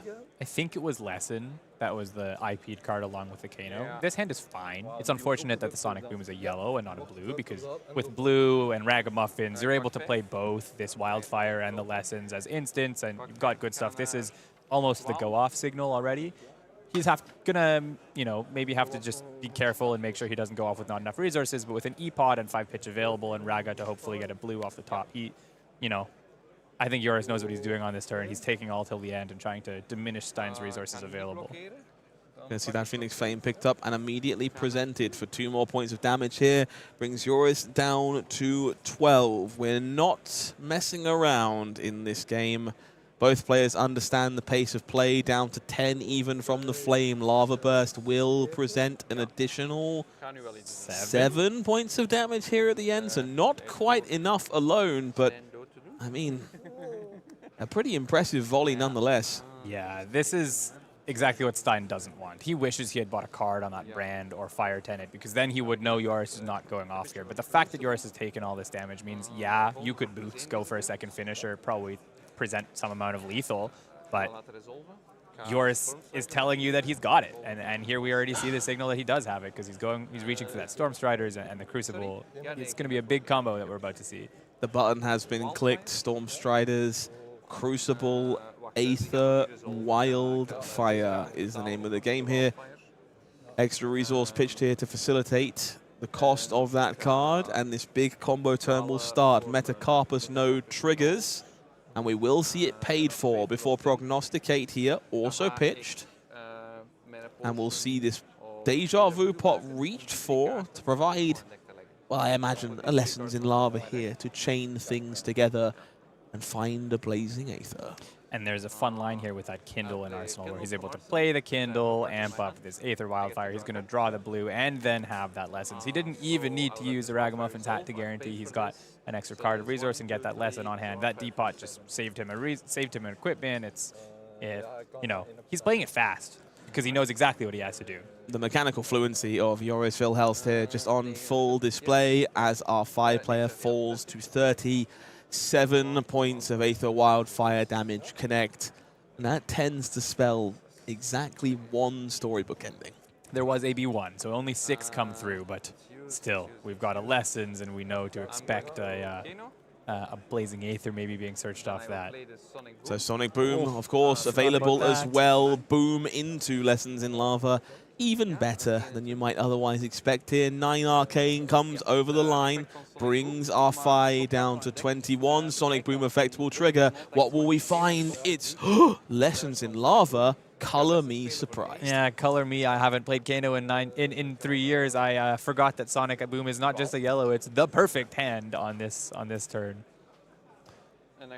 Got to appreciate these types of turn sequences from Kano Drakaev Aether, of course, the champion of our Living Legend leaderboard right now, and is on the horizon to a grander story. I have to imagine ProQuest season might be the final outing for Arcane Rising's final remaining hero. Yeah, well, wasn't this just the perfect draw? He had exactly the number of resources with an E-Pot and an Old Knocker on board to be able to pay for the Kano, to pay for that Blazing Aether, as he was just explaining.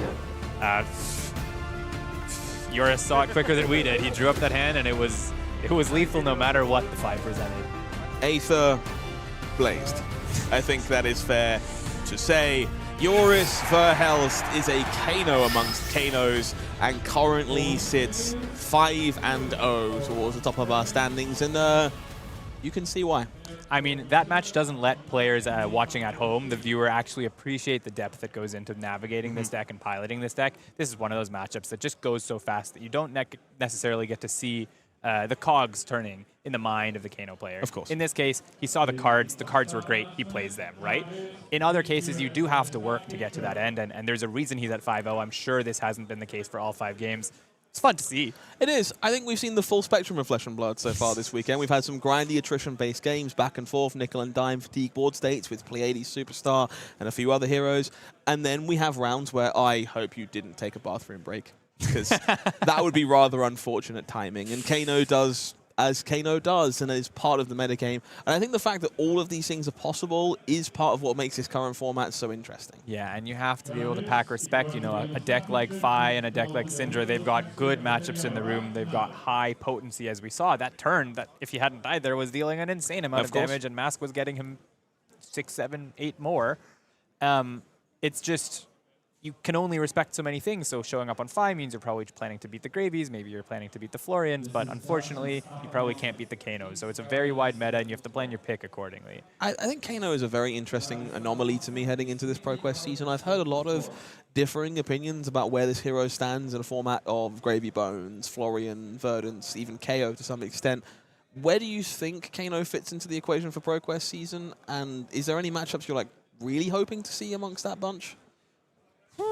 I think he stocks up well. I think there are people who are saying that this is the hero to bring. It's such a good meta, but we often see that when a new set comes out and people stump for Kano and then it doesn't necessarily pan out. Alternatively, I hear some people saying this is actually the first time it's not a good meta. Some people say Gravy is not so good anymore as a matchup now that they're starting to bring some AB against the Verdance and they have that plan. And you've got maybe some of the other Wizards are a bit of a tough matchup if you don't pack the right sideboard cards. Florian can be a questionable matchup. So I would say Earth and maybe even Oscilio are the ones I don't want to see.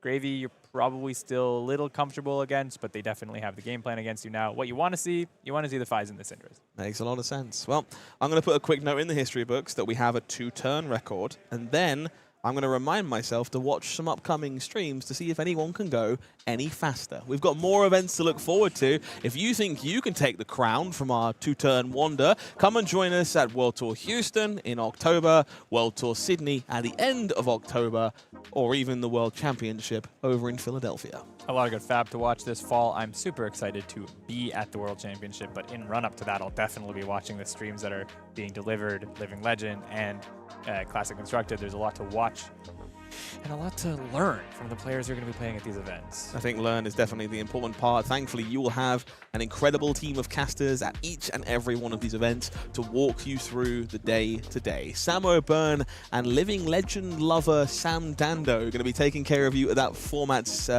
coming out party before Philadelphia over in Houston. I can't think of a better duo to take care of that event.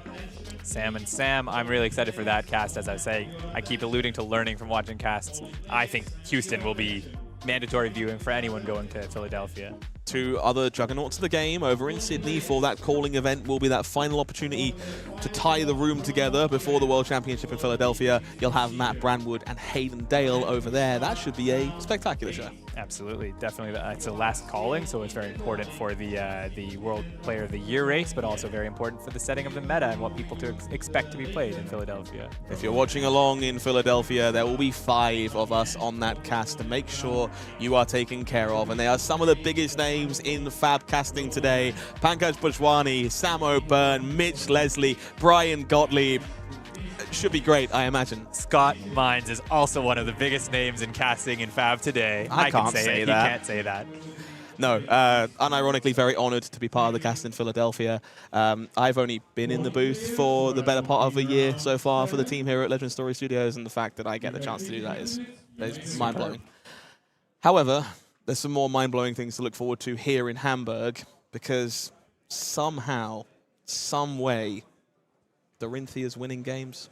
It's not just Dorinthia who's winning games. There's an opponent of a Dorinthia, I believe, a Vincent at also 5-0, 4-1, X1 for this upcoming match. Okay. These are players near the top of the event, and not the heroes we talked about as strong heroes on the start of the day. We should watch that. Yeah. Yeah, sounds good. See you shortly.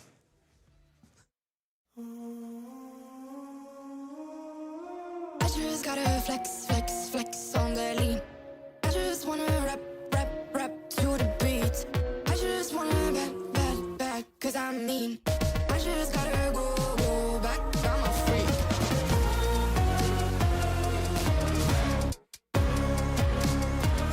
Gotta go. I just wanna rap, rap, rap to the beat. Move of emotion, they drunk at their problems, they always on road and they starting. She knows just cause she is the same. She's trying to stop playing games. Move of emotion, they drunk at their problems, they always on road and they starting. She knows just cause she is the same. She's trying to stop playing games. Where the people at, what they really want to know. Who's your lovers and who are your bros? Who are the enemies you do keep close? Who are the people that you shouldn't know? Where the people at, what they really want to know. Who's your lovers and who are your bros? Who are the enemies you do keep close? Who are the people that you shouldn't know? I just gotta flex, flex, flex on the lean. I just wanna rap, rap, rap to the beat. I just wanna back, back, back, cause I'm mean. I just gotta go back, I'm a freak.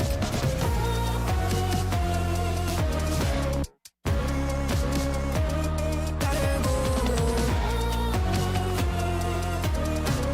I just wanna rap, rap, rap to the beat. The chains, my vest, my watch, my belt, my cheese, my house, my sneakers, my blouse. I just party hard, popping the one in the chart. I've already won, babe, I didn't even start. Flexing on, flexing on, yeah. Flexing on, flexing on, lean. Flexing on, flexing on, yeah. Flexing on, flexing on, lean. I just gotta go, but I wanna hold on. I can't let you go, but I gotta stay strong, stay strong. Unless you heard it from me, then you ain't heard it from me. Got it from me, all the energy extra. You don't wanna see me with the hitters. Generations caught up, look how things will switch. People they're quick, now they wanna move at the bits. Boy wanna go to bitch, nah. Now I'm moving. I gotta do what I do. I'm really here on my ones now instead of 4 3s or 2s. And now it's effing from Paris. I could have been effing you in Paris. I don't wait for the drop, I just flow from the pot.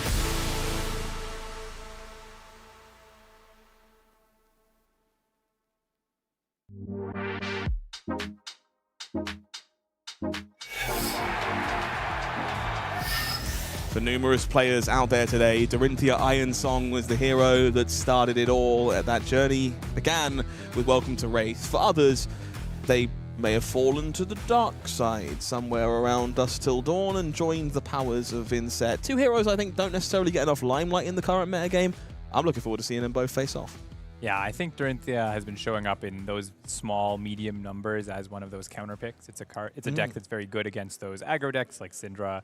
It's very good against Gravy because you can farm counters off of those allies that they have. So it's got some meta reason to pick it. I think Vincent tends to be chosen by players that just love the hero and absolutely commit themselves to playing Vincent. So excited to see what these guys put together. Yeah, very much the same. Now, I'm excited for this match, but I'm also excited for something else, you know? During the break, good friend of the stream, producer, Ethan came over and was like, hey, we've got something really exciting to show people at home they've never seen before. So I popped it in my pocket, and I'm going to save that for a little bit later on.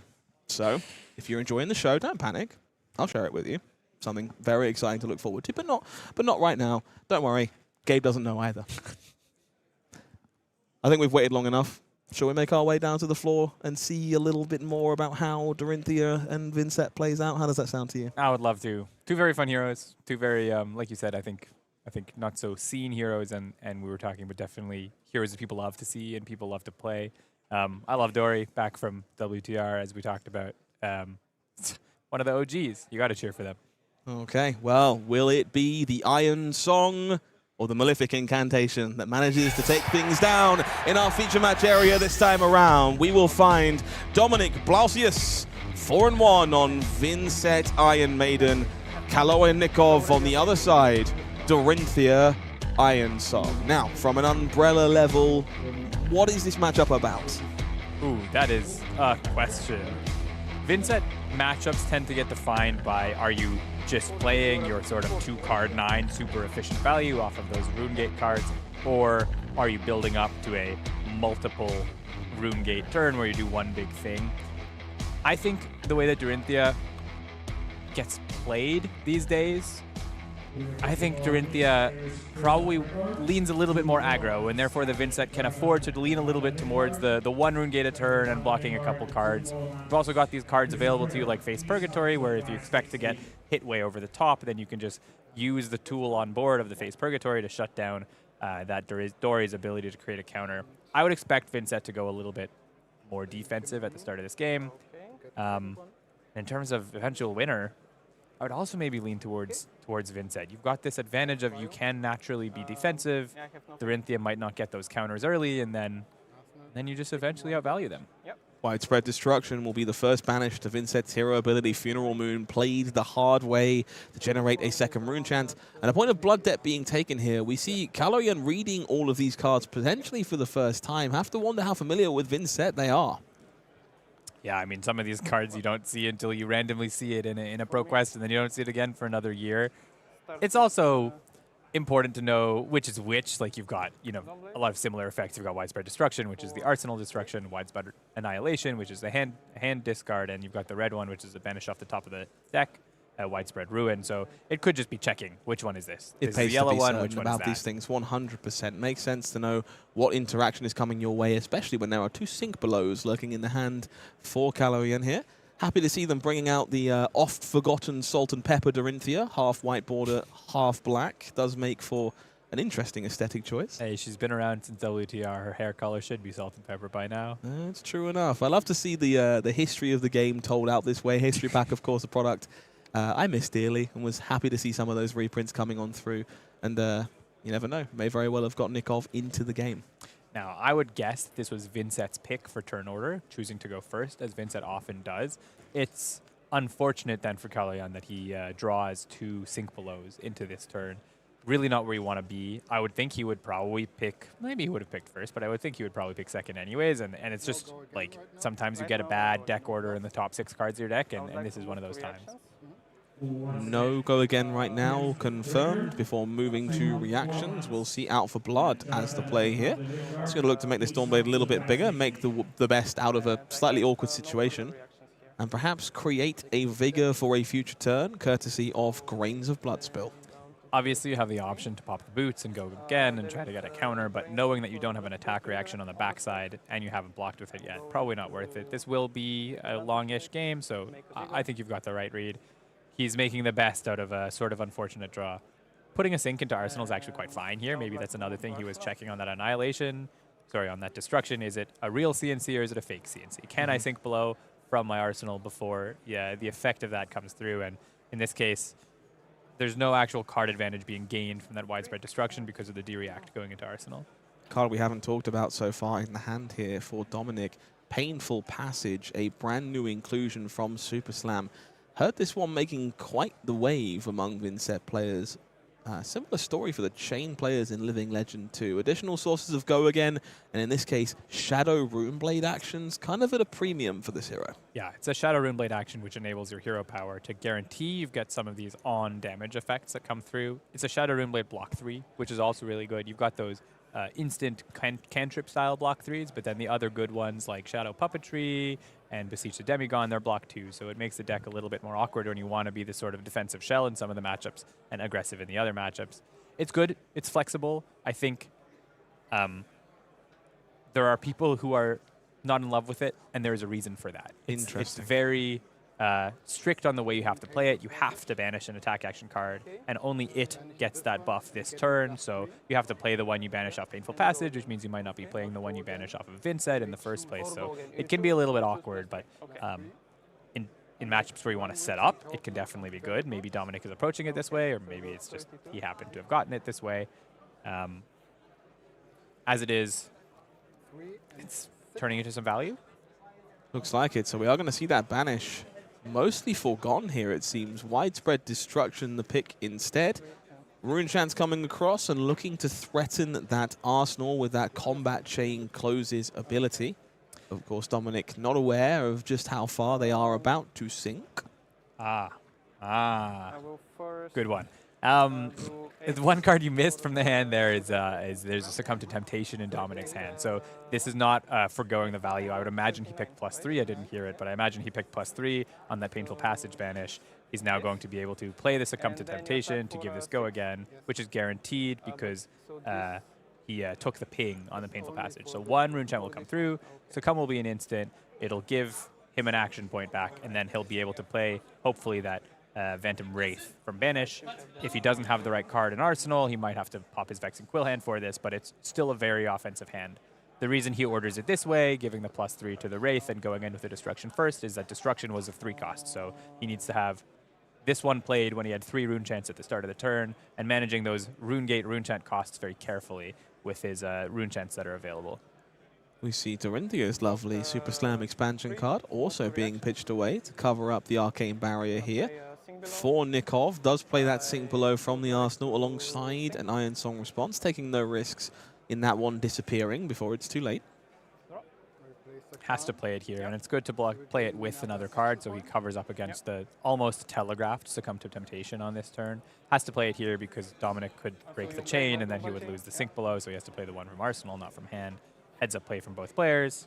Eloquent eulogy here in the Arsenal for Dominic, successfully banished courtesy of Widespread Destruction. We'll see those 2 Runechants generated from Vexing Quill hand before that Phantom Wraith that was banished earlier to Painful Passage comes on in for a hefty 9 points. So this is a great turn. He's got Succumb coming through, so this Kalyan has no choice but to block this kind of. This is 11 more damage, so a lot of damage coming through. One of them will be a beat away. This is what he wants to have happen early. Problem. He's used his Vexing Quill hand, and he hasn't developed a Malefic Incantation yet. So with 2 Runegate cards available to him already in the Banish, luckily one of them is a 1 cost, he's going to be a little bit taxed on being able to play those out over the next couple turns. So Dominic might be putting himself in an awkward spot and trading off good burst at the start of the game for that later on. We will see Sharpen Steel joined by Sink Below. Pretty happy just to commit these cards on defense before they inevitably find themselves in the abyss, courtesy of Succumb to Temptation. And this Vigor token will, of course, fund the bill for a Dawnblade swing, at the very least. As we make our way back over to Nikov's turn. Vigor pops, Dawnblade sent. Yeah, I mean, one of the greatest introductions of, not Super Slam, sorry, its predecessor, heavy hitters for this Dorinthia deck is the ability to sometimes say, block 12, swing 3. And that's exactly what Kalyan's doing in this spot. We do see reduced to Rune Chant here in the hand for Dominic, alongside a pair of Cull and a Funeral Moon. So enough attacks to work with for now, but does need to find a way to generate enough Rune Chants to get the turn spinning. Thankfully, Funeral Moon or reduced to Rune Chant, both capable of enabling at the least that Eloquent Eulogy. Yeah, I think this is the kind of draw you want to have, where you're getting these instant banish type cards where you can banish them and then you play the Eloquent Eulogy with the one Rune Chant you get, and then you're still able to play one of these cards, whether it's the Funeral Moon or the Cull. There's maybe even an argument to taking the damage, and no, Kalyan doesn't have any cards to cull away. Difficult spot, I think, here for Dominic, and you can see them thinking as a result of that. Not optimal. These cards are all very powerful, but not really what you're hoping for in this exact spot. Gonna look to try and hold that reduced to Rune Chant to set up for a bigger and better turn later on, and just accept a little bit of blood debt here to build a more impressive turn later. Yeah, and these cards, these Culls and this Funeral Moon, they're super flexible, right? Having access to these, whether they're in your bench or in your hand, is sort of just what you want to be setting up. So, like you say, a bit of a slowdown, but I think ultimately fine. Kalyan now forced to kind of block the 4, because if he doesn't, then this is another Rune Chant coming through on the next turn, which enables the Widespread Ruin now. So we will see that Eloquent Eulogy here, joined by a Rune Chant. Going to be 4-1 to start, with the ever-lurking threat of an Eloquence token. Currently, like, this doesn't have go again, right? Yes. Okay. Both these players just confirming there is no go again here, but of course that Spellbound Creepers forever lurking in the foot slot for Vincent does offer some shenanigans here if that's how Dominic wishes to progress with the game. And even without that, if any of these 2 sources of damage are taken, arcane or physical, he can play one of the Culls, take a card off Kalyan that way. It doesn't take a card off himself because he just banishes the other Cull and then sets it up for next turn, puts that Rune Chant creating D-React into Arsenal. Dominic is sitting there dreaming of Kalyan taking 1 damage on either the physical or the arcane here. That's all that matters. He just needs 1, but you wouldn't know it looking at the face of our Vincent player doing their best to conceal the current situation amongst the shadows, as Kolyannikov reaches for cards to play defense, looking to pay for Arcane Barrier to start here. Not interested in falling victim to temptation once more, with the threat of extra action points lurking. 3 cards in hand, of course, here for Dominic. Does tend to suggest there is some trickery afoot. I think this is diligent from both players. You could argue that Dominic IP'd himself by he's not going to be able to play these Culls because he hasn't dealt any damage, so they're not instant, and he's going to take some blood debt. Yep. Maybe there was a line to get them out, but the Culls are so critical that honestly keeping them in your hand is fine. They can shut off a lot of damage from Kalyan, especially because he's on one of these reactive decks. So say Dawnblade comes in, you take the first Dawnblade, and then you're worried about any reactions over the top on the second one, Cull can stop that. Say Kalyan takes 1 point of damage, he's keeping 3 cards, you're worried about the clapback, Cull can stop that. Dawnblade swing, the start of many a turn for our beloved Welcome to Wraith Warrior. Looks like an Overpower as the last card in hand here. Interesting one in hand for Dominic here, Swarming Gloomveil. Not a card that is typically associated with Vincent, but does have the ability to go wider than you might expect by playing such a tool. Could be one of those expecting blocks type cards. You're expecting the blocks out of the dory, so being able to string together one of these big turns that goes maybe Rune Gate, swarming another attack, you know.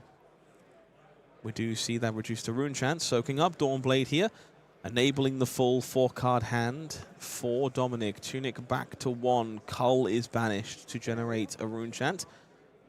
Kalyan going to take a moment to read Cull and understand the implications of having, well, a deal with a demonic deity. So here we see a little bit of why that Painful Passage card is not always so ideal. Without a Rune Gate card, without a card you want to be playing with that Go Again or +3 that you can play from Banish as an attack action, it's kind of clunk, you know? This is still a fine turn. He's got widespread. In Banish, he's got the threat of those culls or those funeral moons on the back end if Kalian takes any damage, but that painful passage is just not doing much. We're going to see that Swarming Gloomveil coming on through for 3 Go Again alongside these 2 Rune Chants. Hopefully enabling not only Cull, but maybe even that Funeral Moon that is also currently gridlocked in the Banish zone for Dominic.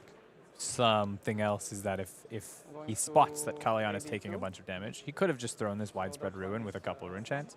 Playing the Swarming Gloomveil gives him the Go Again. He can flail himself, getting that Funeral Moon out, turning off one of the Blood Debt, getting an extra Rune Chant for next turn, meaning Widespread Ruin is still fireable next turn.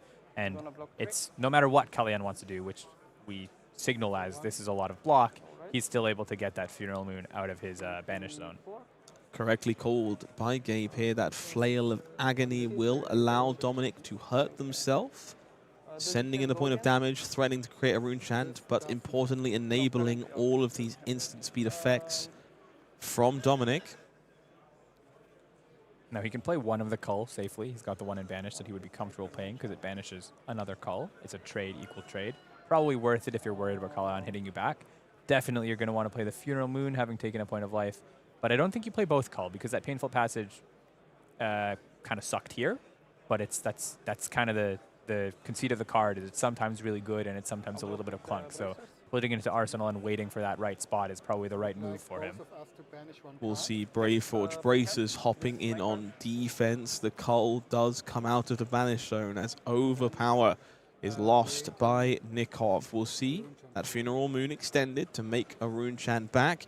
Try and set up once more for a bigger barrage next turn, but a fairly light turn of defending here for Nikov does leave them with some cards to work with to get Dawnblade swinging once more. Kalian has recognized a plan.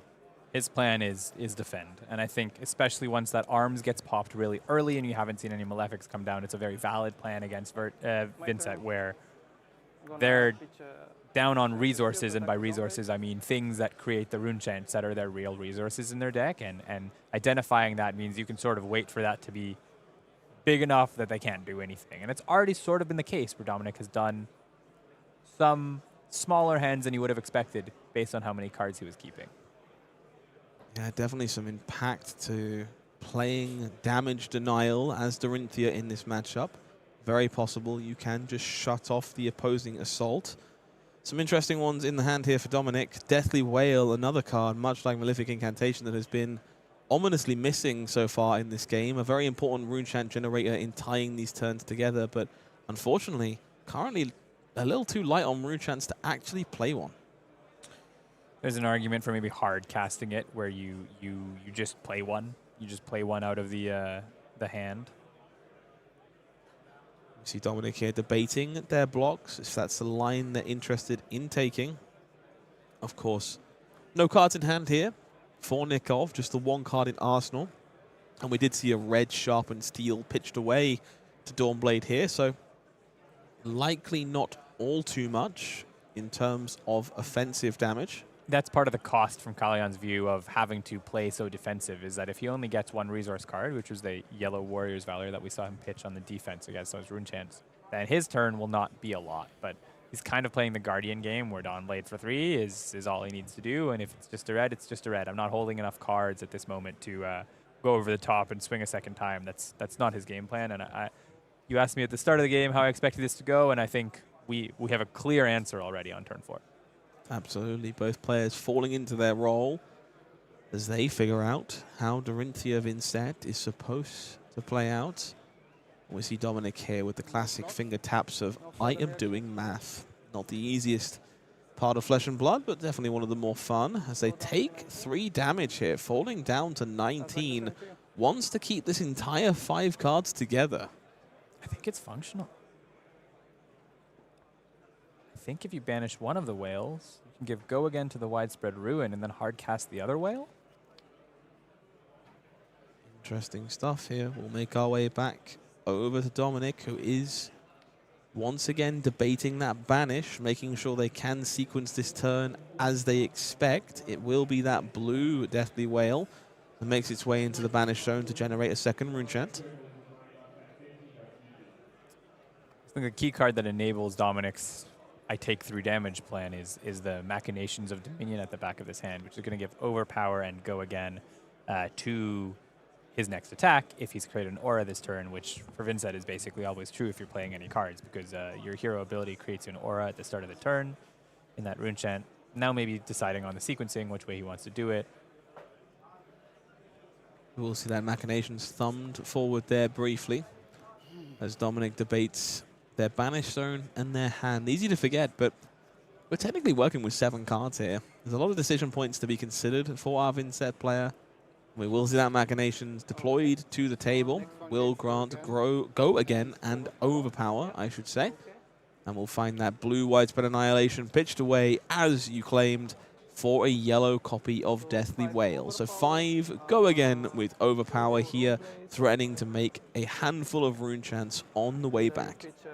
Yeah, I think there were several lines. Of course, he could have played that Widespread Ruin from Banish and then go into the Deathly Whale, but what he's doing here is prioritizing getting maximum rune chants off the Deathly Whale to unbrick the next hand. So if he goes Go Again on the Deathly Whale and then he flails on the opposite end, then he's going to have definitely 1 ping from the flail into himself, which means Whale makes minimum 1, an on-hit on the flail, which has to be respected, possibly a second rune chant, and if any of the rune chant damage comes through or the Deathly Whale damage comes through, that's another rune chant created as well. So basically he's saying, I'm going to take a bit more Blood Debt. I really want a turn where I can go big rune gate into big rune gate, and that's what he's setting up here.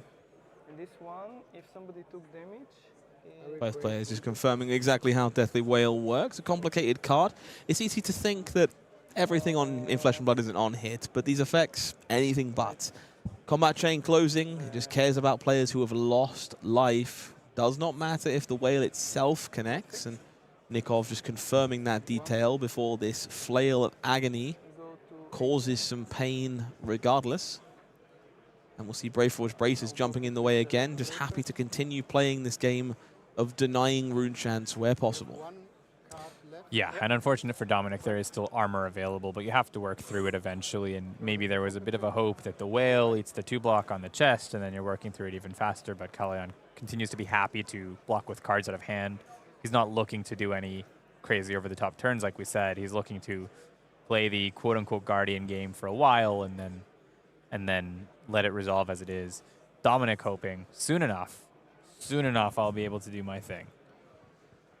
That deal with a demon slowly adding up here for Dominic Blasius, who is taking yet another 3 blood debt to try and enable a big turn in future. 15 life is all that stands between them and an untimely fate at the hands of Nazareth.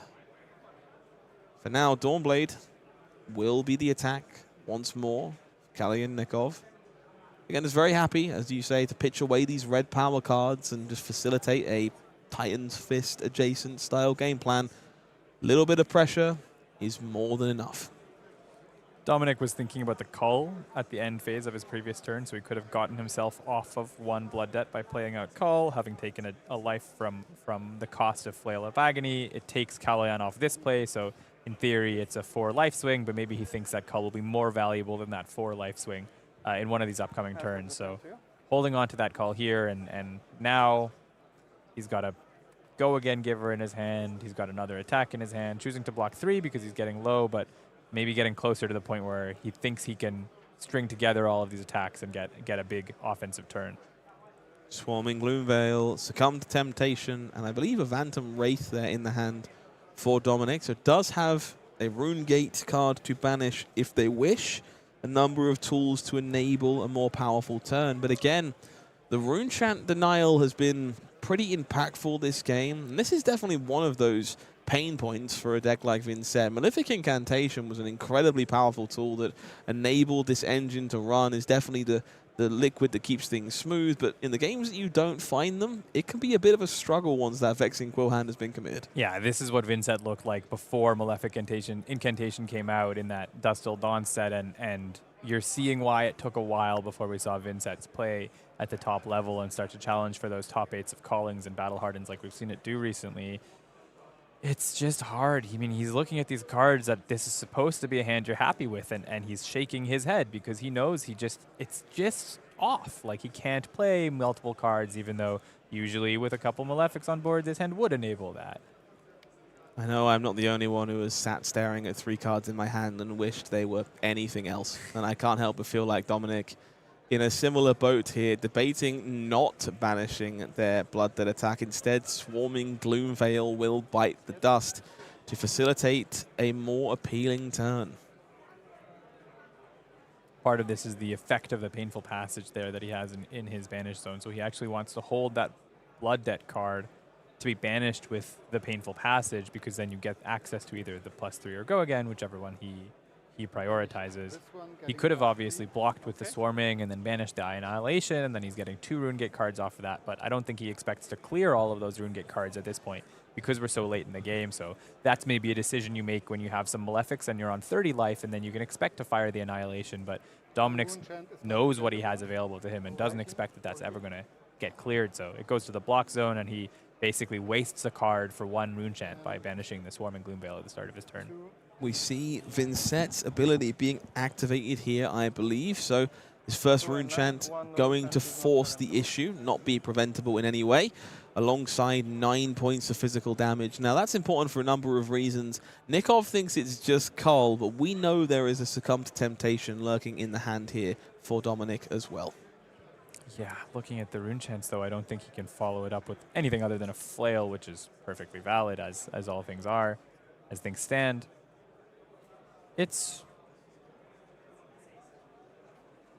a tempo swing, I'd say. He's going to get some damage through and deal the Flail, set up a Rune Chant for next turn maybe, definitely call the guy off of a card, but he's still, we're looking at that banish zone, and he's still going to end the turn with at least 2 cards in his banish zone, take a couple more points of damage. It's not Vincent's finest showing, I'd say. We kind of see here Nikov confirming Phantom Wraith does not, in fact, have Go Again. +3 was selected on that Painful Passage. Still sitting at a rather healthy 36 here, so happy to finally take some heat. Rune Chant's coming through, falls to 34. 9 physical to consider. And if Kalyan is scared of the Succumb here, then taking the Rune Chants is fine, especially because one of them is guaranteed, but then you just block 9. Then the Succumb's only value is Go Again into Flail, which I guess enables Call.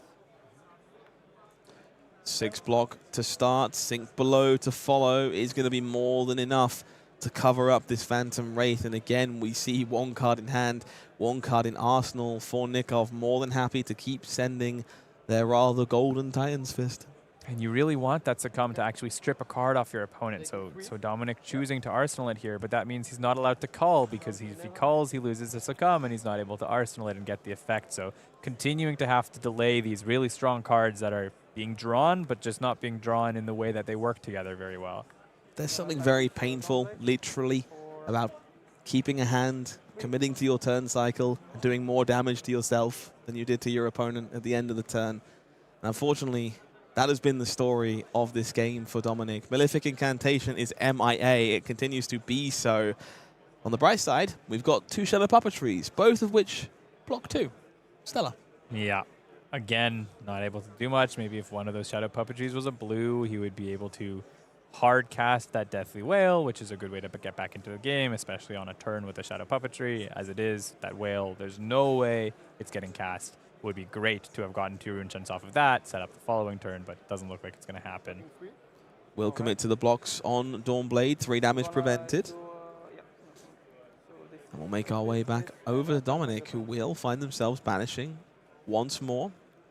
Likely to be that Eloquent Eulogy this time around. That one is a functional play. Yeah. it's good to have gotten this, but again, you know, Dominic took that line on the previous turn to Arsenal that succumb from temptation, make sure he keeps that good go again, give her semi-combo card, tempo strip card in his arsenal, and then what does he draw? He draws 2 cards that play a very similar role. So he wanted different cards, and now he got this part of the pile, the ABC pile of the Vincent deck, and it's not shaping up for him the way he'd wanted, I'd say. Dominic here debating whether or not they want to pay a life to facilitate Vincent's hero ability in response to the Shadow Puppetry. Thinking about whether or not that ability is worthwhile here to force through that damage. Looks like we're going to go with no this time, remaining on 11. The players reached for their pencils, so they might not have updated it on the stream tablet, but I do think I heard, I think yes, from Dominic there. We'll see as they update the score, of course. One of the reasons to do it is to guarantee that that call gets online no matter what your opponent chooses to block with. That does mean you lose the other Shadow Puppetry, but again, you're on 11. Your options are getting limited every turn. You need to get that Blood Debt out of your banish zone. You need to take your opponent off cards. 5 go again, the name of the game here with Eloquent Eulogy. Would create an Eloquence token that could enable some additional plays alongside a card like Cull. For now, 1 Arcane. 5 physical available for Nikov to defend. And we'll see them debating how best to navigate that here. The hand, pretty appealing. Blade Flurry, joined by Unsheath. We see at least 1 blue there in these resource cards. Looks like a hit and run to me. I think there's a take it on the chin there. So if this Vincent activation didn't happen, then the Runechant could be prevented not just by pitching, but also by just preventing it that way, and you get an agility out of the exchange. So could be good. Well, we'll see Nikov here taking the Runechant by the looks of things. I'm gonna block for 3. Move to Committing reaction. 3 block from the Blade Flurry. And we'll try to take on the chin the remaining 2 damage from this Eloquent Eulogy. We can generate that agility token for their trouble and stop this potent on-hit from Shadow Puppetry. More importantly, of course, succumb to temptation once again. Kind of stuck in the arsenal. Not going to be stripping any cards here. It will be Flail of Agony, causing some agony once more here for Dominic. Falling down to 10, another point coming across. Desperately scraping for a Runechant to bring these turns together. I mean, drawing the 2 Shadow Puppetries while you got that's a common arsenal is the polar opposite of what he really wanted to happen here. Would have been lovely to get a couple of those, maybe a Malefic and then some cheapish Runegate cards and be able to string together a hand that actually clears that banish zone. As it is, Kalyan's still blocking. Very, I'd say, correctly respecting the importance of that Runechant on hit, not letting Dominic create that. I think this continued denial of Flail, words are hard. Flail of Agony this game has been, honestly, a pretty good testament as to how to navigate this matchup when you're not seeing Malefic Incantation. And I mean, this Unsheathed is good. It's 3 damage on the offense, but once again, Kalyan knows his role. He's got that agility from the Take It on the Chin, so why play the Unsheathed? You're not winning on dealing him damage at this point. You're winning on him dying to his own Blood Debt. You just come in with Dawnblade. It's got agility, meaning that Dominic has to respect it if that happens to be an attack reaction on Arsenal. He might even have to respect 6. It's you attack with the flail. Sorry. 3 more Blood Debts taken here from Dominic, falls down to 7 as the agility token does break. Yeah, agility pops.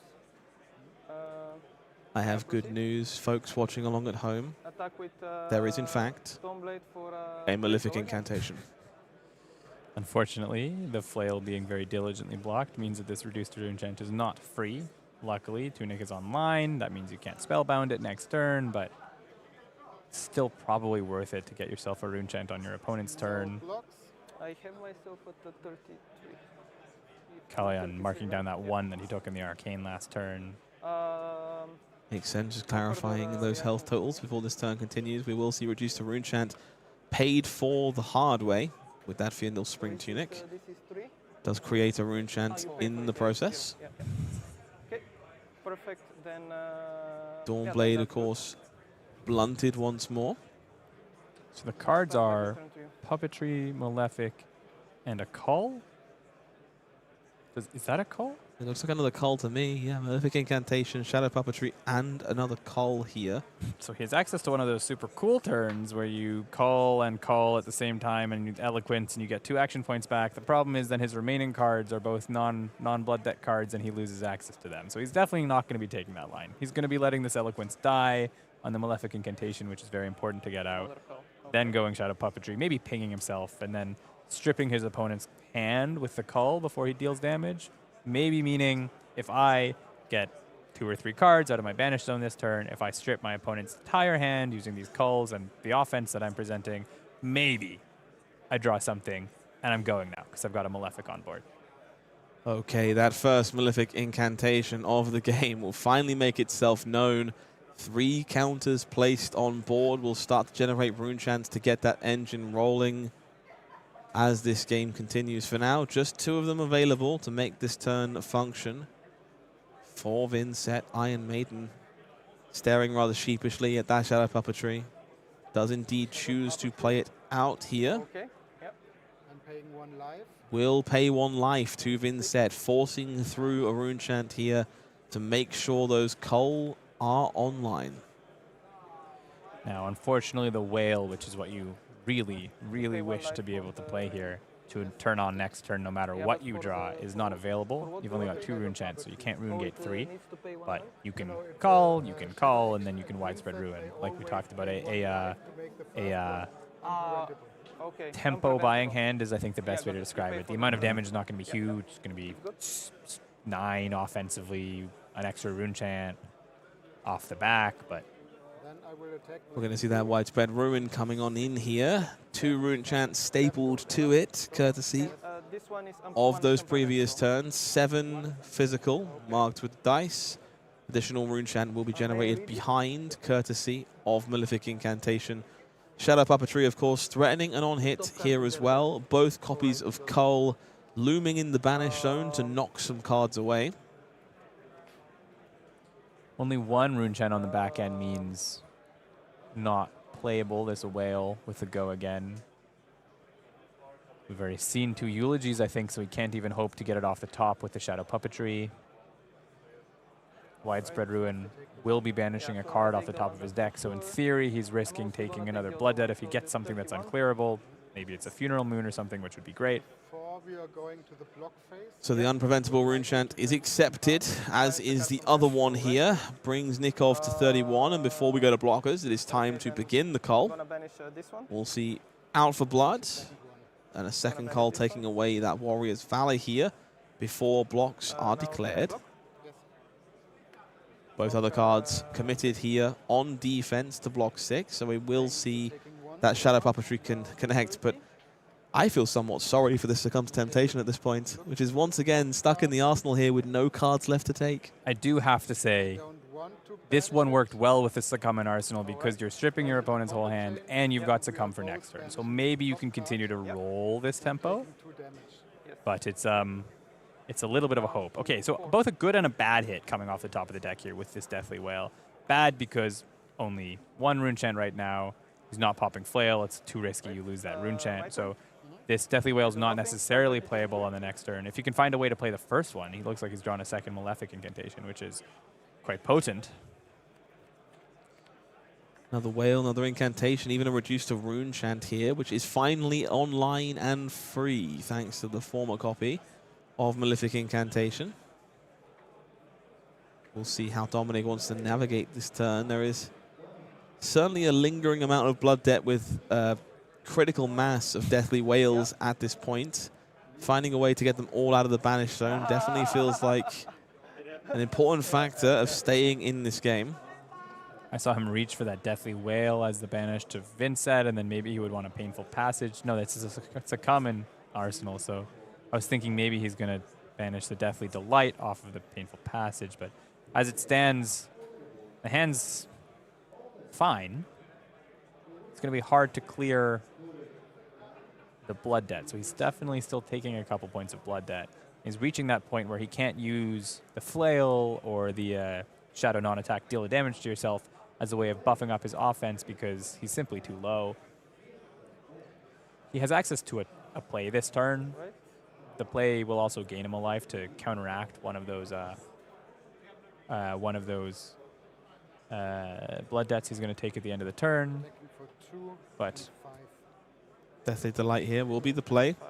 5 physical, 2 arcane, 2 more rune chants made behind, courtesy of this Malefic Incantation. And of course, I am not going to a setup made, hopefully, for a future turn. No Arcane Barrier declared this time. Nikov likely to change their stance as we make our way into the next set of turns. An impressive amount of aggressive damage could very well steal the game away. Instead, it'll be 2 reds committed to defensive duty here. Role not changing just yet. Warriors Valor and Rout happy to soak up a hit. yeah, still playing around that Succumb. He can take the AB, but he just has to make sure to block, and then he's able to present something on the back end. Succumb still being played here, actually. Interesting. Dominic here happy to just grab the action point back, clear the arsenal to make space for something more impactful. Take 2 more blood debt for the trouble. But this engine finally online, Malefic Incantations active. We can start chaining together some impressive hands. It's important to remember Vincent as a deck, very happy to play these smaller hands. For now, we'll need to play defense in the face of Unsheathed, which is joining Dawnblade and coming in for 6. It's unfortunate to throw away one of your favorite decks as a Vincent player and that Succumb to Temptation by getting it out of your arsenal for no value, but I think to put a 4-block D-React in your arsenal against Orinthia is very important. Blocking 9 here with 3 more Rune Gate attacks. Leaves just 1 card in hand, which will of course be banished away to Vincent as the Tunic ticks up. It is another copy of Deadly Whale. We will see it coming across the line here. Malefic Incantations triggering. 3 and 6 this time around. I like this. He could have blocked with 2 cards, and then if there was a buff threatened, he could use the reduced rune chant, but he doesn't need that rune chant on that turn because he's already got the 3 for the Deathly Whale, so might as well block the 9 since that extra card's not doing anything. Come in for 3 and 6. These 2 rune chants here are for the following turn. They are behind from my current understanding. 3 Arcane Barrier paid this time around, and Nikov confirming how Deathly Whale works. Likely to continue that rune chant denial plan we've seen work so diligently over the course of the game. Blocking 6 will do just that. The challenge for Dominic here is he's down to 1, and if he doesn't draw any life gain, he's just dead to... I mean, maybe he can clear both of the blood debt, but he has to be able to clear both. Dawnblade comes across the line, and Malefic Incantation, another card we haven't seen. Deadwood Dirge, Revel in Runeblood. All these powerful rune chant generators have been stuck in the abyss. We're going to see this reduced to rune chant jumping in front of the Dawnblade, and it is time to make a final stand here for Dominic. Can they find a way to clear all of this blood debt? Or will their deal with a demon be the thing that puts them down to X and 2? He's finally got a really good hand. This hand in any stage of the game is able to deal, I think, 9 and 9 based off of starting with the Whale, then you Deadwood Dirge on the second link, and then you Whale, and maybe you've got an extra Malefic out, so you're creating more rune chants for next turn too. You've got the Revel, so it's really potent, but he's down at 1. He's down at 1, and his opponent's on 28, so his opponent could take the 18, and if Dominic's not able to clear the 2 cards, which he will be as it happens, you know, he's going to die to himself. Malefic Incantation makes its way into the banish zone to pay for your debt. Cannot afford to place another blood debts card there for now. Would spell the end for Dominic instead. Going to fire off one of these Deathly Whales alongside 4 rune chants, generate a little more behind, and very likely lean on this Spellbound Creepers for the first time this game. Yeah, this is... Nah, for anyone in chat who was disappointed in watching the way that Vincent was playing out, it took a long time to deal any meaningful damage. This is the way this hand is maybe... This deck is maybe supposed to play out. This is the kind of hand that you're happy to see. He's doing a bit of a rethink on what he ends up banishing and whether he's going to be able to play the turn. But it's it's just, it feels a little too late. Revel in Runeblood instead does find itself in the banished zone before this Deathly Whale comes across. Rune Chant generated here alongside 4 Arcane. A somewhat painful number to prevent all of with ease. If you are Nikov, would cost more than 1 card. 2 blocks still available on that Grains of Blood spill. Does indeed want to commit these yellows to preventing the Arcane Barrier. No Rune Chants connecting. 4 physical here now. The only thing that stands between additional Rune Chants. Another thing to point out if you're interested in Vincent is the way Dominic decided to switch that banish at the start of the turn, bring the Malefic back into hand, and banish that Revel. The Revel represents more damage on this turn. Unfortunately, he's not actually presenting lethal, so the second half of that Revel in Runeblood says that you can't keep any Rune Chants into your next turn. It destroys all Rune Chants at the end of your turn, so what he's really prioritizing is making sure these Deathly Whales also power up his next turn if he's able to continue to attack after clearing his banish zone. So in this case, you have to trade the Revel for a Malefic, which is worth 3 less on this turn and 1 less overall, or maybe 4 less on this turn and 2 less overall. But it's the smarter play because it means at the end of all of this, you're going to have a lot of Rune Chants available for the following turn, no matter what you draw. It's just the smarter, more diligent play as a Vincent player. Deadwood Dirge going to pop onto one of those Rune Chants generated by the Deathly Whale. Will enable the second copy to come out of that banished zone here. Another Rune Chant made behind, as you correctly alluded to, going to allow some more functional hands from Dominic as this continues. And we're going to see that life total finally being leveraged here by Nikov, taking a little bit of heat and hoping to provide just enough pressure to cause some trouble. I mean, he pitched to get around the AB. He decided to take the physical.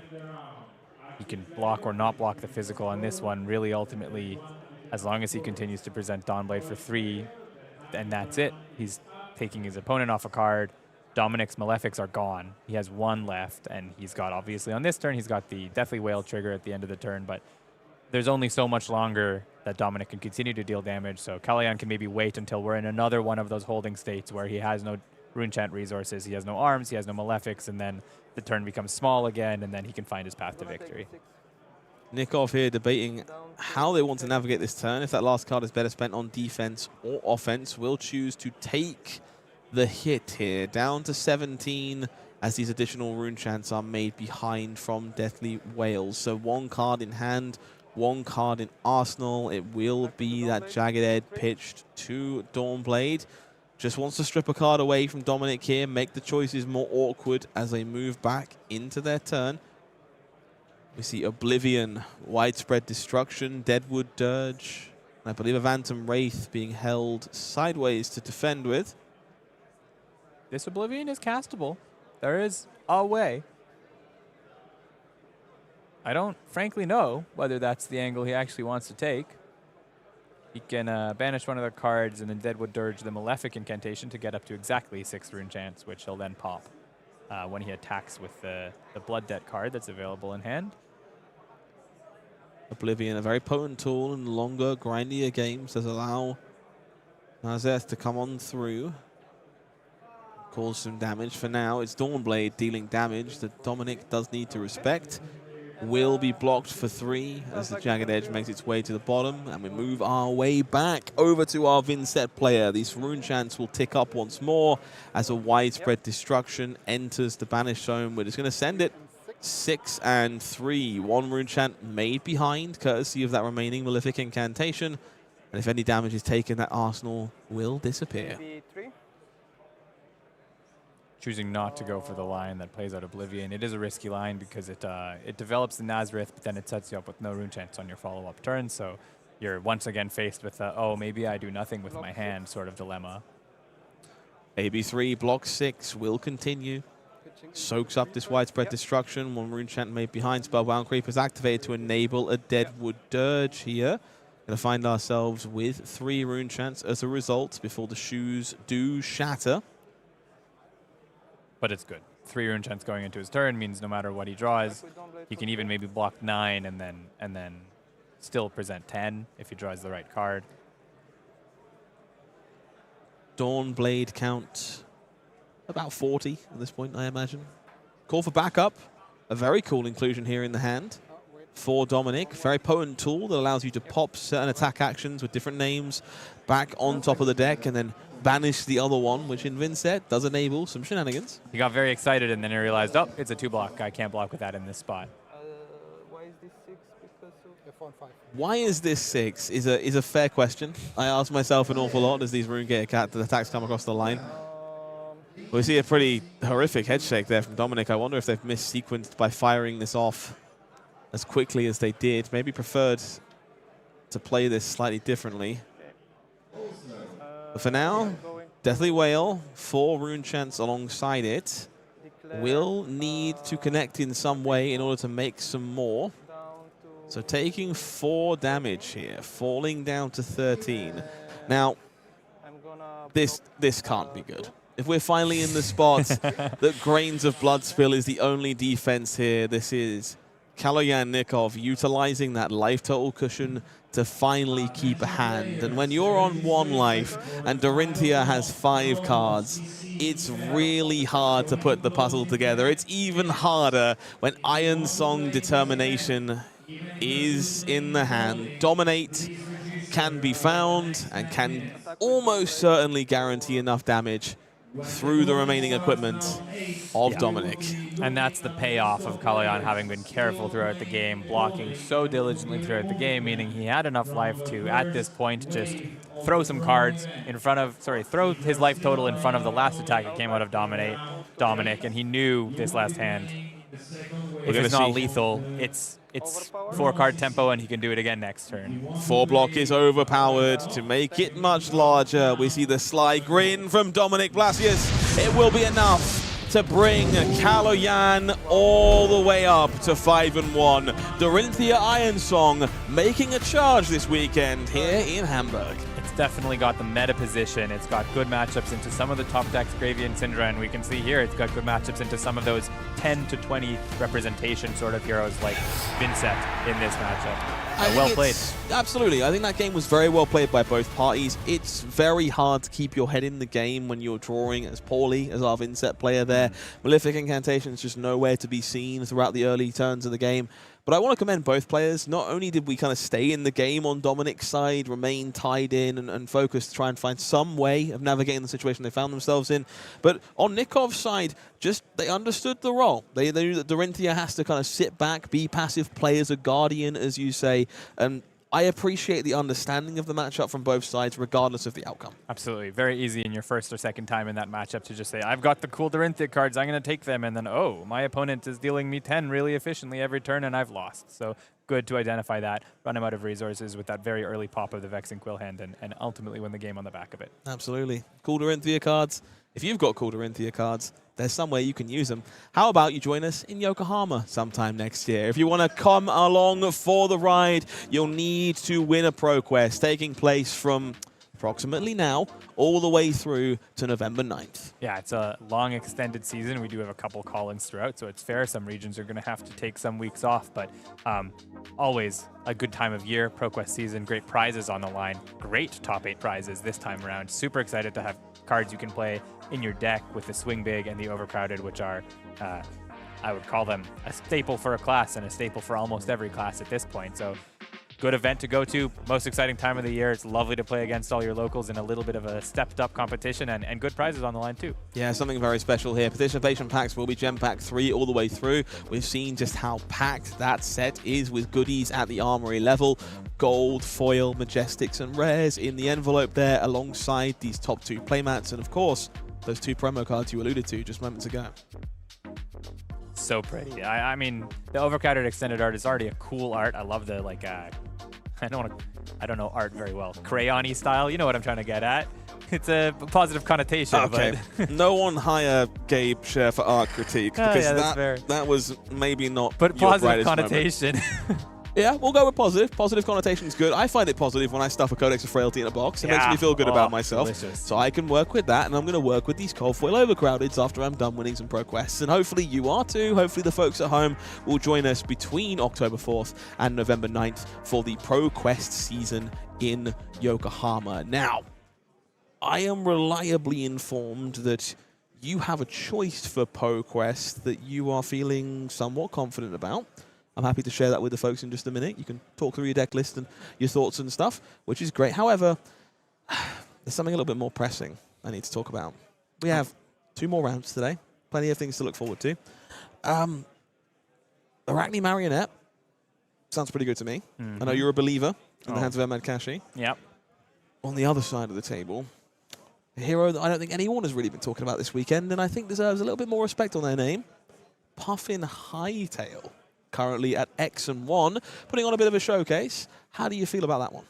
I mean, the matchup is a matchup I have no visibility on, having not played the Marionette since the release of High Seas. So it's a very different deck than when I was playing it. I understand it. And this Puffin deck, I think you allude to, is something that a lot of us don't have visibility on. The rumor mill, I have a friend who plays a little bit of it, and the word on the street is it's a good, not great aggro deck. It has these crazy big turns that you don't see coming if you're not familiar with the lines, and you really have to understand the deck to see the lines because it's all off the back of a bunch of cogs, and you just let the Puffin player do what they're doing. But sometimes it doesn't do enough damage, and you're going to fold to some of the other aggro decks in the meta. The upside is it's a mechanologist, so you've got a bunch of block 3s, and you can sort of be flexible, play this mid-range, play a bit more defensively against a deck like Cindra maybe, and then race some other decks. So definitely flexible, and I think it'll be exciting to see what the deck can actually put together. Okay, so you know nothing about Puffin. That's fair to say. That's okay. I'm hopeful you know something about some heroes in Flesh and Blood. Gabe, is there anything you're feeling particularly confident about heading into ProQuest season? Yeah, so I have the curse. I don't like to play the #1 deck. I've done it sometimes. I played Starvo, I played Lexi. I guess you could say Nu was the #1 deck a little bit when I played it. Certainly felt like it. I love to play the #2 deck or the #3 deck or the #4, 5, 6 deck. That's a response to the #1 deck. So the deck I've chosen to present to the audience as my ProQuest pick, that to follow up on Ethan's RKO from earlier, it's Kasai. Okay, Kasai, talk to me about not only this hero, but why you think it's a great pick for ProQuest season. Right, I got at this earlier. It's a good pick because it counters some of the top picks. Kasai, traditionally a very good hero into Cindra. It's a lot of block 3s are super comfortable blocking. Those 4 breakpoints are easy to block with the boots, with a block 3, and the Valiant Dynamo that recycles you a defensive value every turn. The best way to beat Cindra is block about 2 cards every turn, and that's Kasai's happy place. You also have some counter picks, or one of the ways that Cindra gets over you is with a card like Wrath of Retribution. And if you just put 1 Kabuto of Imperial Authority in your sideboard, all you need to do is sit on that until you see Wrath, and you shut down their big turn. So it's good into Cindra. That's the starting point. The second point is it's pretty good into Gravy, and the new card, which is part of why I pick it, is even better into Gravy Bones. You've got this Blood Follows Blade, which really enables an interesting play pattern. It's dealing less damage than some of the other cards in your deck, but it's creating this allies. And the allies are the secret to all of your hard matchups. So first of all, Blood Follows Blade is just efficient. You can throw a sword into an ally, give it go again, get the on-hit, create an ally, use the ally to clear another ally, and then come in with the big sword at the face. Wonderful turn into Gravy Bones. But you now have 3 more cards in your list that create these Centauri Sellswords, which I would call the heart of the Kasai deck, outside of the big combo turns, that really help you against the defensive stalwarts of the format. So I've gone through Cindra, I've gone through a little bit Gravy as a hint of why I like this deck. Why I wouldn't choose this deck if you're thinking of this and you're thinking of your local meta is if there's a lot of Earth. Those matchups have gotten a little bit better with the introduction of another Jeep Go Again card and the introduction of this Centauri Sellsword creator like I talked about. But at the same time, they are hard. Those decks are very comfortable blocking you a lot, blocking your on-hits of gold and copper that you're trying to create, and ultimately keeping you off the resources that you need to build your army and overwhelm them. The way you win those matchups, lots of Centauri Sellswords early and attack with them a lot. Looking at the deck more broadly instead of its position in the meta, I like to think of this deck in terms of a recipe. You've got 18 or 19 yellows that I like to have in the main board. You've got 16 or 17 blues that I like to have in the main board. And then the rest is reds. A lot of those, the damage dealers, are going to be main boarded. And then you've got some sort of sideboardy flex pieces. You've got Blanche for the Prism matchup. You've got 3 to 6, in my case 5, defense reactions, which help you against decks like Cindra and help you against decks like Prism as well. You've got cards like Stroke of Foresight, which is a sideboard card, a +3 reaction for 1, draws you a card, sometimes saves you a resource, that you use as a way of getting over the top of those defensive decks like Earth. So I'd say The shell is pretty standard. You've got these sort of 37 resourcey cards, a lot of them yellow because there's a lot of good yellow Majestics available in Warrior, and also yellow is important for your hero power. And then you pick and choose where you want to go in that red slot based on whether you want to take a more defensive stance or a more offensive stance, and how much defense your opponent is expected to present with you. I think that was a pretty comprehensive roundup of the power of Kasai, the flexibility of Kasai, and ultimately the appeal of Kasai as we make our way through this ProQuest season. Seems like a defendable choice. I'm hopeful we'll see a couple standing out from the field as we make our way through the event today. Would certainly make you look pretty good if they manage to do just that. I'd hope so. I heard whisper that as of the last round, there was one undefeated, maybe going into the round we just watched, so we'll have to catch up with how they perform. Okay, certainly one to watch. Looking forward to seeing a little bit more about it as we make our way into that next round. However, Kasai can wait, because Arachne Marionette, Puffin Hightail, feature match area, us, and you. See you there. If you come on over here, we could be on the same side. Same side, same side. Same side, same side. Same side, same side. Same side, same side.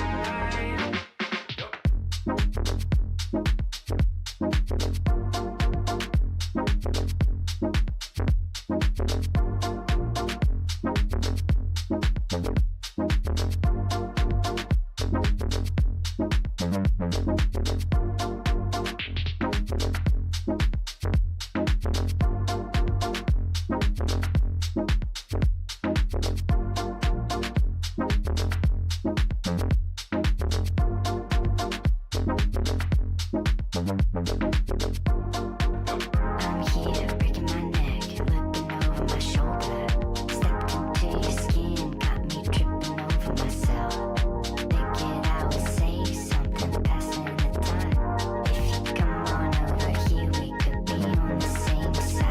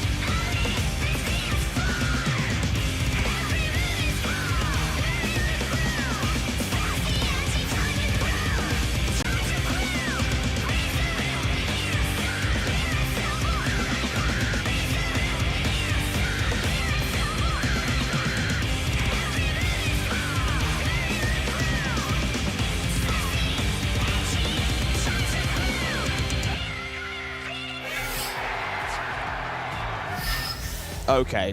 I was very firmly on the Puffin side of this equation until I was informed that our Puffin player's first name is Florian. Gabe, why is that not okay? Well, there is a hero named Florian in the game. I happen to know or have played against this player, and I have also played against him on a hero that's not named Florian. I have some words to be had after this feature match, but that's okay. I'll keep my personal problems to one side. Puffin Hightail, I think, is going to be a pretty interesting hero to watch. I think there's a lot of people who are very skeptical about the abilities of this hero. I'm not. Thankfully, I live in an area where the locals are very loud about the abilities of Puffin Hightail. So I want to see the win for the sake of the glory. I want to see the loss for my own self-esteem. So it's going to be fine for me one way or the other. Arachne Marionette on the other side should be a pretty interesting part of the equation. For now, I'm more interested in what's around these players as they make their way into the second day of competition. So let's take a quick look at the standings so far for the calling and see who is finding their way to the top of these leaderboards. Now, I can't help but notice a rather astounding amount of wizard at the top here. Two of them happen to be Arthur Drehay and Jacob Clements, but I'm sure you're pretty happy about number 4, no? 5 out of 8 wizards. Sorry, top 6 O's are wizards. Yeah, I'm super happy about 4 representing Kasai that I just showed off.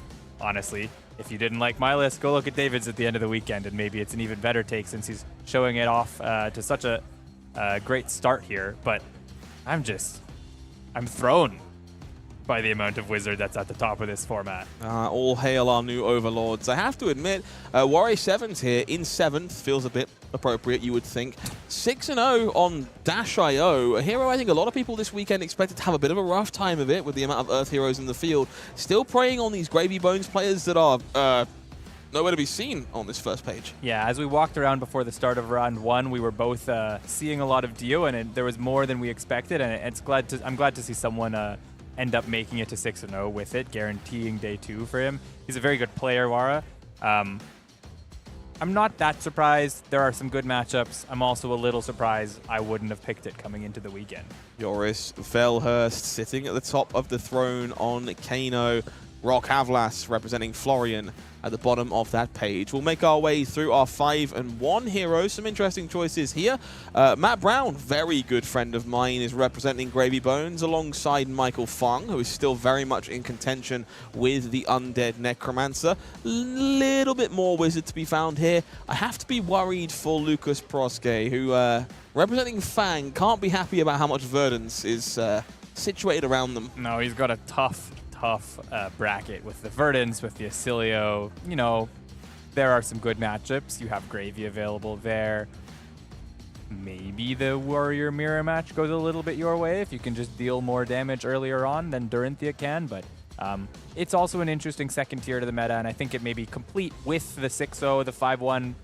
They come together to make a more full picture of what we were expecting this weekend. We see a little bit more of that Gravy and then some of that Kayo and Fang, those one-offs down below. Yeah, Gregorius there in 17th on Kayo, putting up a good showing for the Brute. However, as we make our way through the rest of the top 30, good news, it's more Wizard. Oh my. This is definitely the thing to watch now for the weekend. We're 6 rounds in and we're seeing all of this Wizard. We saw it well represented at the start of the day. Some people said it was the right pick, and you're seeing, I mean, it's not, I wouldn't say no matter what Wizard you're on, we only have seen one Kano, but that's the least representative of the 3. So the other 2 both look like valid picks. They've got a very good meta position, and they've just, like we've talked about, strong raw power. Other decks here, not that surprising. I think there's one that stands out down in 29th, Max Klein, a very incredible player representing Victor.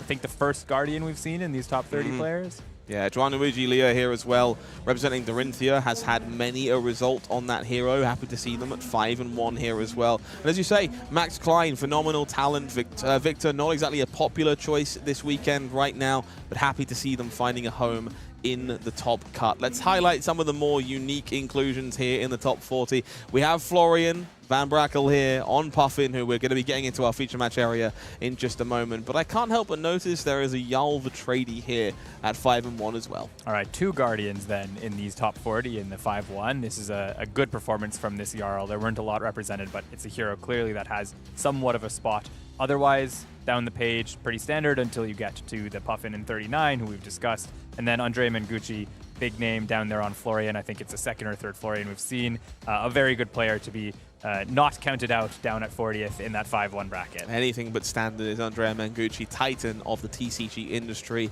and a name I have no doubt you'll be seeing more of on the circuit. Second place at the Calling in London last year was just the beginning for them. Now this is a much more diverse page all around. Arachne Marionette sits front and center. It is Daniel that we'll be focusing on in our feature match this round. Alex Kitsu, deep in the World Tour race, needs those points, decided that Dash.io was the best way to do that, has been rewarded with a 5-1 record so far. Dylan Thompson on Verdance here from Ireland, sitting at 5-1. More Kasai at 5-1 in the hands of Zachary Cutson.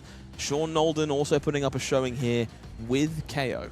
Yeah, I think the ones that stand out to me on this page are maybe the first copy of Mario, the second copy of Dio, the Kasai, the KO. All of these heroes maybe getting a little bit more representation. And then, of course, one representative of the Vincent, who I think Exilius was in the top 8 of the last time we cast together in Bologna. Certainly was. He's been on this hero for a while and really understands how to play the Vincent.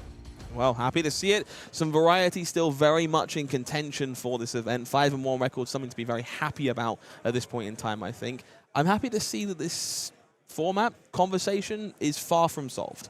Yeah, no, totally. I mean, it looked like a lot of Wizard for sure. There was definitely some, you know, big block of stuff that's all the same, but then there's a 50% of the meta around that you could be on anything, and you could comfortably make it to 5-1 or 6-0 at this stage. There's a lot of right choices right now. Absolutely. Now, if you remember earlier on, Gabe, I teased that I had something worth revealing for the folks at home. Very excited to showcase something they haven't seen before at the end of the round.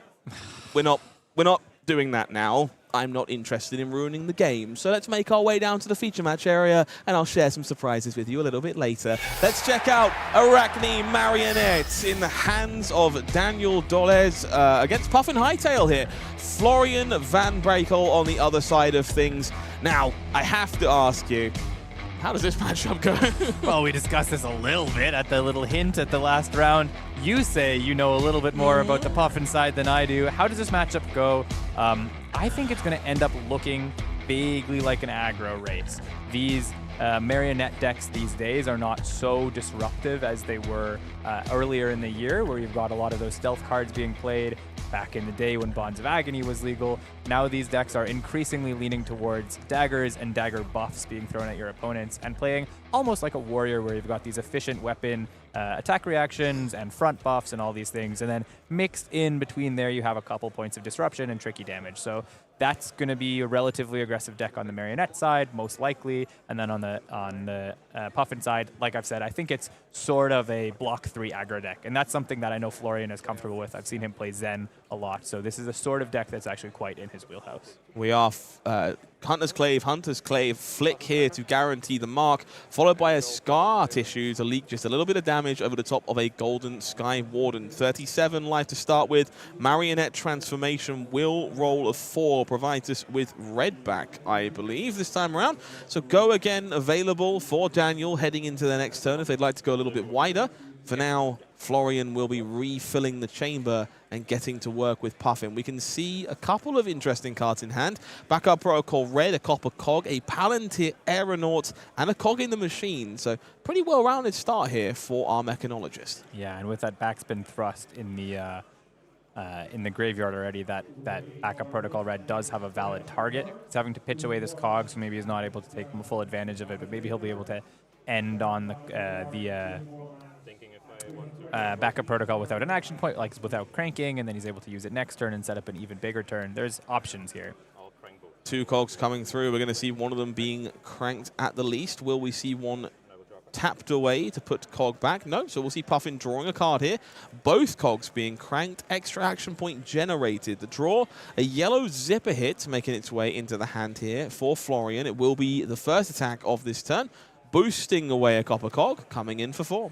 Florian there understanding the matchup, understanding that the way Marionette is built these days, you're not getting fatigued and cards banished off the top of your deck by them. So even though he seems to have a little bit of a boost package in his deck, he's not so concerned about making sure that Cog in the Machine ends up back on the bottom of the deck. He knows it's win or die before that.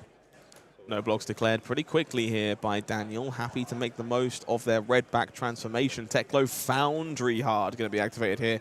banishing away a Dovetail, not one you want to see disappearing into the banish zone, but it will facilitate this Palantir Aeronaut. Now, it might not look like it, but that funky little unicycle down there means this is capable of activation and some serious damage. So there's a lot of equipment on Daniel's side that he doesn't want to lose. There's one piece of equipment that he's kind of fine to lose, and I was going to talk about this when he flicked on the first turn, so I'm glad to be given the opportunity now that we're back focused on Daniel. One of the things these marionettes do now is almost always flick on the first turn to open up that slot for the Chelicera. And something I've seen some marionettes discuss in these aggro-y matchups where you expect to both of you just take a lot of damage and not defend a lot is no matter what the first turn is, you just throw Mask of Deceit into that and then get the Chelicera, get the Orb Weaver, because you could go for a really free pitchless turn with that Chelicera, and your deck's whole point is to have it out. So you really want to get that guard, that token out into your second weapon zone, which means you want to flick on turn 1, get them marked, get the open slot, and possibly block with a Mask of Deceit to flip into Orb Weaver anyways. Incredible stuff here, and very well navigated by Daniel. We do see Palantir Aeronaut not activated. Those gears and cogs just used to fuel a Spitfire instead. And we'll park away a card in the arsenal for a later turn. For now, we'll be back over to Daniel. We'll get the most of their Orb Weaver here as their Tunic ticks up to 2. In this case, tapping the Unicycle would have only turned into, or destroying the Unicycle would have only turned into 3 value. It would have popped the Destroy on the headpiece and then 1 extra +1. And so that's fine, but maybe he can get a block and still get 3 off of it later in the game, or in a tricksy spot where Daniel's low and forced to block very funnily because of it. So I think Daniel is... Both players knew how that was going to go. Arachne Orb Weaver does deploy that Graphene Chelicera, followed by a Kiss of Death for 6. This attack hasn't gotten any worse overnight, but it has gotten significantly bigger in the face of Stains of the Redback, and to the point, all of a sudden, this is rather large. And that's exactly what this new version of the Dagger Mario, as they call it, is trying to do. You're trying to do these sort of pitchless turns where you come in with either a Kiss of Death or a Chelicera. They say no blocks. Oh, it's 15 now. Yeah, have fun taking it. And that's exactly what you want to do. He happened to have the Kiss of Death in hand, so he still wants to go Orb Weaver to make sure he gets that Chelicera, and then he gets 1 extra point of damage on the back end, and he's able to flick the Kiss of Death. But if he hadn't had the Kiss of Death, all of these buffs that he's played this turn, the one that affects stealth, the ones that affect daggers, it all could have gone on the Graphene anyways, and he would have been able to turn into mostly the same turn. Florian here falling all the way down to 21 after that unrelenting assault from Daniel. Does, however, get to keep their entire hand in the process. So backup protocol red cranked, Polycranker cranked, extra card drawn. So looking to go even bigger, courtesy of Puffin's hero ability. Puffin, however, now exposing their beloved bird to an untimely dagger. Yeah. There's a bit of a trade-off in there for Daniel if he chooses to do that. The Hunter's Mark doesn't apply Mark if it hits the Polycranka instead of the face. And the Graphene, like I just talked about, is the ideal target for all of your dagger buffs. So you don't really want to be sending either of them into Poly. You can send the Hunter's Mark into Poly and you're not that upset about it, depending on which reactions you have available to apply to the Chelicera. A lot of options here for Florian, and with that backup protocol, he's got more options. I believe there's a couple reds. There's a backspin thrust and a Palantir Aeronaut in the graveyard. So a lot of ways he can just be an aggressive mechanologist, basically. Big impressive turn incoming, double red zipper hit at the very least, alongside that menagerie of blues, joining that backup protocol red, which we know can be at least a backspin thrust, maybe even another zipper hit if Florian would prefer. It will be the red zipper hit to start things off here. Going to be pitching away a blue, no doubt boosting to enable go again. I think he's maybe just confirming the math on this hand. He's got those 3 blues. He can definitely pay for whatever he wants, but 2 of them will have the ability to create a cog, so maybe he's thinking if he wants to get that thrust or that aeronaut out of the backup protocol, then what's the most efficient way to have a cog around and use that on the card he fetches with the backup protocol. Cogworks Workshop will be the pitch in the end. 5 damage. Pretty happy to come on through, knocking Daniel down to 24 here. And we will see a follow-up from Florian. Significantly more damage incoming. Another red zipper hit. 5 more points of go again damage. Takes a peek at the banish zone now. Boosting twice, of course, just because that first zipper hit was announced to have been boosted and seems not to have been done so in practicality. So both players there just happy to correct the board state and move on as things should be. So one thing, we've characterized this as aggro mirror, essentially. Both of these decks, maybe not what you would traditionally think of when you get asked what's an aggro deck in Fab, but they both are. One of the advantages that Puffin has is a fridge. So looking at the board, Puffin still has 7 more life than he actually has available on the life counter, on account of the Crown of Providence, the Teklo Foundry Heart, the Cogworks Tinkerings, and the Unicycle. Actually 8 with the second block of a Foundry Heart. So there's a lot more damage to be dealt incumbent on Daniel. That's traded off by the fact that his damage can be tricky and reactive, so maybe the Puffin doesn't know how much he's supposed to be needing to block. We're going to see Palantir Aeronaut fetched up with that copy of Backup Protocol Red, immediately thrown as the next attack by the looks of things. It's just the biggest thing he could fetch with his blue, eh? You know, it's not a... It's 6 instead of 5, I think, is essentially the thinking there. He wasn't creating a cogs to be able to buff it or to be able to get the triple effect anyways, and there wasn't a way with the cards available to him for him to do that and fire off the zipper hits. So he's just turning that Backup Protocol that's sitting floating and that got him a draw card into 6 damage, and that's fine.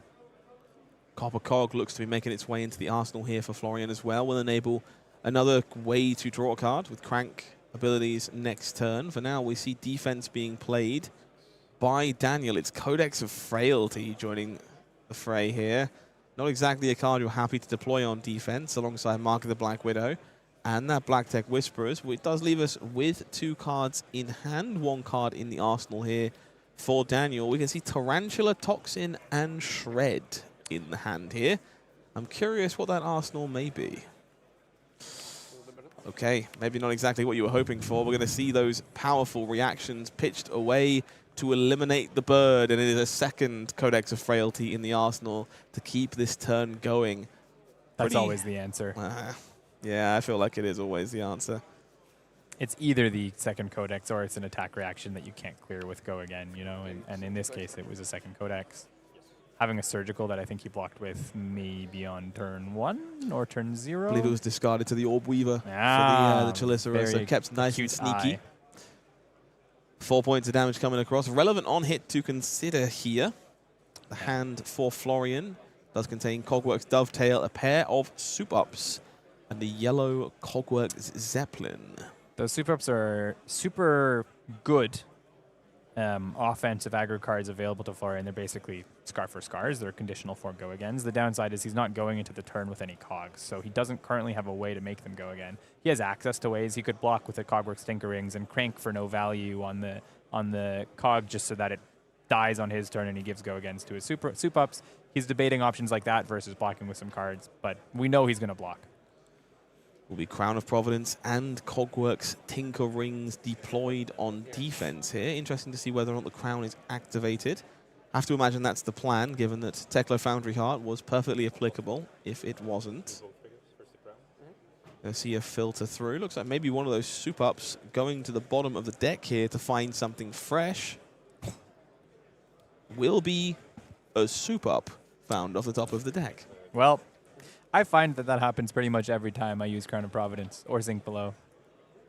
The pain is real. Golden Cog. No need to crank here by the looks of things. Counter will remain. Of course, that Copper Cog awaiting in the arsenal for Florian should they want it. I think Daniel did something quite diligent on that turn. His deck is aggressive. His deck has the ability to just kill fast, but he saw that that poly is representing basically half of a card draw for Florian every turn, and he saw that he had a line available to him where he could minimize some damage taken, clear the poly, and still take some tempo back with that Surgical off of the Codex of Frailty. So very good of him to kill the bird, because if the bird wasn't killed, this is a whole nother card for Florian, and then this is a very, very strong turn for Puffin. As it is, it's probably still quite strong, you know? It's probably still quite scary for Daniel. So unfortunate that he had to sort of take that cycle, turn cycle, you could call it off, but I think it was the correct play to do. Worth noting, seems like it's a blue Soup-Up here that was found from that Crown of Providence, which will line up particularly well with this Cogworks Dovetail and the Zeppelin. Is otherwise lurking in the wings. Going to set that Soup-Up up for a turn where those cogs are naturally expiring. For now, blocking out the Dovetail does give the flexibility to use those cogs to enable either a bigger attack or Go Again. We're going to see both in this case in order to facilitate this Zeppelin. choosing not, it seems, to use the Unite cycle to untap 1, turn it to 7, untap them all on hit. Maybe he's afraid of a defense reaction coming over the top and then having wasted the unicycle for no real value. It's like maybe there might be a pick up the point underneath. So I think we're blocking 5. So we're going to leak a point over here with this Cogworks Dovetail. Is going to be enough. Going to send the Zeppelin over. Now this Zeppelin, surprisingly impressive here. If it does connect, the Cog that will be generated can be cranked and will draw Puffin a card. So threatening to go much wider if this damage isn't respected. However, with those Cogs untapped, this could also just be a very large 7 power attack if you're not careful. It's 7. It's 7 either. Well, I guess it could be 6 and you get the crank and then you weapon and it's all the same. Or soup up and it's all the same. But yeah, this is just offensively potent. We do see a sink below actually in the hand there. And another pick up the point, which is unfortunately a 2 block. So he can't actually reach 7, putting both cards forward. Worth noting though, that Dovetail did not have to connect if Daniel didn't want it to. That sink below was there to prevent that untap. Chose instead to hold on to it for the follow-up attack. Does sink. Yeah, if you're passing, then I will. And finds the inertia trap off the sink below. Sometimes they just have it. That's ideal, I'd say, for Daniel. He's effectively blocking for an additional 4 above the block value of this Cogworks Zeppelin, or the attack value of it, by making sure this soup up doesn't get kept around by Florian. He has no way to get the action point, I don't believe, and so that soup up's just going to go to the bottom of the deck.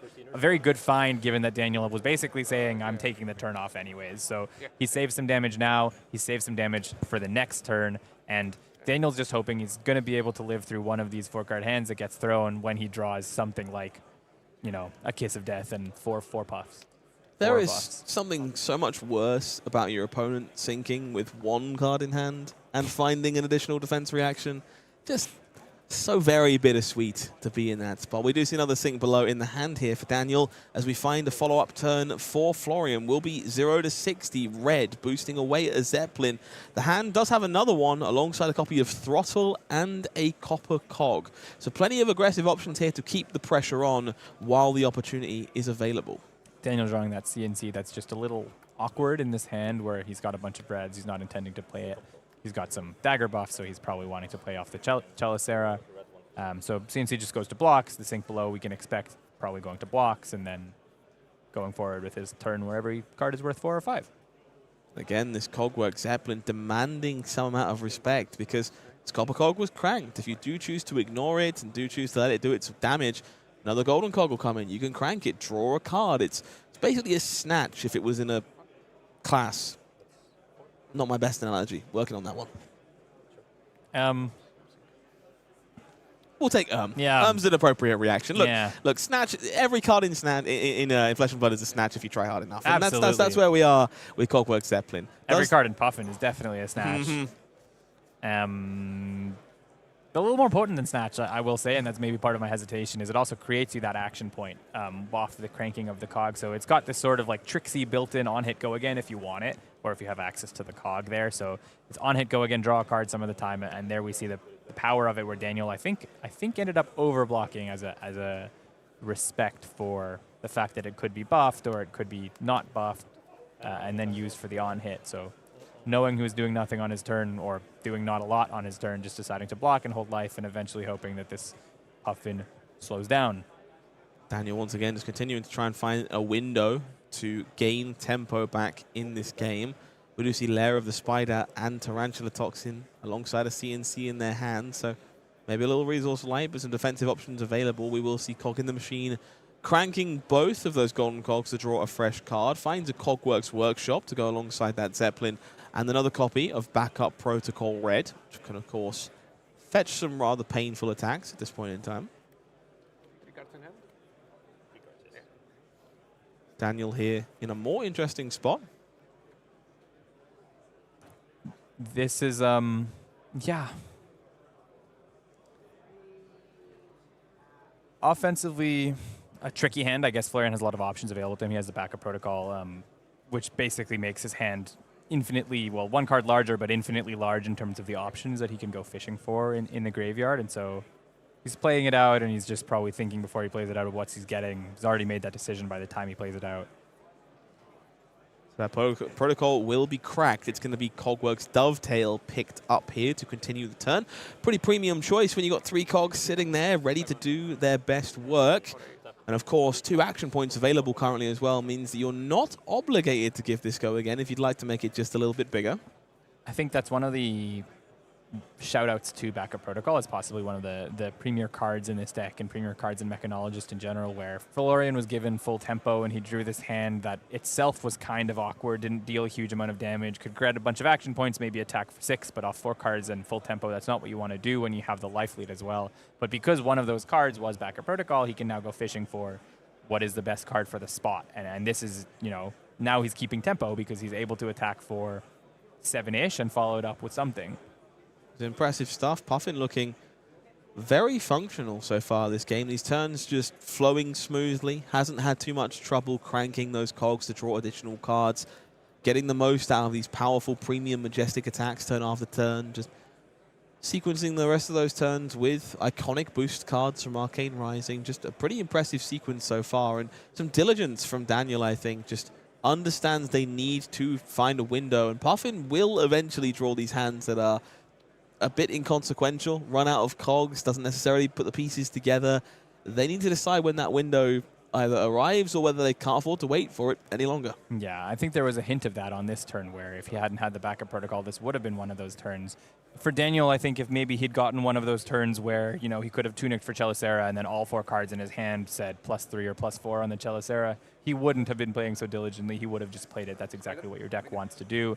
But as it is, the way the draw has been playing out, he's been sort of forced into this position, and he's fine with it, taking it. We're going to see all 3 cogs committed to this Dovetail here. Jumps to 8. Lair of the Spider will stop those cogs from untapping, but it will be a Cogwork Zeppelin to follow. 6 more points of damage. You're going to have to put a cut from the same cloth in front of this and allow 4 points to come through. Sort of on the receiving end of an onslaught is how you could describe what's happening to Daniel here. We will just see a sheepish pass back. Again, just looking for that window. 13 life to work with for Daniel on Arachne Marionette. We see another Inertia Trap found in the grip. Cogs will expire, and we do see a Golden Sky Warden and a pair of Palantir Aeronauts in the hand here for Florian. These cards are typically better when you've got some cogs. And so Daniel's patience has maybe rewarded him with the moment he was sort of looking for, where he has some amount of visibility on the maximum damage that his opponent is presenting at the start of the turn, and I think the number is 6. And so this is what Daniel has been blocking for, essentially. We do see Daniel being a little, I wouldn't say punished, but there is argument to be made studying the way that Daniel's draw has gone, that these theory acts can be a bit punitive in the way he's built the deck. He's had a lot of turns where he could have done something and then actually 1 or 2 of the cards have been defense reactions, and so actually there was no offensive line available to him because he was incentivized to block by the way his hand has been built, and now he's been stuck in this cycle. Does commit both Stains of the Redback and Command and Conquer on defense here. So 2 cards still earned from Daniel, regardless of the slightly anemic turn from Florian. But we will make our way back to the Assassin with a couple of cards to work with for the first time in a few turn cycles. It will be that Graphene Chelicera fueled by Inertia Trap. It's going to get Scar Tissued up to 4. A little bit of extra damage and some marking for the trouble. I don't have a perfect memory, but I believe that Arsenal card might be a Mark of the Black Widow, so maybe he's thinking that his way into this game is flip into one of the good offensive Arachnes, have a Black Widow in Arsenal, and then maybe block a couple cards this turn and then take a couple cards as well. That is a good offensive Arachne. Black Widow, pretty much the premium choice in that regard. And now let's look to see if a Kiss of Death can arrive at a rather opportune moment. So 0 to 60 will be the play to start things here. Just more damage coming through from Florian.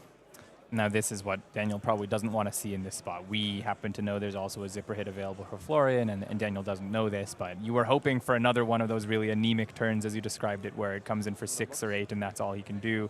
As it is, this is, you know, you're staring down and expecting 10. I'd say when you see the 0 to 60 at the start, you know that at least one of the other cards is also going to be able to deal 6, given the general construction of this deck. Not always, but typically. As it turns out, it's another zipper hit with go again, and it's real damage that Daniel has to start to respect, and he can't just hope to like hold this hand, strip his opponent of cards via the on hits, and then also deal a bunch of damage in the react step that his opponent can't interact with. Leave no witnesses, plays defense this time. 2 more damage coming on through here from the red zipper hit. 2 resources still floating will pay for yet another Palantir Aeronaut. Cogs not required. Just need some big, hefty damage. 2 more cards being reached for here by Daniel. Black Deck Whisperers happily keeping those Flick Knives alive at the very least. We see Mark of the Black Widow and Tarantula Toxin at the front of the hand here. Of course, if 2 cards are given, it's much harder to get any value from that Black Widow hero ability. But instead, that will be the line we're on. The alternative is just too risky. You could go down to 1, but then you die to any of these mechanologist breakpoints that are inevitably going to come in at you with a soup up for 4, or 0 to 60 for 4, or zipper hit for 5. It's just a little bit too risky. So Daniel goes for a little bit more of a patient play. He is Black Widow, but he's not going to get full advantage of it, presenting some question to his opponent here. Leave no witnesses. One of those premium and assassin attacks. Does threaten to take the arsenal away if that's a card that Florian would rather have kept safe. In their hand, soup up once more. Looks like a blue copy to me. Red throttle, cog in the machine, and that cogwork Zeppelin. So a very functional, aggressive hand if they're willing to give up that arsenal card. I think Daniel's sort of adjusting to the matchup on the fly, where you've seen him sort of adjust to this more defensive stance, and now that he's seen the fact that Florian can brick with some of these puffin hands, he's actually fine playing these slower turns now that we're low on life and trying to make sure his opponent doesn't draw the thing he wants, asking for a card or 2 on the defense, and then continuing to exchange for a bit. As it turns out, Florian draws a pummel here, and maybe knowing that those aeronauts are out, that those dovetails are out, and they're all in the graveyard already, maybe he should be expecting a couple more boost cards to be drawn in the next couple turns. Daniel has to do what he has to do based on his life total and what he's got available to him, though. Red throttle to start here. Looks like it's going to earn an Orb Weaver Spinneret alongside one other card on defense here. Persuasive Prognosis also soaking up the hits. Teklo Foundry Heart going to fund the bill for the rest of this turn. Some additional resources needed to put the pieces together. Throttle and Cogwork Zeppelin will be leaving the building to make that happen. Back to 2 resources we go. Cog in the Machine will be the first card played, and no doubt another card drawn, courtesy of Puffin's hero ability. Yeah. You don't want to be losing some of those 5 and 6 powers that you just lost to the Teklo Foundry Heart, but Cog in the Machine is a great card here. It means he's got a couple cogs to boost up the non-boost pile of his deck, and draws a card to be able to fuel the other attack available to him. It will be Cogwork Zeppelin as the follow-up here. Does theoretically threaten lethal damage against Daniel, thanks to its own ability and those 2 cogs that were just created. So Also Daniel has take a moment. Has access to a bit of a tricksy play where if Daniel overblocks as being afraid of the on-hit, there is still 2 action points available, so he can always just say, I don't want to tap, and then I use my extra action point to come in with the weapon anyways. Block for 5 declared here. The Zeppelin will jump up just a little bit for making another golden cog. Falling down to 5 here for Daniel. The Spitfire will follow. Damage also pretty happily taken. Looks like falling down to 3 here. And again, this assault's been pretty relentless here from Florian. Just that one turn that was really kind of lackluster alongside that Aeronaut. And Since has just constantly found ways to make the most of their hand regardless of their cog count. I think this is what people should understand about Puffin now, is that it's capable of this onslaught, and this is the deck, and the deck has been cleaned up to the point that it can do these things. It's got the boost pile when you need it, it's got the cog pile when you need it, and they work quite well together. We've said sort of at the start, not a deck a lot of people will have a lot of experience on, but it is a deck that works and that does its job as an aggressive, punchy deck. Should be respected, no doubt. A little bit of bonus value from that Fast and Furious. Boosts another copy of itself. Puts a steam counter on that cog for the trouble. And we will see another Cogworks Dovetail here as the follow-up. This attack, much like the Zeppelins, just so difficult to block when you're on these small, difficult to defend life totals. Because, hey, it might have go again, or it might just be a little bit bigger. Yeah, I mean, Florian's deck having gotten some of the clunk out in the early turns. Those cards that need a lot of cogs are now in his graveyard, in his bin, and he's piecing together quite strong. You know, when your opponent's on 2, you don't need to deal 16. You need to deal 5 into 7, and because of the breakpoints, you're going to end up winning the game and stealing a whole bunch of cards anyways. And this Fast and Furious hitting another Fast and Furious is a good find here. It extends that other cog, meaning he goes into his next turn with 2 cogs. Wasn't even strictly necessary, but it's more stuff coming up gravy for Florian. But Florian's playing Puffin. How are things coming up gravy? Yep. Slam dunk. Thanks, Gabe. Cogworks Dovetail, also a slam dunk as far as I'm concerned, as far as Florian is concerned. And it will be those flick knives that are finally reached for sheepishly here. Daniel gonna have to play defense on this one. Does not want to give these cards up, but stuck with a block 2 in hand again in the form of that pick up the point, proving to be a bit of a liability when constantly forced on defense. Another credit to these Cogworks type cards that use the cogs for +1 or go again. In this case, he can just tap 1, give go again, cheat the action point, and come in with Spitfire for a little bit of offensive. In this case, unicycling for 3, which is just enough to kill. Gonna be enough here. Unicycle does the job. Spitfire comes over the line, and it will be Florian van Brekel taking down this round and moving to a very impressive 6-1 record with Puffin Hightail.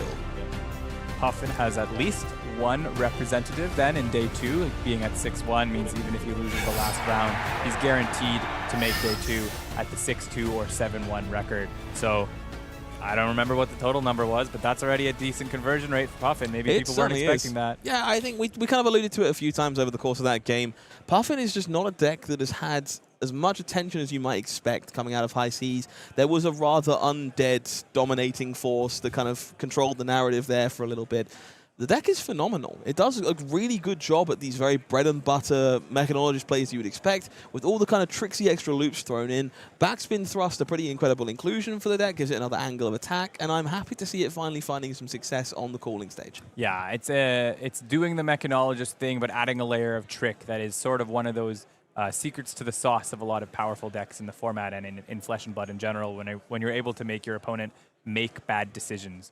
By not expecting what's coming at them. So whether it's attack reactions or in this case the instants that can either be buff or go again, you're giving your opponent a damned if you do, damned if you don't type decision, and that buffs up an aggro deck like the one we saw. You know, both these heroes are relying on that, and Puffin got the better of it here. I think so. I think there's definitely a hole in the metagame for this kind of aggressively slanted deck that Slippy previously was, I think, that can just adjust the numbers as their aggressive plan comes together. Mario does some of that alongside those dagger buffs, but clearly Puffin a choice in that department as well between those Zeppelins, those Dovetails, and a few other just ways of making their math a little wonky. And one of the big differences we saw here, I think, between these two decks that you're saying are doing sort of the same thing is that Mario, in order to enable that dagger plan that does this, runs a lot of the 2-block cards, whereas Mechanologist is able to be a mono 3-block deck as it's doing the same things, meaning in that quote-unquote mirror match, he's able to stay a bit higher on life total when he needs to and get that ball rolling a little bit better. Makes a whole lot of sense to me. Well, I promised at the start of this round that I would show you something pretty spectacular that no one has seen before. And I will stick to my promise. I've kept it. Oh, I may have forgotten that it is slightly difficult to get very large scissors through airport security. Take a look at this.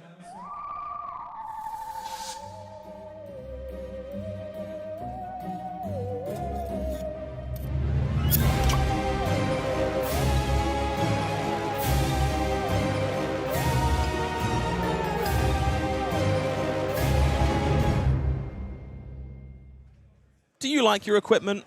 because I also like your equipment. Offcuts, a brand new way for our brand new cosplay promo. Frankie, to make the most of that brand new hero ability, your Snapdragon Scalers, my Snapdragon Scalers. I like what I see. Absolutely, and I think equipment destruction is flexible. It works with the hero ability, but there's also just, in the history of Fab, heroes that have been relying on cards like Tomultai or like Mangle that can destroy an opponent's piece of equipment because that takes them off their whole game plan. So even if you just play it to force your opponent to destroy one of their key equipments, that can help you out. Couldn't agree more. If you want your chance to earn both Frankie and offcuts, your first chance to do that is at the World Championship in Philadelphia. Come and join us for a wonderful event between November 13th and 16th. Hop in that cosplay contest and maybe earn yourself a spectacular promo for the trouble. That's one of those cool things about the Tier 4s. I think always we have this cosplay contest, and it's changing to Frankie now, which we've just discussed. But the tournament is for everyone. The event is for everyone. There's so many events going on that weekend. If you're qualified, you get to play in the World Championship, which is, to me, always one of the most exciting, the most exciting tournament of the year. So glad I'm get to play it again after missing out on it last year. And then always available, calling, Living Legend. First Living Legend calling in a year and a half, 2 years almost by the time this event will happen, and several Battle Hardens available in the Classic Constructed format as well. It's a day, or a weekend, I should say, full of high-level flesh and blood. Something for everyone in Philadelphia. That Living Legend calling, very much going to be a massive showcase for what that format's all about. If the main event wasn't enough of a showcase, going to be seeing that on the grandest stage in the top 8 as part of a best-of-3 format there. It's going to be spectacular to play and spectacular to watch. If you're joining us at the event, there is all kinds of goodies to get your hand on. Least of all, these wonderful selection of promos that will be available to both players and in the souvenir package. You let your opinion slip there when you said least of all by accident. Have you seen some of the things you can get at Worlds? That's very fair. Something has to be last. I can't be excited about everything or no one believes my opinion, but I will say that Dash.io promo's got my name on it, and I will be rocking it in Living Legend myself, so I am looking forward to seeing how that one goes. If you want to secure these for yourself, you can do so by playing the World Championship. You'll get one of these at random alongside this Warmongers Diplomacy playmat that is sure to make a name for itself in the coming years. I don't really play any of these 3 heroes, but if there's one I want to get, it's the Prism to have the Philly cheesesteak on the side of the card. It's pretty good. I admire the charm. Bad Boy Flory in there as well with the lollipop cigarettes. She's got some charm to it. I'm a big fan of it. The playmat also spectacular. Looking forward to getting my hands on one of those. If you want to make sure all of the heroes are yours and you want a playmat that is a panorama of these 3 heroes, the best way to secure that is this souvenir package. Deck box in this as well, pretty spectacular. If you've not seen these Flesh and Blood exclusive deck boxes from World Championships and stuff, they're really high quality. The print quality is spectacular. They stand out, they're bright, they're bold. Really big fan of these. Mastery Pack Rosetta booster box for your travel as well. Some really exciting goodies in there, especially if you're a fan of Japanese language cards.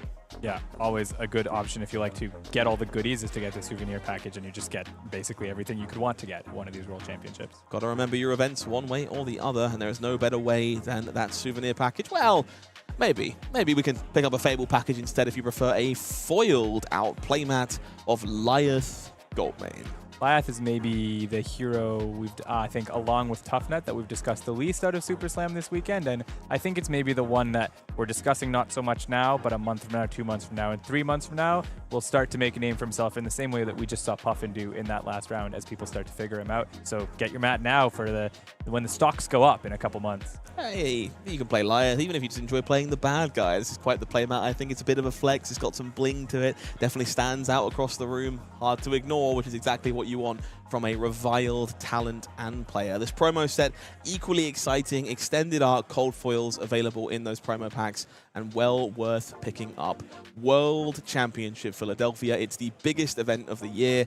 $300,000 in prize money as our Player of the Year race comes to an end. It's not an event you can afford to miss. I know I'll be there. I'm certainly hoping you'll be there. I want to cast some of your games and judge you accordingly. That just feels like something I'm entitled to do. Look, I mean, if you can put me on camera and judge me accordingly, I would celebrate it. I will be there. I'm very excited for the games. No clue what I'm playing in either format yet, but we got some time. 6 weeks is not a lot of time. You better get on that one, Gabe, one way or the other. Now, I'm looking forward to a very enjoyable game on the horizon. We've got one more match to enjoy of day one, and we think it's probably a good time to bring you a Pro Tour champion. So how does Michael Fung on Gravy Bone Shipwreck Looter sound to you? Michael Fung is one of the representatives of this deck. He's been playing it since release. He's been putting up a lot of good performances, I believe, at his nationals and then at some callings. He's the kind of guy that you associate with a deck like Gravy Bones, and he's stuck with it this weekend, even when some of his friends and teammates have switched to a hero like Verdance. So let's put that on stream. I'm down. I'm excited to see whether or not Michael can show us how to navigate the more difficult matchups for a hero like Gravy Bones, because on the other side of this matchup is going to be Dash.io. We've seen the hero putting on a bit of a surprise showing through the earth and through the fire. Part of that is because it's believed to have a impressive Gravy matchup. I'm looking forward to seeing if Michael's cracked this tough nut. I think this is one of those aggressive matchups into Gravy that the Gravy players say is a little bit less bad than some of the other ones. I've heard some people say it's worse than Cindra. I've heard some people say it's better than Cindra. It might be a little bit dependent on the way the game plan plays out for Dash.io, whether they have a specific plan in allies and what they want to clear, or whether they're able to get to their big board state early on where you've got these cerebellum processors on the board or whatnot. So it'll be interesting to play it out, and I think advantage goes aggro deck for now, but we'll have to see next round with Michael Fung. We certainly will. Will undead allies catch grenades for you? Gonna have to join us for the last round of the day if you want to find out. Stick around.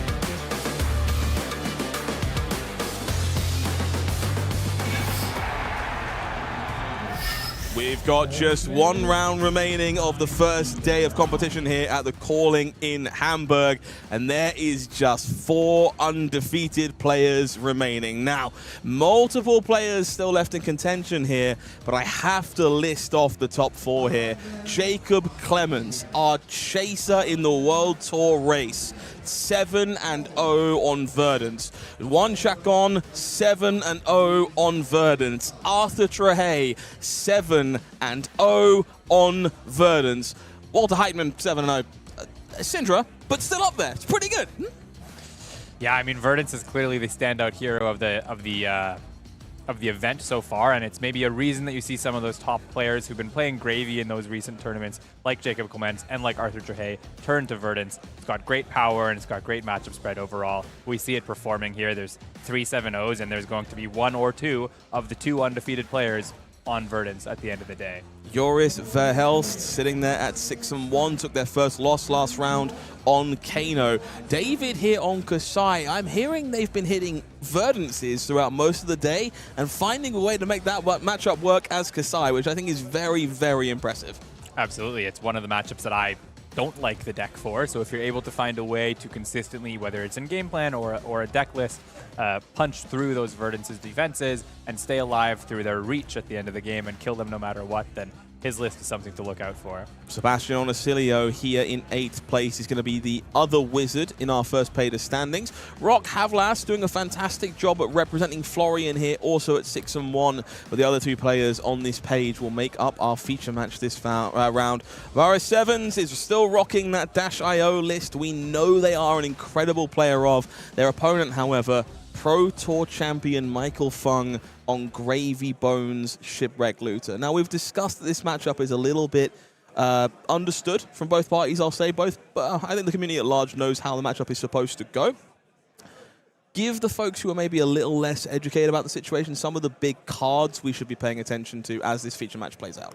Yeah, I think generally you're looking at sort of all of the Dash.io effects have go again in that. And so the end result is that those allies from Gravy Bones are not going to stick around for very long. Some of the ways that Dash.io can still end up killing Gravy Bones through having to send some of their offensive capabilities at Gravy Bones, at the allies, will be those boom grenades. So yellow and red boom grenades are going to be dealing a lot of damage to face. Very important to pay attention to when they hit. Other cards that I'm going to say are Chum. I think that's the ally to pay attention to on the Gravy side. It can really control the flow of the turn from the Dash.io's perspective, but for the Gravy Bones, they can influence how the aggressive player has to play into them and how much damage is going to face, or whether they're even able to clear an ally at all.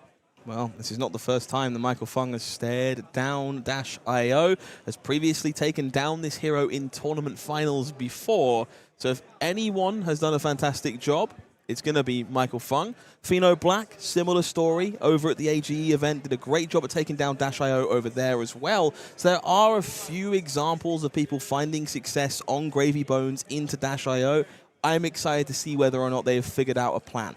So let's make our way down to the ring one more time today for a serving of Dash.io in the hands of Morris Sevens against Michael Fung on Gravy Bones. Now, both of these players guaranteed to be joining us tomorrow in the second day of competition at 6-1. However, I can't imagine Michael Fung is the kind of player you were hoping to see on the other side of the table when you are playing for tournament supremacy. However, you know what you do want to see at the start of a game as Dash.io?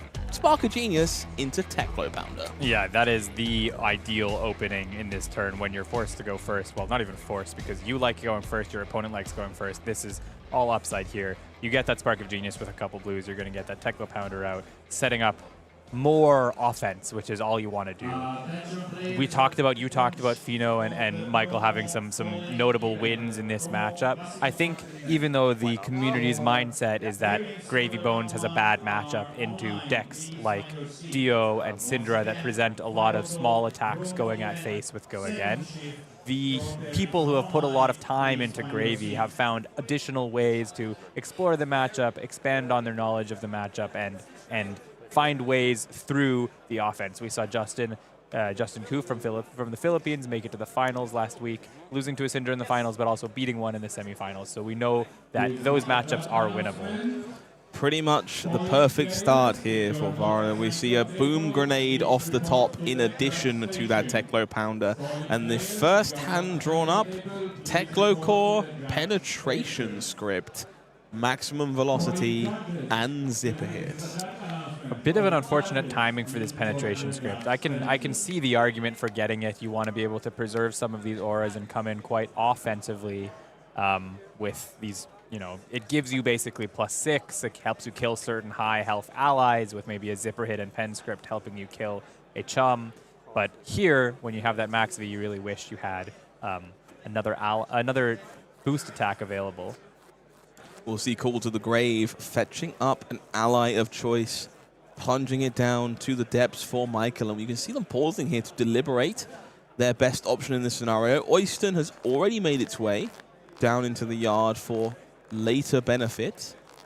Wouldn't be surprised to see that chum you alluded to earlier here if Michael can facilitate it. Might end up being something like a Sawbones if they're a little resource light. The beautiful sound of card riffling as he thinks about what he wants to choose. Rigor Mortis is the ally of choice here for Michael. I think this is very telling about how they intend to approach this matchup. Deal damage is essentially the thing. Rigor Mortis is very cheap and efficient damage, and if we're going by how Justin's games went last week against Cindra, the way you win is by presenting these really efficient damage allies like Rigor, kind of like Sawbones, and presenting Conquerors and other big attacks from hand. So Michael's going to want to be able to basically... I'm sorry, Gabe, I don't mean to interrupt you, but that appears to be a pair of prismatic ley lines, which may or may not make this Rigor Mortis 10. That is 10 points of power and a gold beta hook activation for fun. Yeah, and this is backing up what I was just talking about, where his goal is deal damage with the cards he gets dealt. It's not the most efficient use of Prismatic Leyline. Each of those is only converting for 2, but because this is turn 1, this is the cards he was dealt and he's making use of it. His way of beating the aggro decks that he's adjusted to is my guess, and this is what it seems to be how the Gravies are adjusting, is just be as aggressive and put out as big numbers as they are putting out. And in this case, that's exactly what he's set up to be doing. If the Rigor sticks around, he's got a really efficient way to deal damage on future turns as well. Feels bad, but no blocks. Sorry here. Feels bad, but no blocks. 26 is their new life total. And that first gold generated here to set up future turns for Michael Fung. We'll park the last card in Arsenal before refreshing up to 4.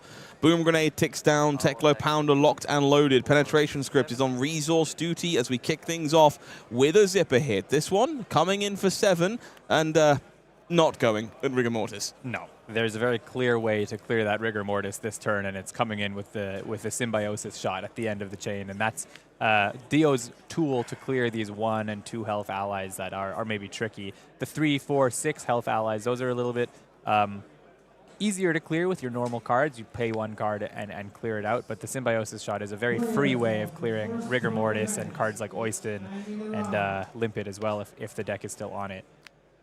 Compass of Sunken Depths takes a peek at the top card of the deck, further informs the sequencing for Michael Fung. Doesn't seem super happy with what they may have found. The hand here containing Loan Shark, a new addition, of course, to make the most of the gold there. Going to make up for those lost copies of Golden Tipple. Portside Exchange, and I believe a pair of Jittery Bones here. So some go again available, but staring down on a significant amount of damage here. Wouldn't be surprised to see this hand playing some amount of defense.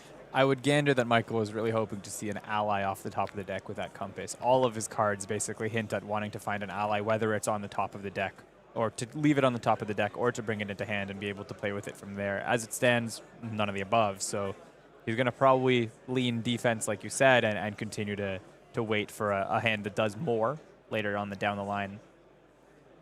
We see that Jittery Bones reaching forward for now. Michael reevaluating, deciding maybe Loan Shark, the pick, reaches back for Jittery Bones. You can see deliberation here, and that sleeve riffles just doing it for me. It's just perfect. Balance of Justice here on defensive duty is inclined to get some value against a deck like Dash.io, but you want to talk about value. I got value for you. Boom Grenade, red, cold foil, top of deck. Yeah.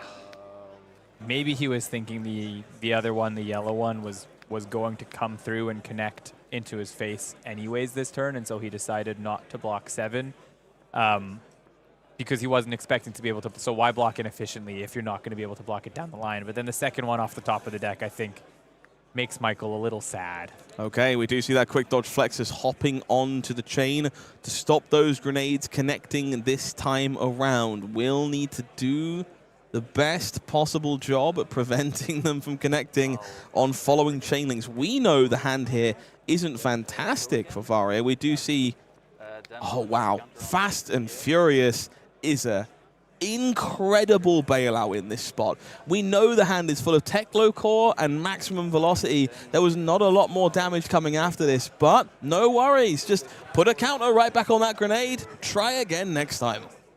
I really like that. He chose not to use the Symbiosis Shot counter into the rigger because he actually wanted to get the banish off of the boost card. He also knew he needed to, or that the quick dodge flexor would basically be a free block, a 2-block against the 0-60. So really efficiently played and just setting up, given that he knew that Fast and Furious was on top and he can get that extra counter on the boom grenade. I've got to talk about the hand here for our Dash.io player.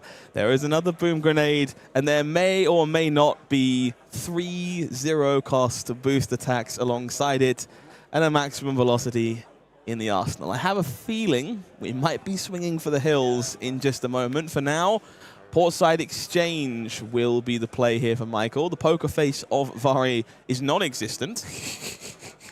For anyone not with eyes on the screen and just listening, there's also a Teklo core on the board for Vegh, so those cards that Scott described will definitely be able to go big face into bigger face with the maximum velocity at the end of the turn. Big face into bigger face is poetry at its finest. Michael here trying to find a way to sequence a turn together to establish a board presence. Has managed to hold on to the full 40 life so far. Blunt this initial assault from Dash.io, but spinning the wheels a bit here with Portside Exchange. We do see the hand now. Fearless Confrontation and a blue copy of Golden Tipple. I don't think we have knowledge on that arsenal, if I recall correctly, so it doesn't look like it's going to be a Conqueror. I feel like Michael would have already been reaching for it if it was a Conqueror, which is maybe his best play here, some way of getting a card, that card, out of the arsenal. Michael here deliberating. Yeah, an arsenal unknown at this moment in time. Could play an important role in providing an impactful turn here. For now, it is Oyston on their lonesome, standing against a literal pile of explosives. Gold-baited hook is activated here. Going to find ourselves firing off that golden tipple for 1. If you would like to deny a gold, please give up a piece of equipment. And we see Vegh here leaning immediately for that Teklo Foundry Heart. Now, I'm not a gambling man, but if any of the cards in hand do find their way defensively onto the combat chain here, I will be rather surprised. Yeah, I mean, with the 2 float here, he technically does risk being threatened by a CNC on the other end of this, so maybe there's argument to just let this gold come through in case there's something more risky on the opposite end. It looks like it's probably just an Oyston swing, and Michael was just making most use of his hand, so playing the golden tipple because he had access to it. We will see. Okay, Loot the Hold here is a pretty impactful arsenal, does give a somewhat relevant on hit here to this Oyston. However, there is 3 equipment points of block remaining. If Vegh is interested in just keeping this hand, they certainly can. If they would prefer to turn that boom grenade into something else and potentially go even bigger for the trouble, maybe Crown of Providence is a profitable block. Yeah, I mean, the chain break is helping Vegh get away with the slight punish on choosing to block the 2 against the golden tipple, but it's actually not a punish here because the way that the disruption played out, which was Loot the Hold, allowed him to still block 3 with his equipment. I didn't catch which one he bottomed. I think it was the boom grenade. It was not the boom grenade. Chose to sink a 0 knowing there was another 0 on top of the deck, and therefore just getting closer to another item for a bit of fun, as you can imagine. And we're going to start things off with a boom grenade here from hand. Going to be immediately cranked, extra counter on Symbiosis Shot, and then I'm sure we'll get things started with a T-Bone boosting away 0 to 60. Now, Teklo Foundry Heart is going to put us in a spot this turn that if an item is found off the top, it is valid and able to be played alongside what is going to be a rather impressive maximum velocity. Yeah, and so I think I hinted at the way that Gravies are sort of adjusting to these aggressive matchups. They have to match them on numbers.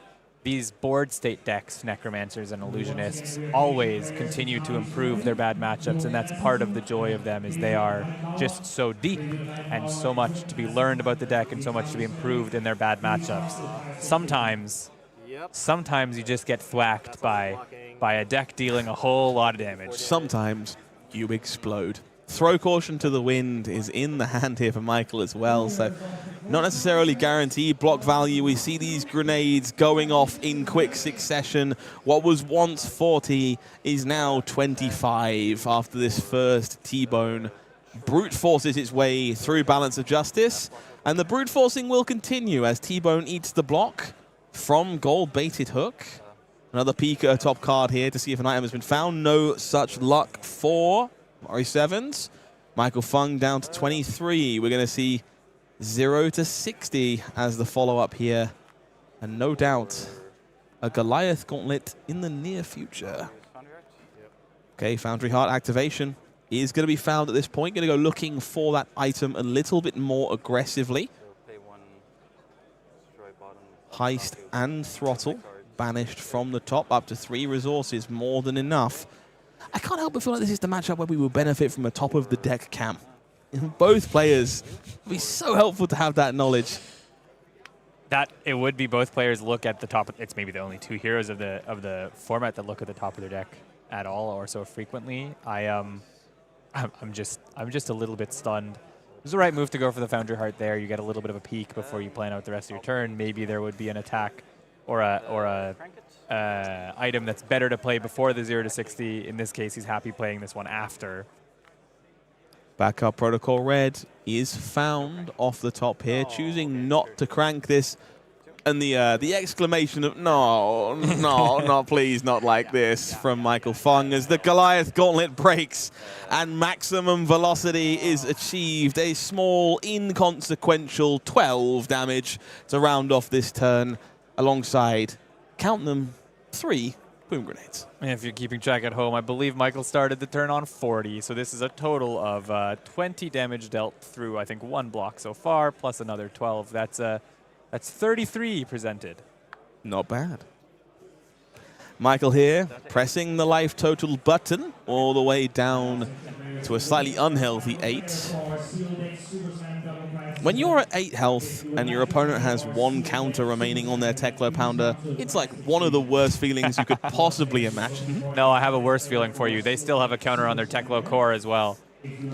You're not wrong. Saltwater Swell finding resources, 5 available here now for Michael Fung. This Saltwater Swell quickly ignored by Mori7s. Gold-Baited Hook activated. Conqueror of the High Seas, the follow-up here. Nothing in Arsenal, so not a massive threat, but 8 points of go again damage, completely ignored by our -IO player.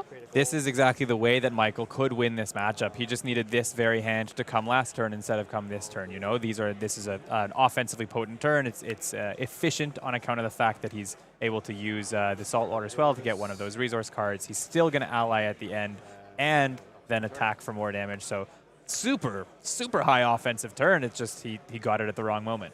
This is a very impressive turn from Michael Fung. We see Rigor Mortis emerging from the depths and swinging across here. Vare taking a look at that top card of the deck before deciding if any blocks are of interest, but no. We will use that life total as a cushion once more and continue the assault. But it is worth noting here, Michael Fung almost evened those life totals over the course of that turn. That was an incredibly impressive sequence involving multiple high power cards. Just unfortunately, as you kind of alluded to, maybe a turn too late. Yeah, you have to say it's not over because that is the potency of this deck. We just saw it on display, and if he's able to live through this hand, maybe he's able to swing a little bit efficient damage with the ally and sort of claw back into it with the 2 Teklo items on the board and the backup on the board to either fetch max V if it's possible to be played or an additional high power boost card like a zipper hit. If he's not able to get off the max velocity, then Vara, I think, safely knows he's not just threatening the 8, he's threatening cards out of the hand as well from Michael, and then he's comfortable going to 9. He says, "Cool, Michael, you did your job, you did the cool thing, I did it first, and so I'm still winning the game even through your big turn." Expedite for 5 with Go again here. No item in hand for Vare. Does have a 0 to 60 and a pair of zipper hits to follow this up, but of course Michael doesn't necessarily know that. Yeah. You can put Debating soaking up this on hit in some way or another.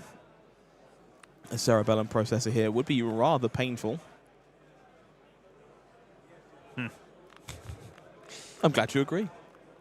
Do you know the color of the cards you just mentioned? Because I think this can be a max velocity hand. Yeah, unfortunately not. The hand has been on the table there for Vare for a hot second, so not sure on the shades of those various boost attacks, but I have no doubt we'll find out in mere moments as some of them make their way onto the combat chain. You mentioned Vara's lack of poker face earlier. It's certainly on display again. He's a joyful guy while he's playing out this deck, and realizing not only is he have the upper hand in the game, he's possibly going into day 2 at 7-1, and he possibly gets to tell his friends that he beat Michael Fung along the way. I think that's what I was going to say. I need to be entirely straight. Like, you need to realize not everyone has had the experience in the feature match area, and even fewer people have been in a feature match area at 6-1 against Michael Fung.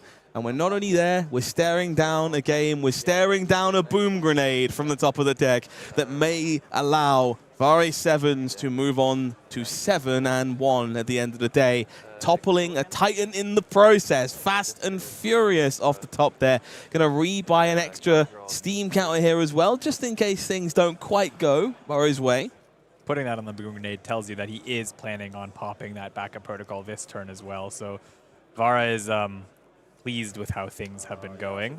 And yeah, like you say, it's not every day you get the opportunity to play these matchups against top players in a position where it matters as well. And it can be one of those very formative moments for you as a player, and revel in it. The game's a game. Have fun. Absolutely. This should mean something. I think that's what makes this important. It's a game of skill. It's a game of power. It's a game of talent. And I've been so excited to see these players successfully navigating these board states over the course of the weekend. 0 to 60 is going to be the follow-up here. No blocks declared from Michael. And there you have it. They were all blue. All blue, and it doesn't matter because all he needs is 3 boost attacks, and then the last attack's going to come in for 10 with a boom grenade on top. 4 resources floating, down to 2 we go as the engine revs up, and once more Vare Sevens reaches maximum velocity. Blood in the water, not enough even with the Fiddler's Green found off the top here. The grenade will connect, the game will end, and Vare Sevens fells the beast that is Michael Fung, moving on to 7-1, and you can see how much it means. The huge joy on the face, that's why we play this game. I love moments like this. Michael's such a good sport, the way he talked about throughout that game, and you could see it on his body language, and then also even when he was like, oh, it's a Fiddler's Green, and no, it's not enough. You got me no matter what. The way he was holding out the defensive card on that last turn. I love moments like that. So lovely to see. We've had a lot of matches in the feature match area so far today that I've been able to point to and go, that's the reason we play Flesh and Blood.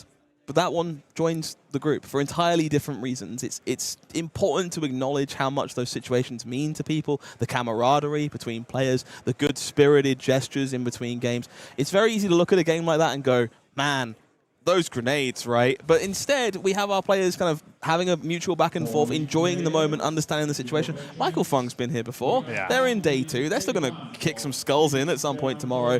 But to Vare Sevens, that might be the kind of game that kickstarts a career.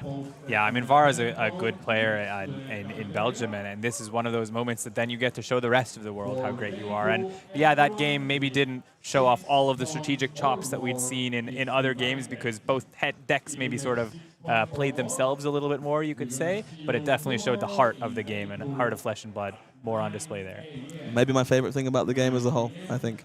You know what? I quite like going undefeated on day one, actually. And I'm sure some people have managed to do that. Let's find out who they happen to be. We've got two at the top of the table to end the first day, which will no doubt be our feature match leading into the second day of competition. Walter Heidmann on Cindra, Drakai of Retribution, Pro Tour champion Arthur Trehey on Verdance, Thorn of the Rose. Certainly becoming, along with Gravy, but even Gravy's falling off a little bit, the story of the meta, the story of the format as we go into these next couple weeks leading up to the World Championship, especially seeing so many of these top players, Arthur Trehey, Jacob Clements, on this Verdance deck. So that match will be important to see. Is Cindra a counter, or is it going to fall to that Killy for 9 at the end of the turn, at the end of the game, just like all these other heroes will as well? David holding firm onto number 5. Kasai still in contention as we make our way into the second day. Roy Sevens somehow in 6th, which is unacceptable. Gonna have some words about that. Close friend of mine, Matthew Brown, on a run here on Gravy Bones. Happy to see them finally able to show their chops on that hero. Pair of Oscilios and a world-renowned Dorinthia to bring us to 10 on this page. That's a 5 wizard count on page 1. Nothing gets past you. Math, impeccable. I want to talk about number 11, Puffin Hightail. 7-1, still incredibly alive for our second day of competition. Now, I'd say that you could say that the metagame is narrower, and we're getting a good sense of the very good heroes. We've got these lots of Cindras up at 7-1 and better. We've got obviously a heck of a lot of Verdances and quite a few Oscilios, a couple Gravies as well. But it's really cool to see that we still have a couple of those heroes that are 1 or 2 ofs that are really rewarding the players who know these decks in depth and have played them to a very great level throughout the day. I got to talk about names again here. 13th, Alex Kitsu. 15th, Brody Spurlock. These are the big contenders in the Player of the Year race. They're all here. They're all fighting for it because every point matters.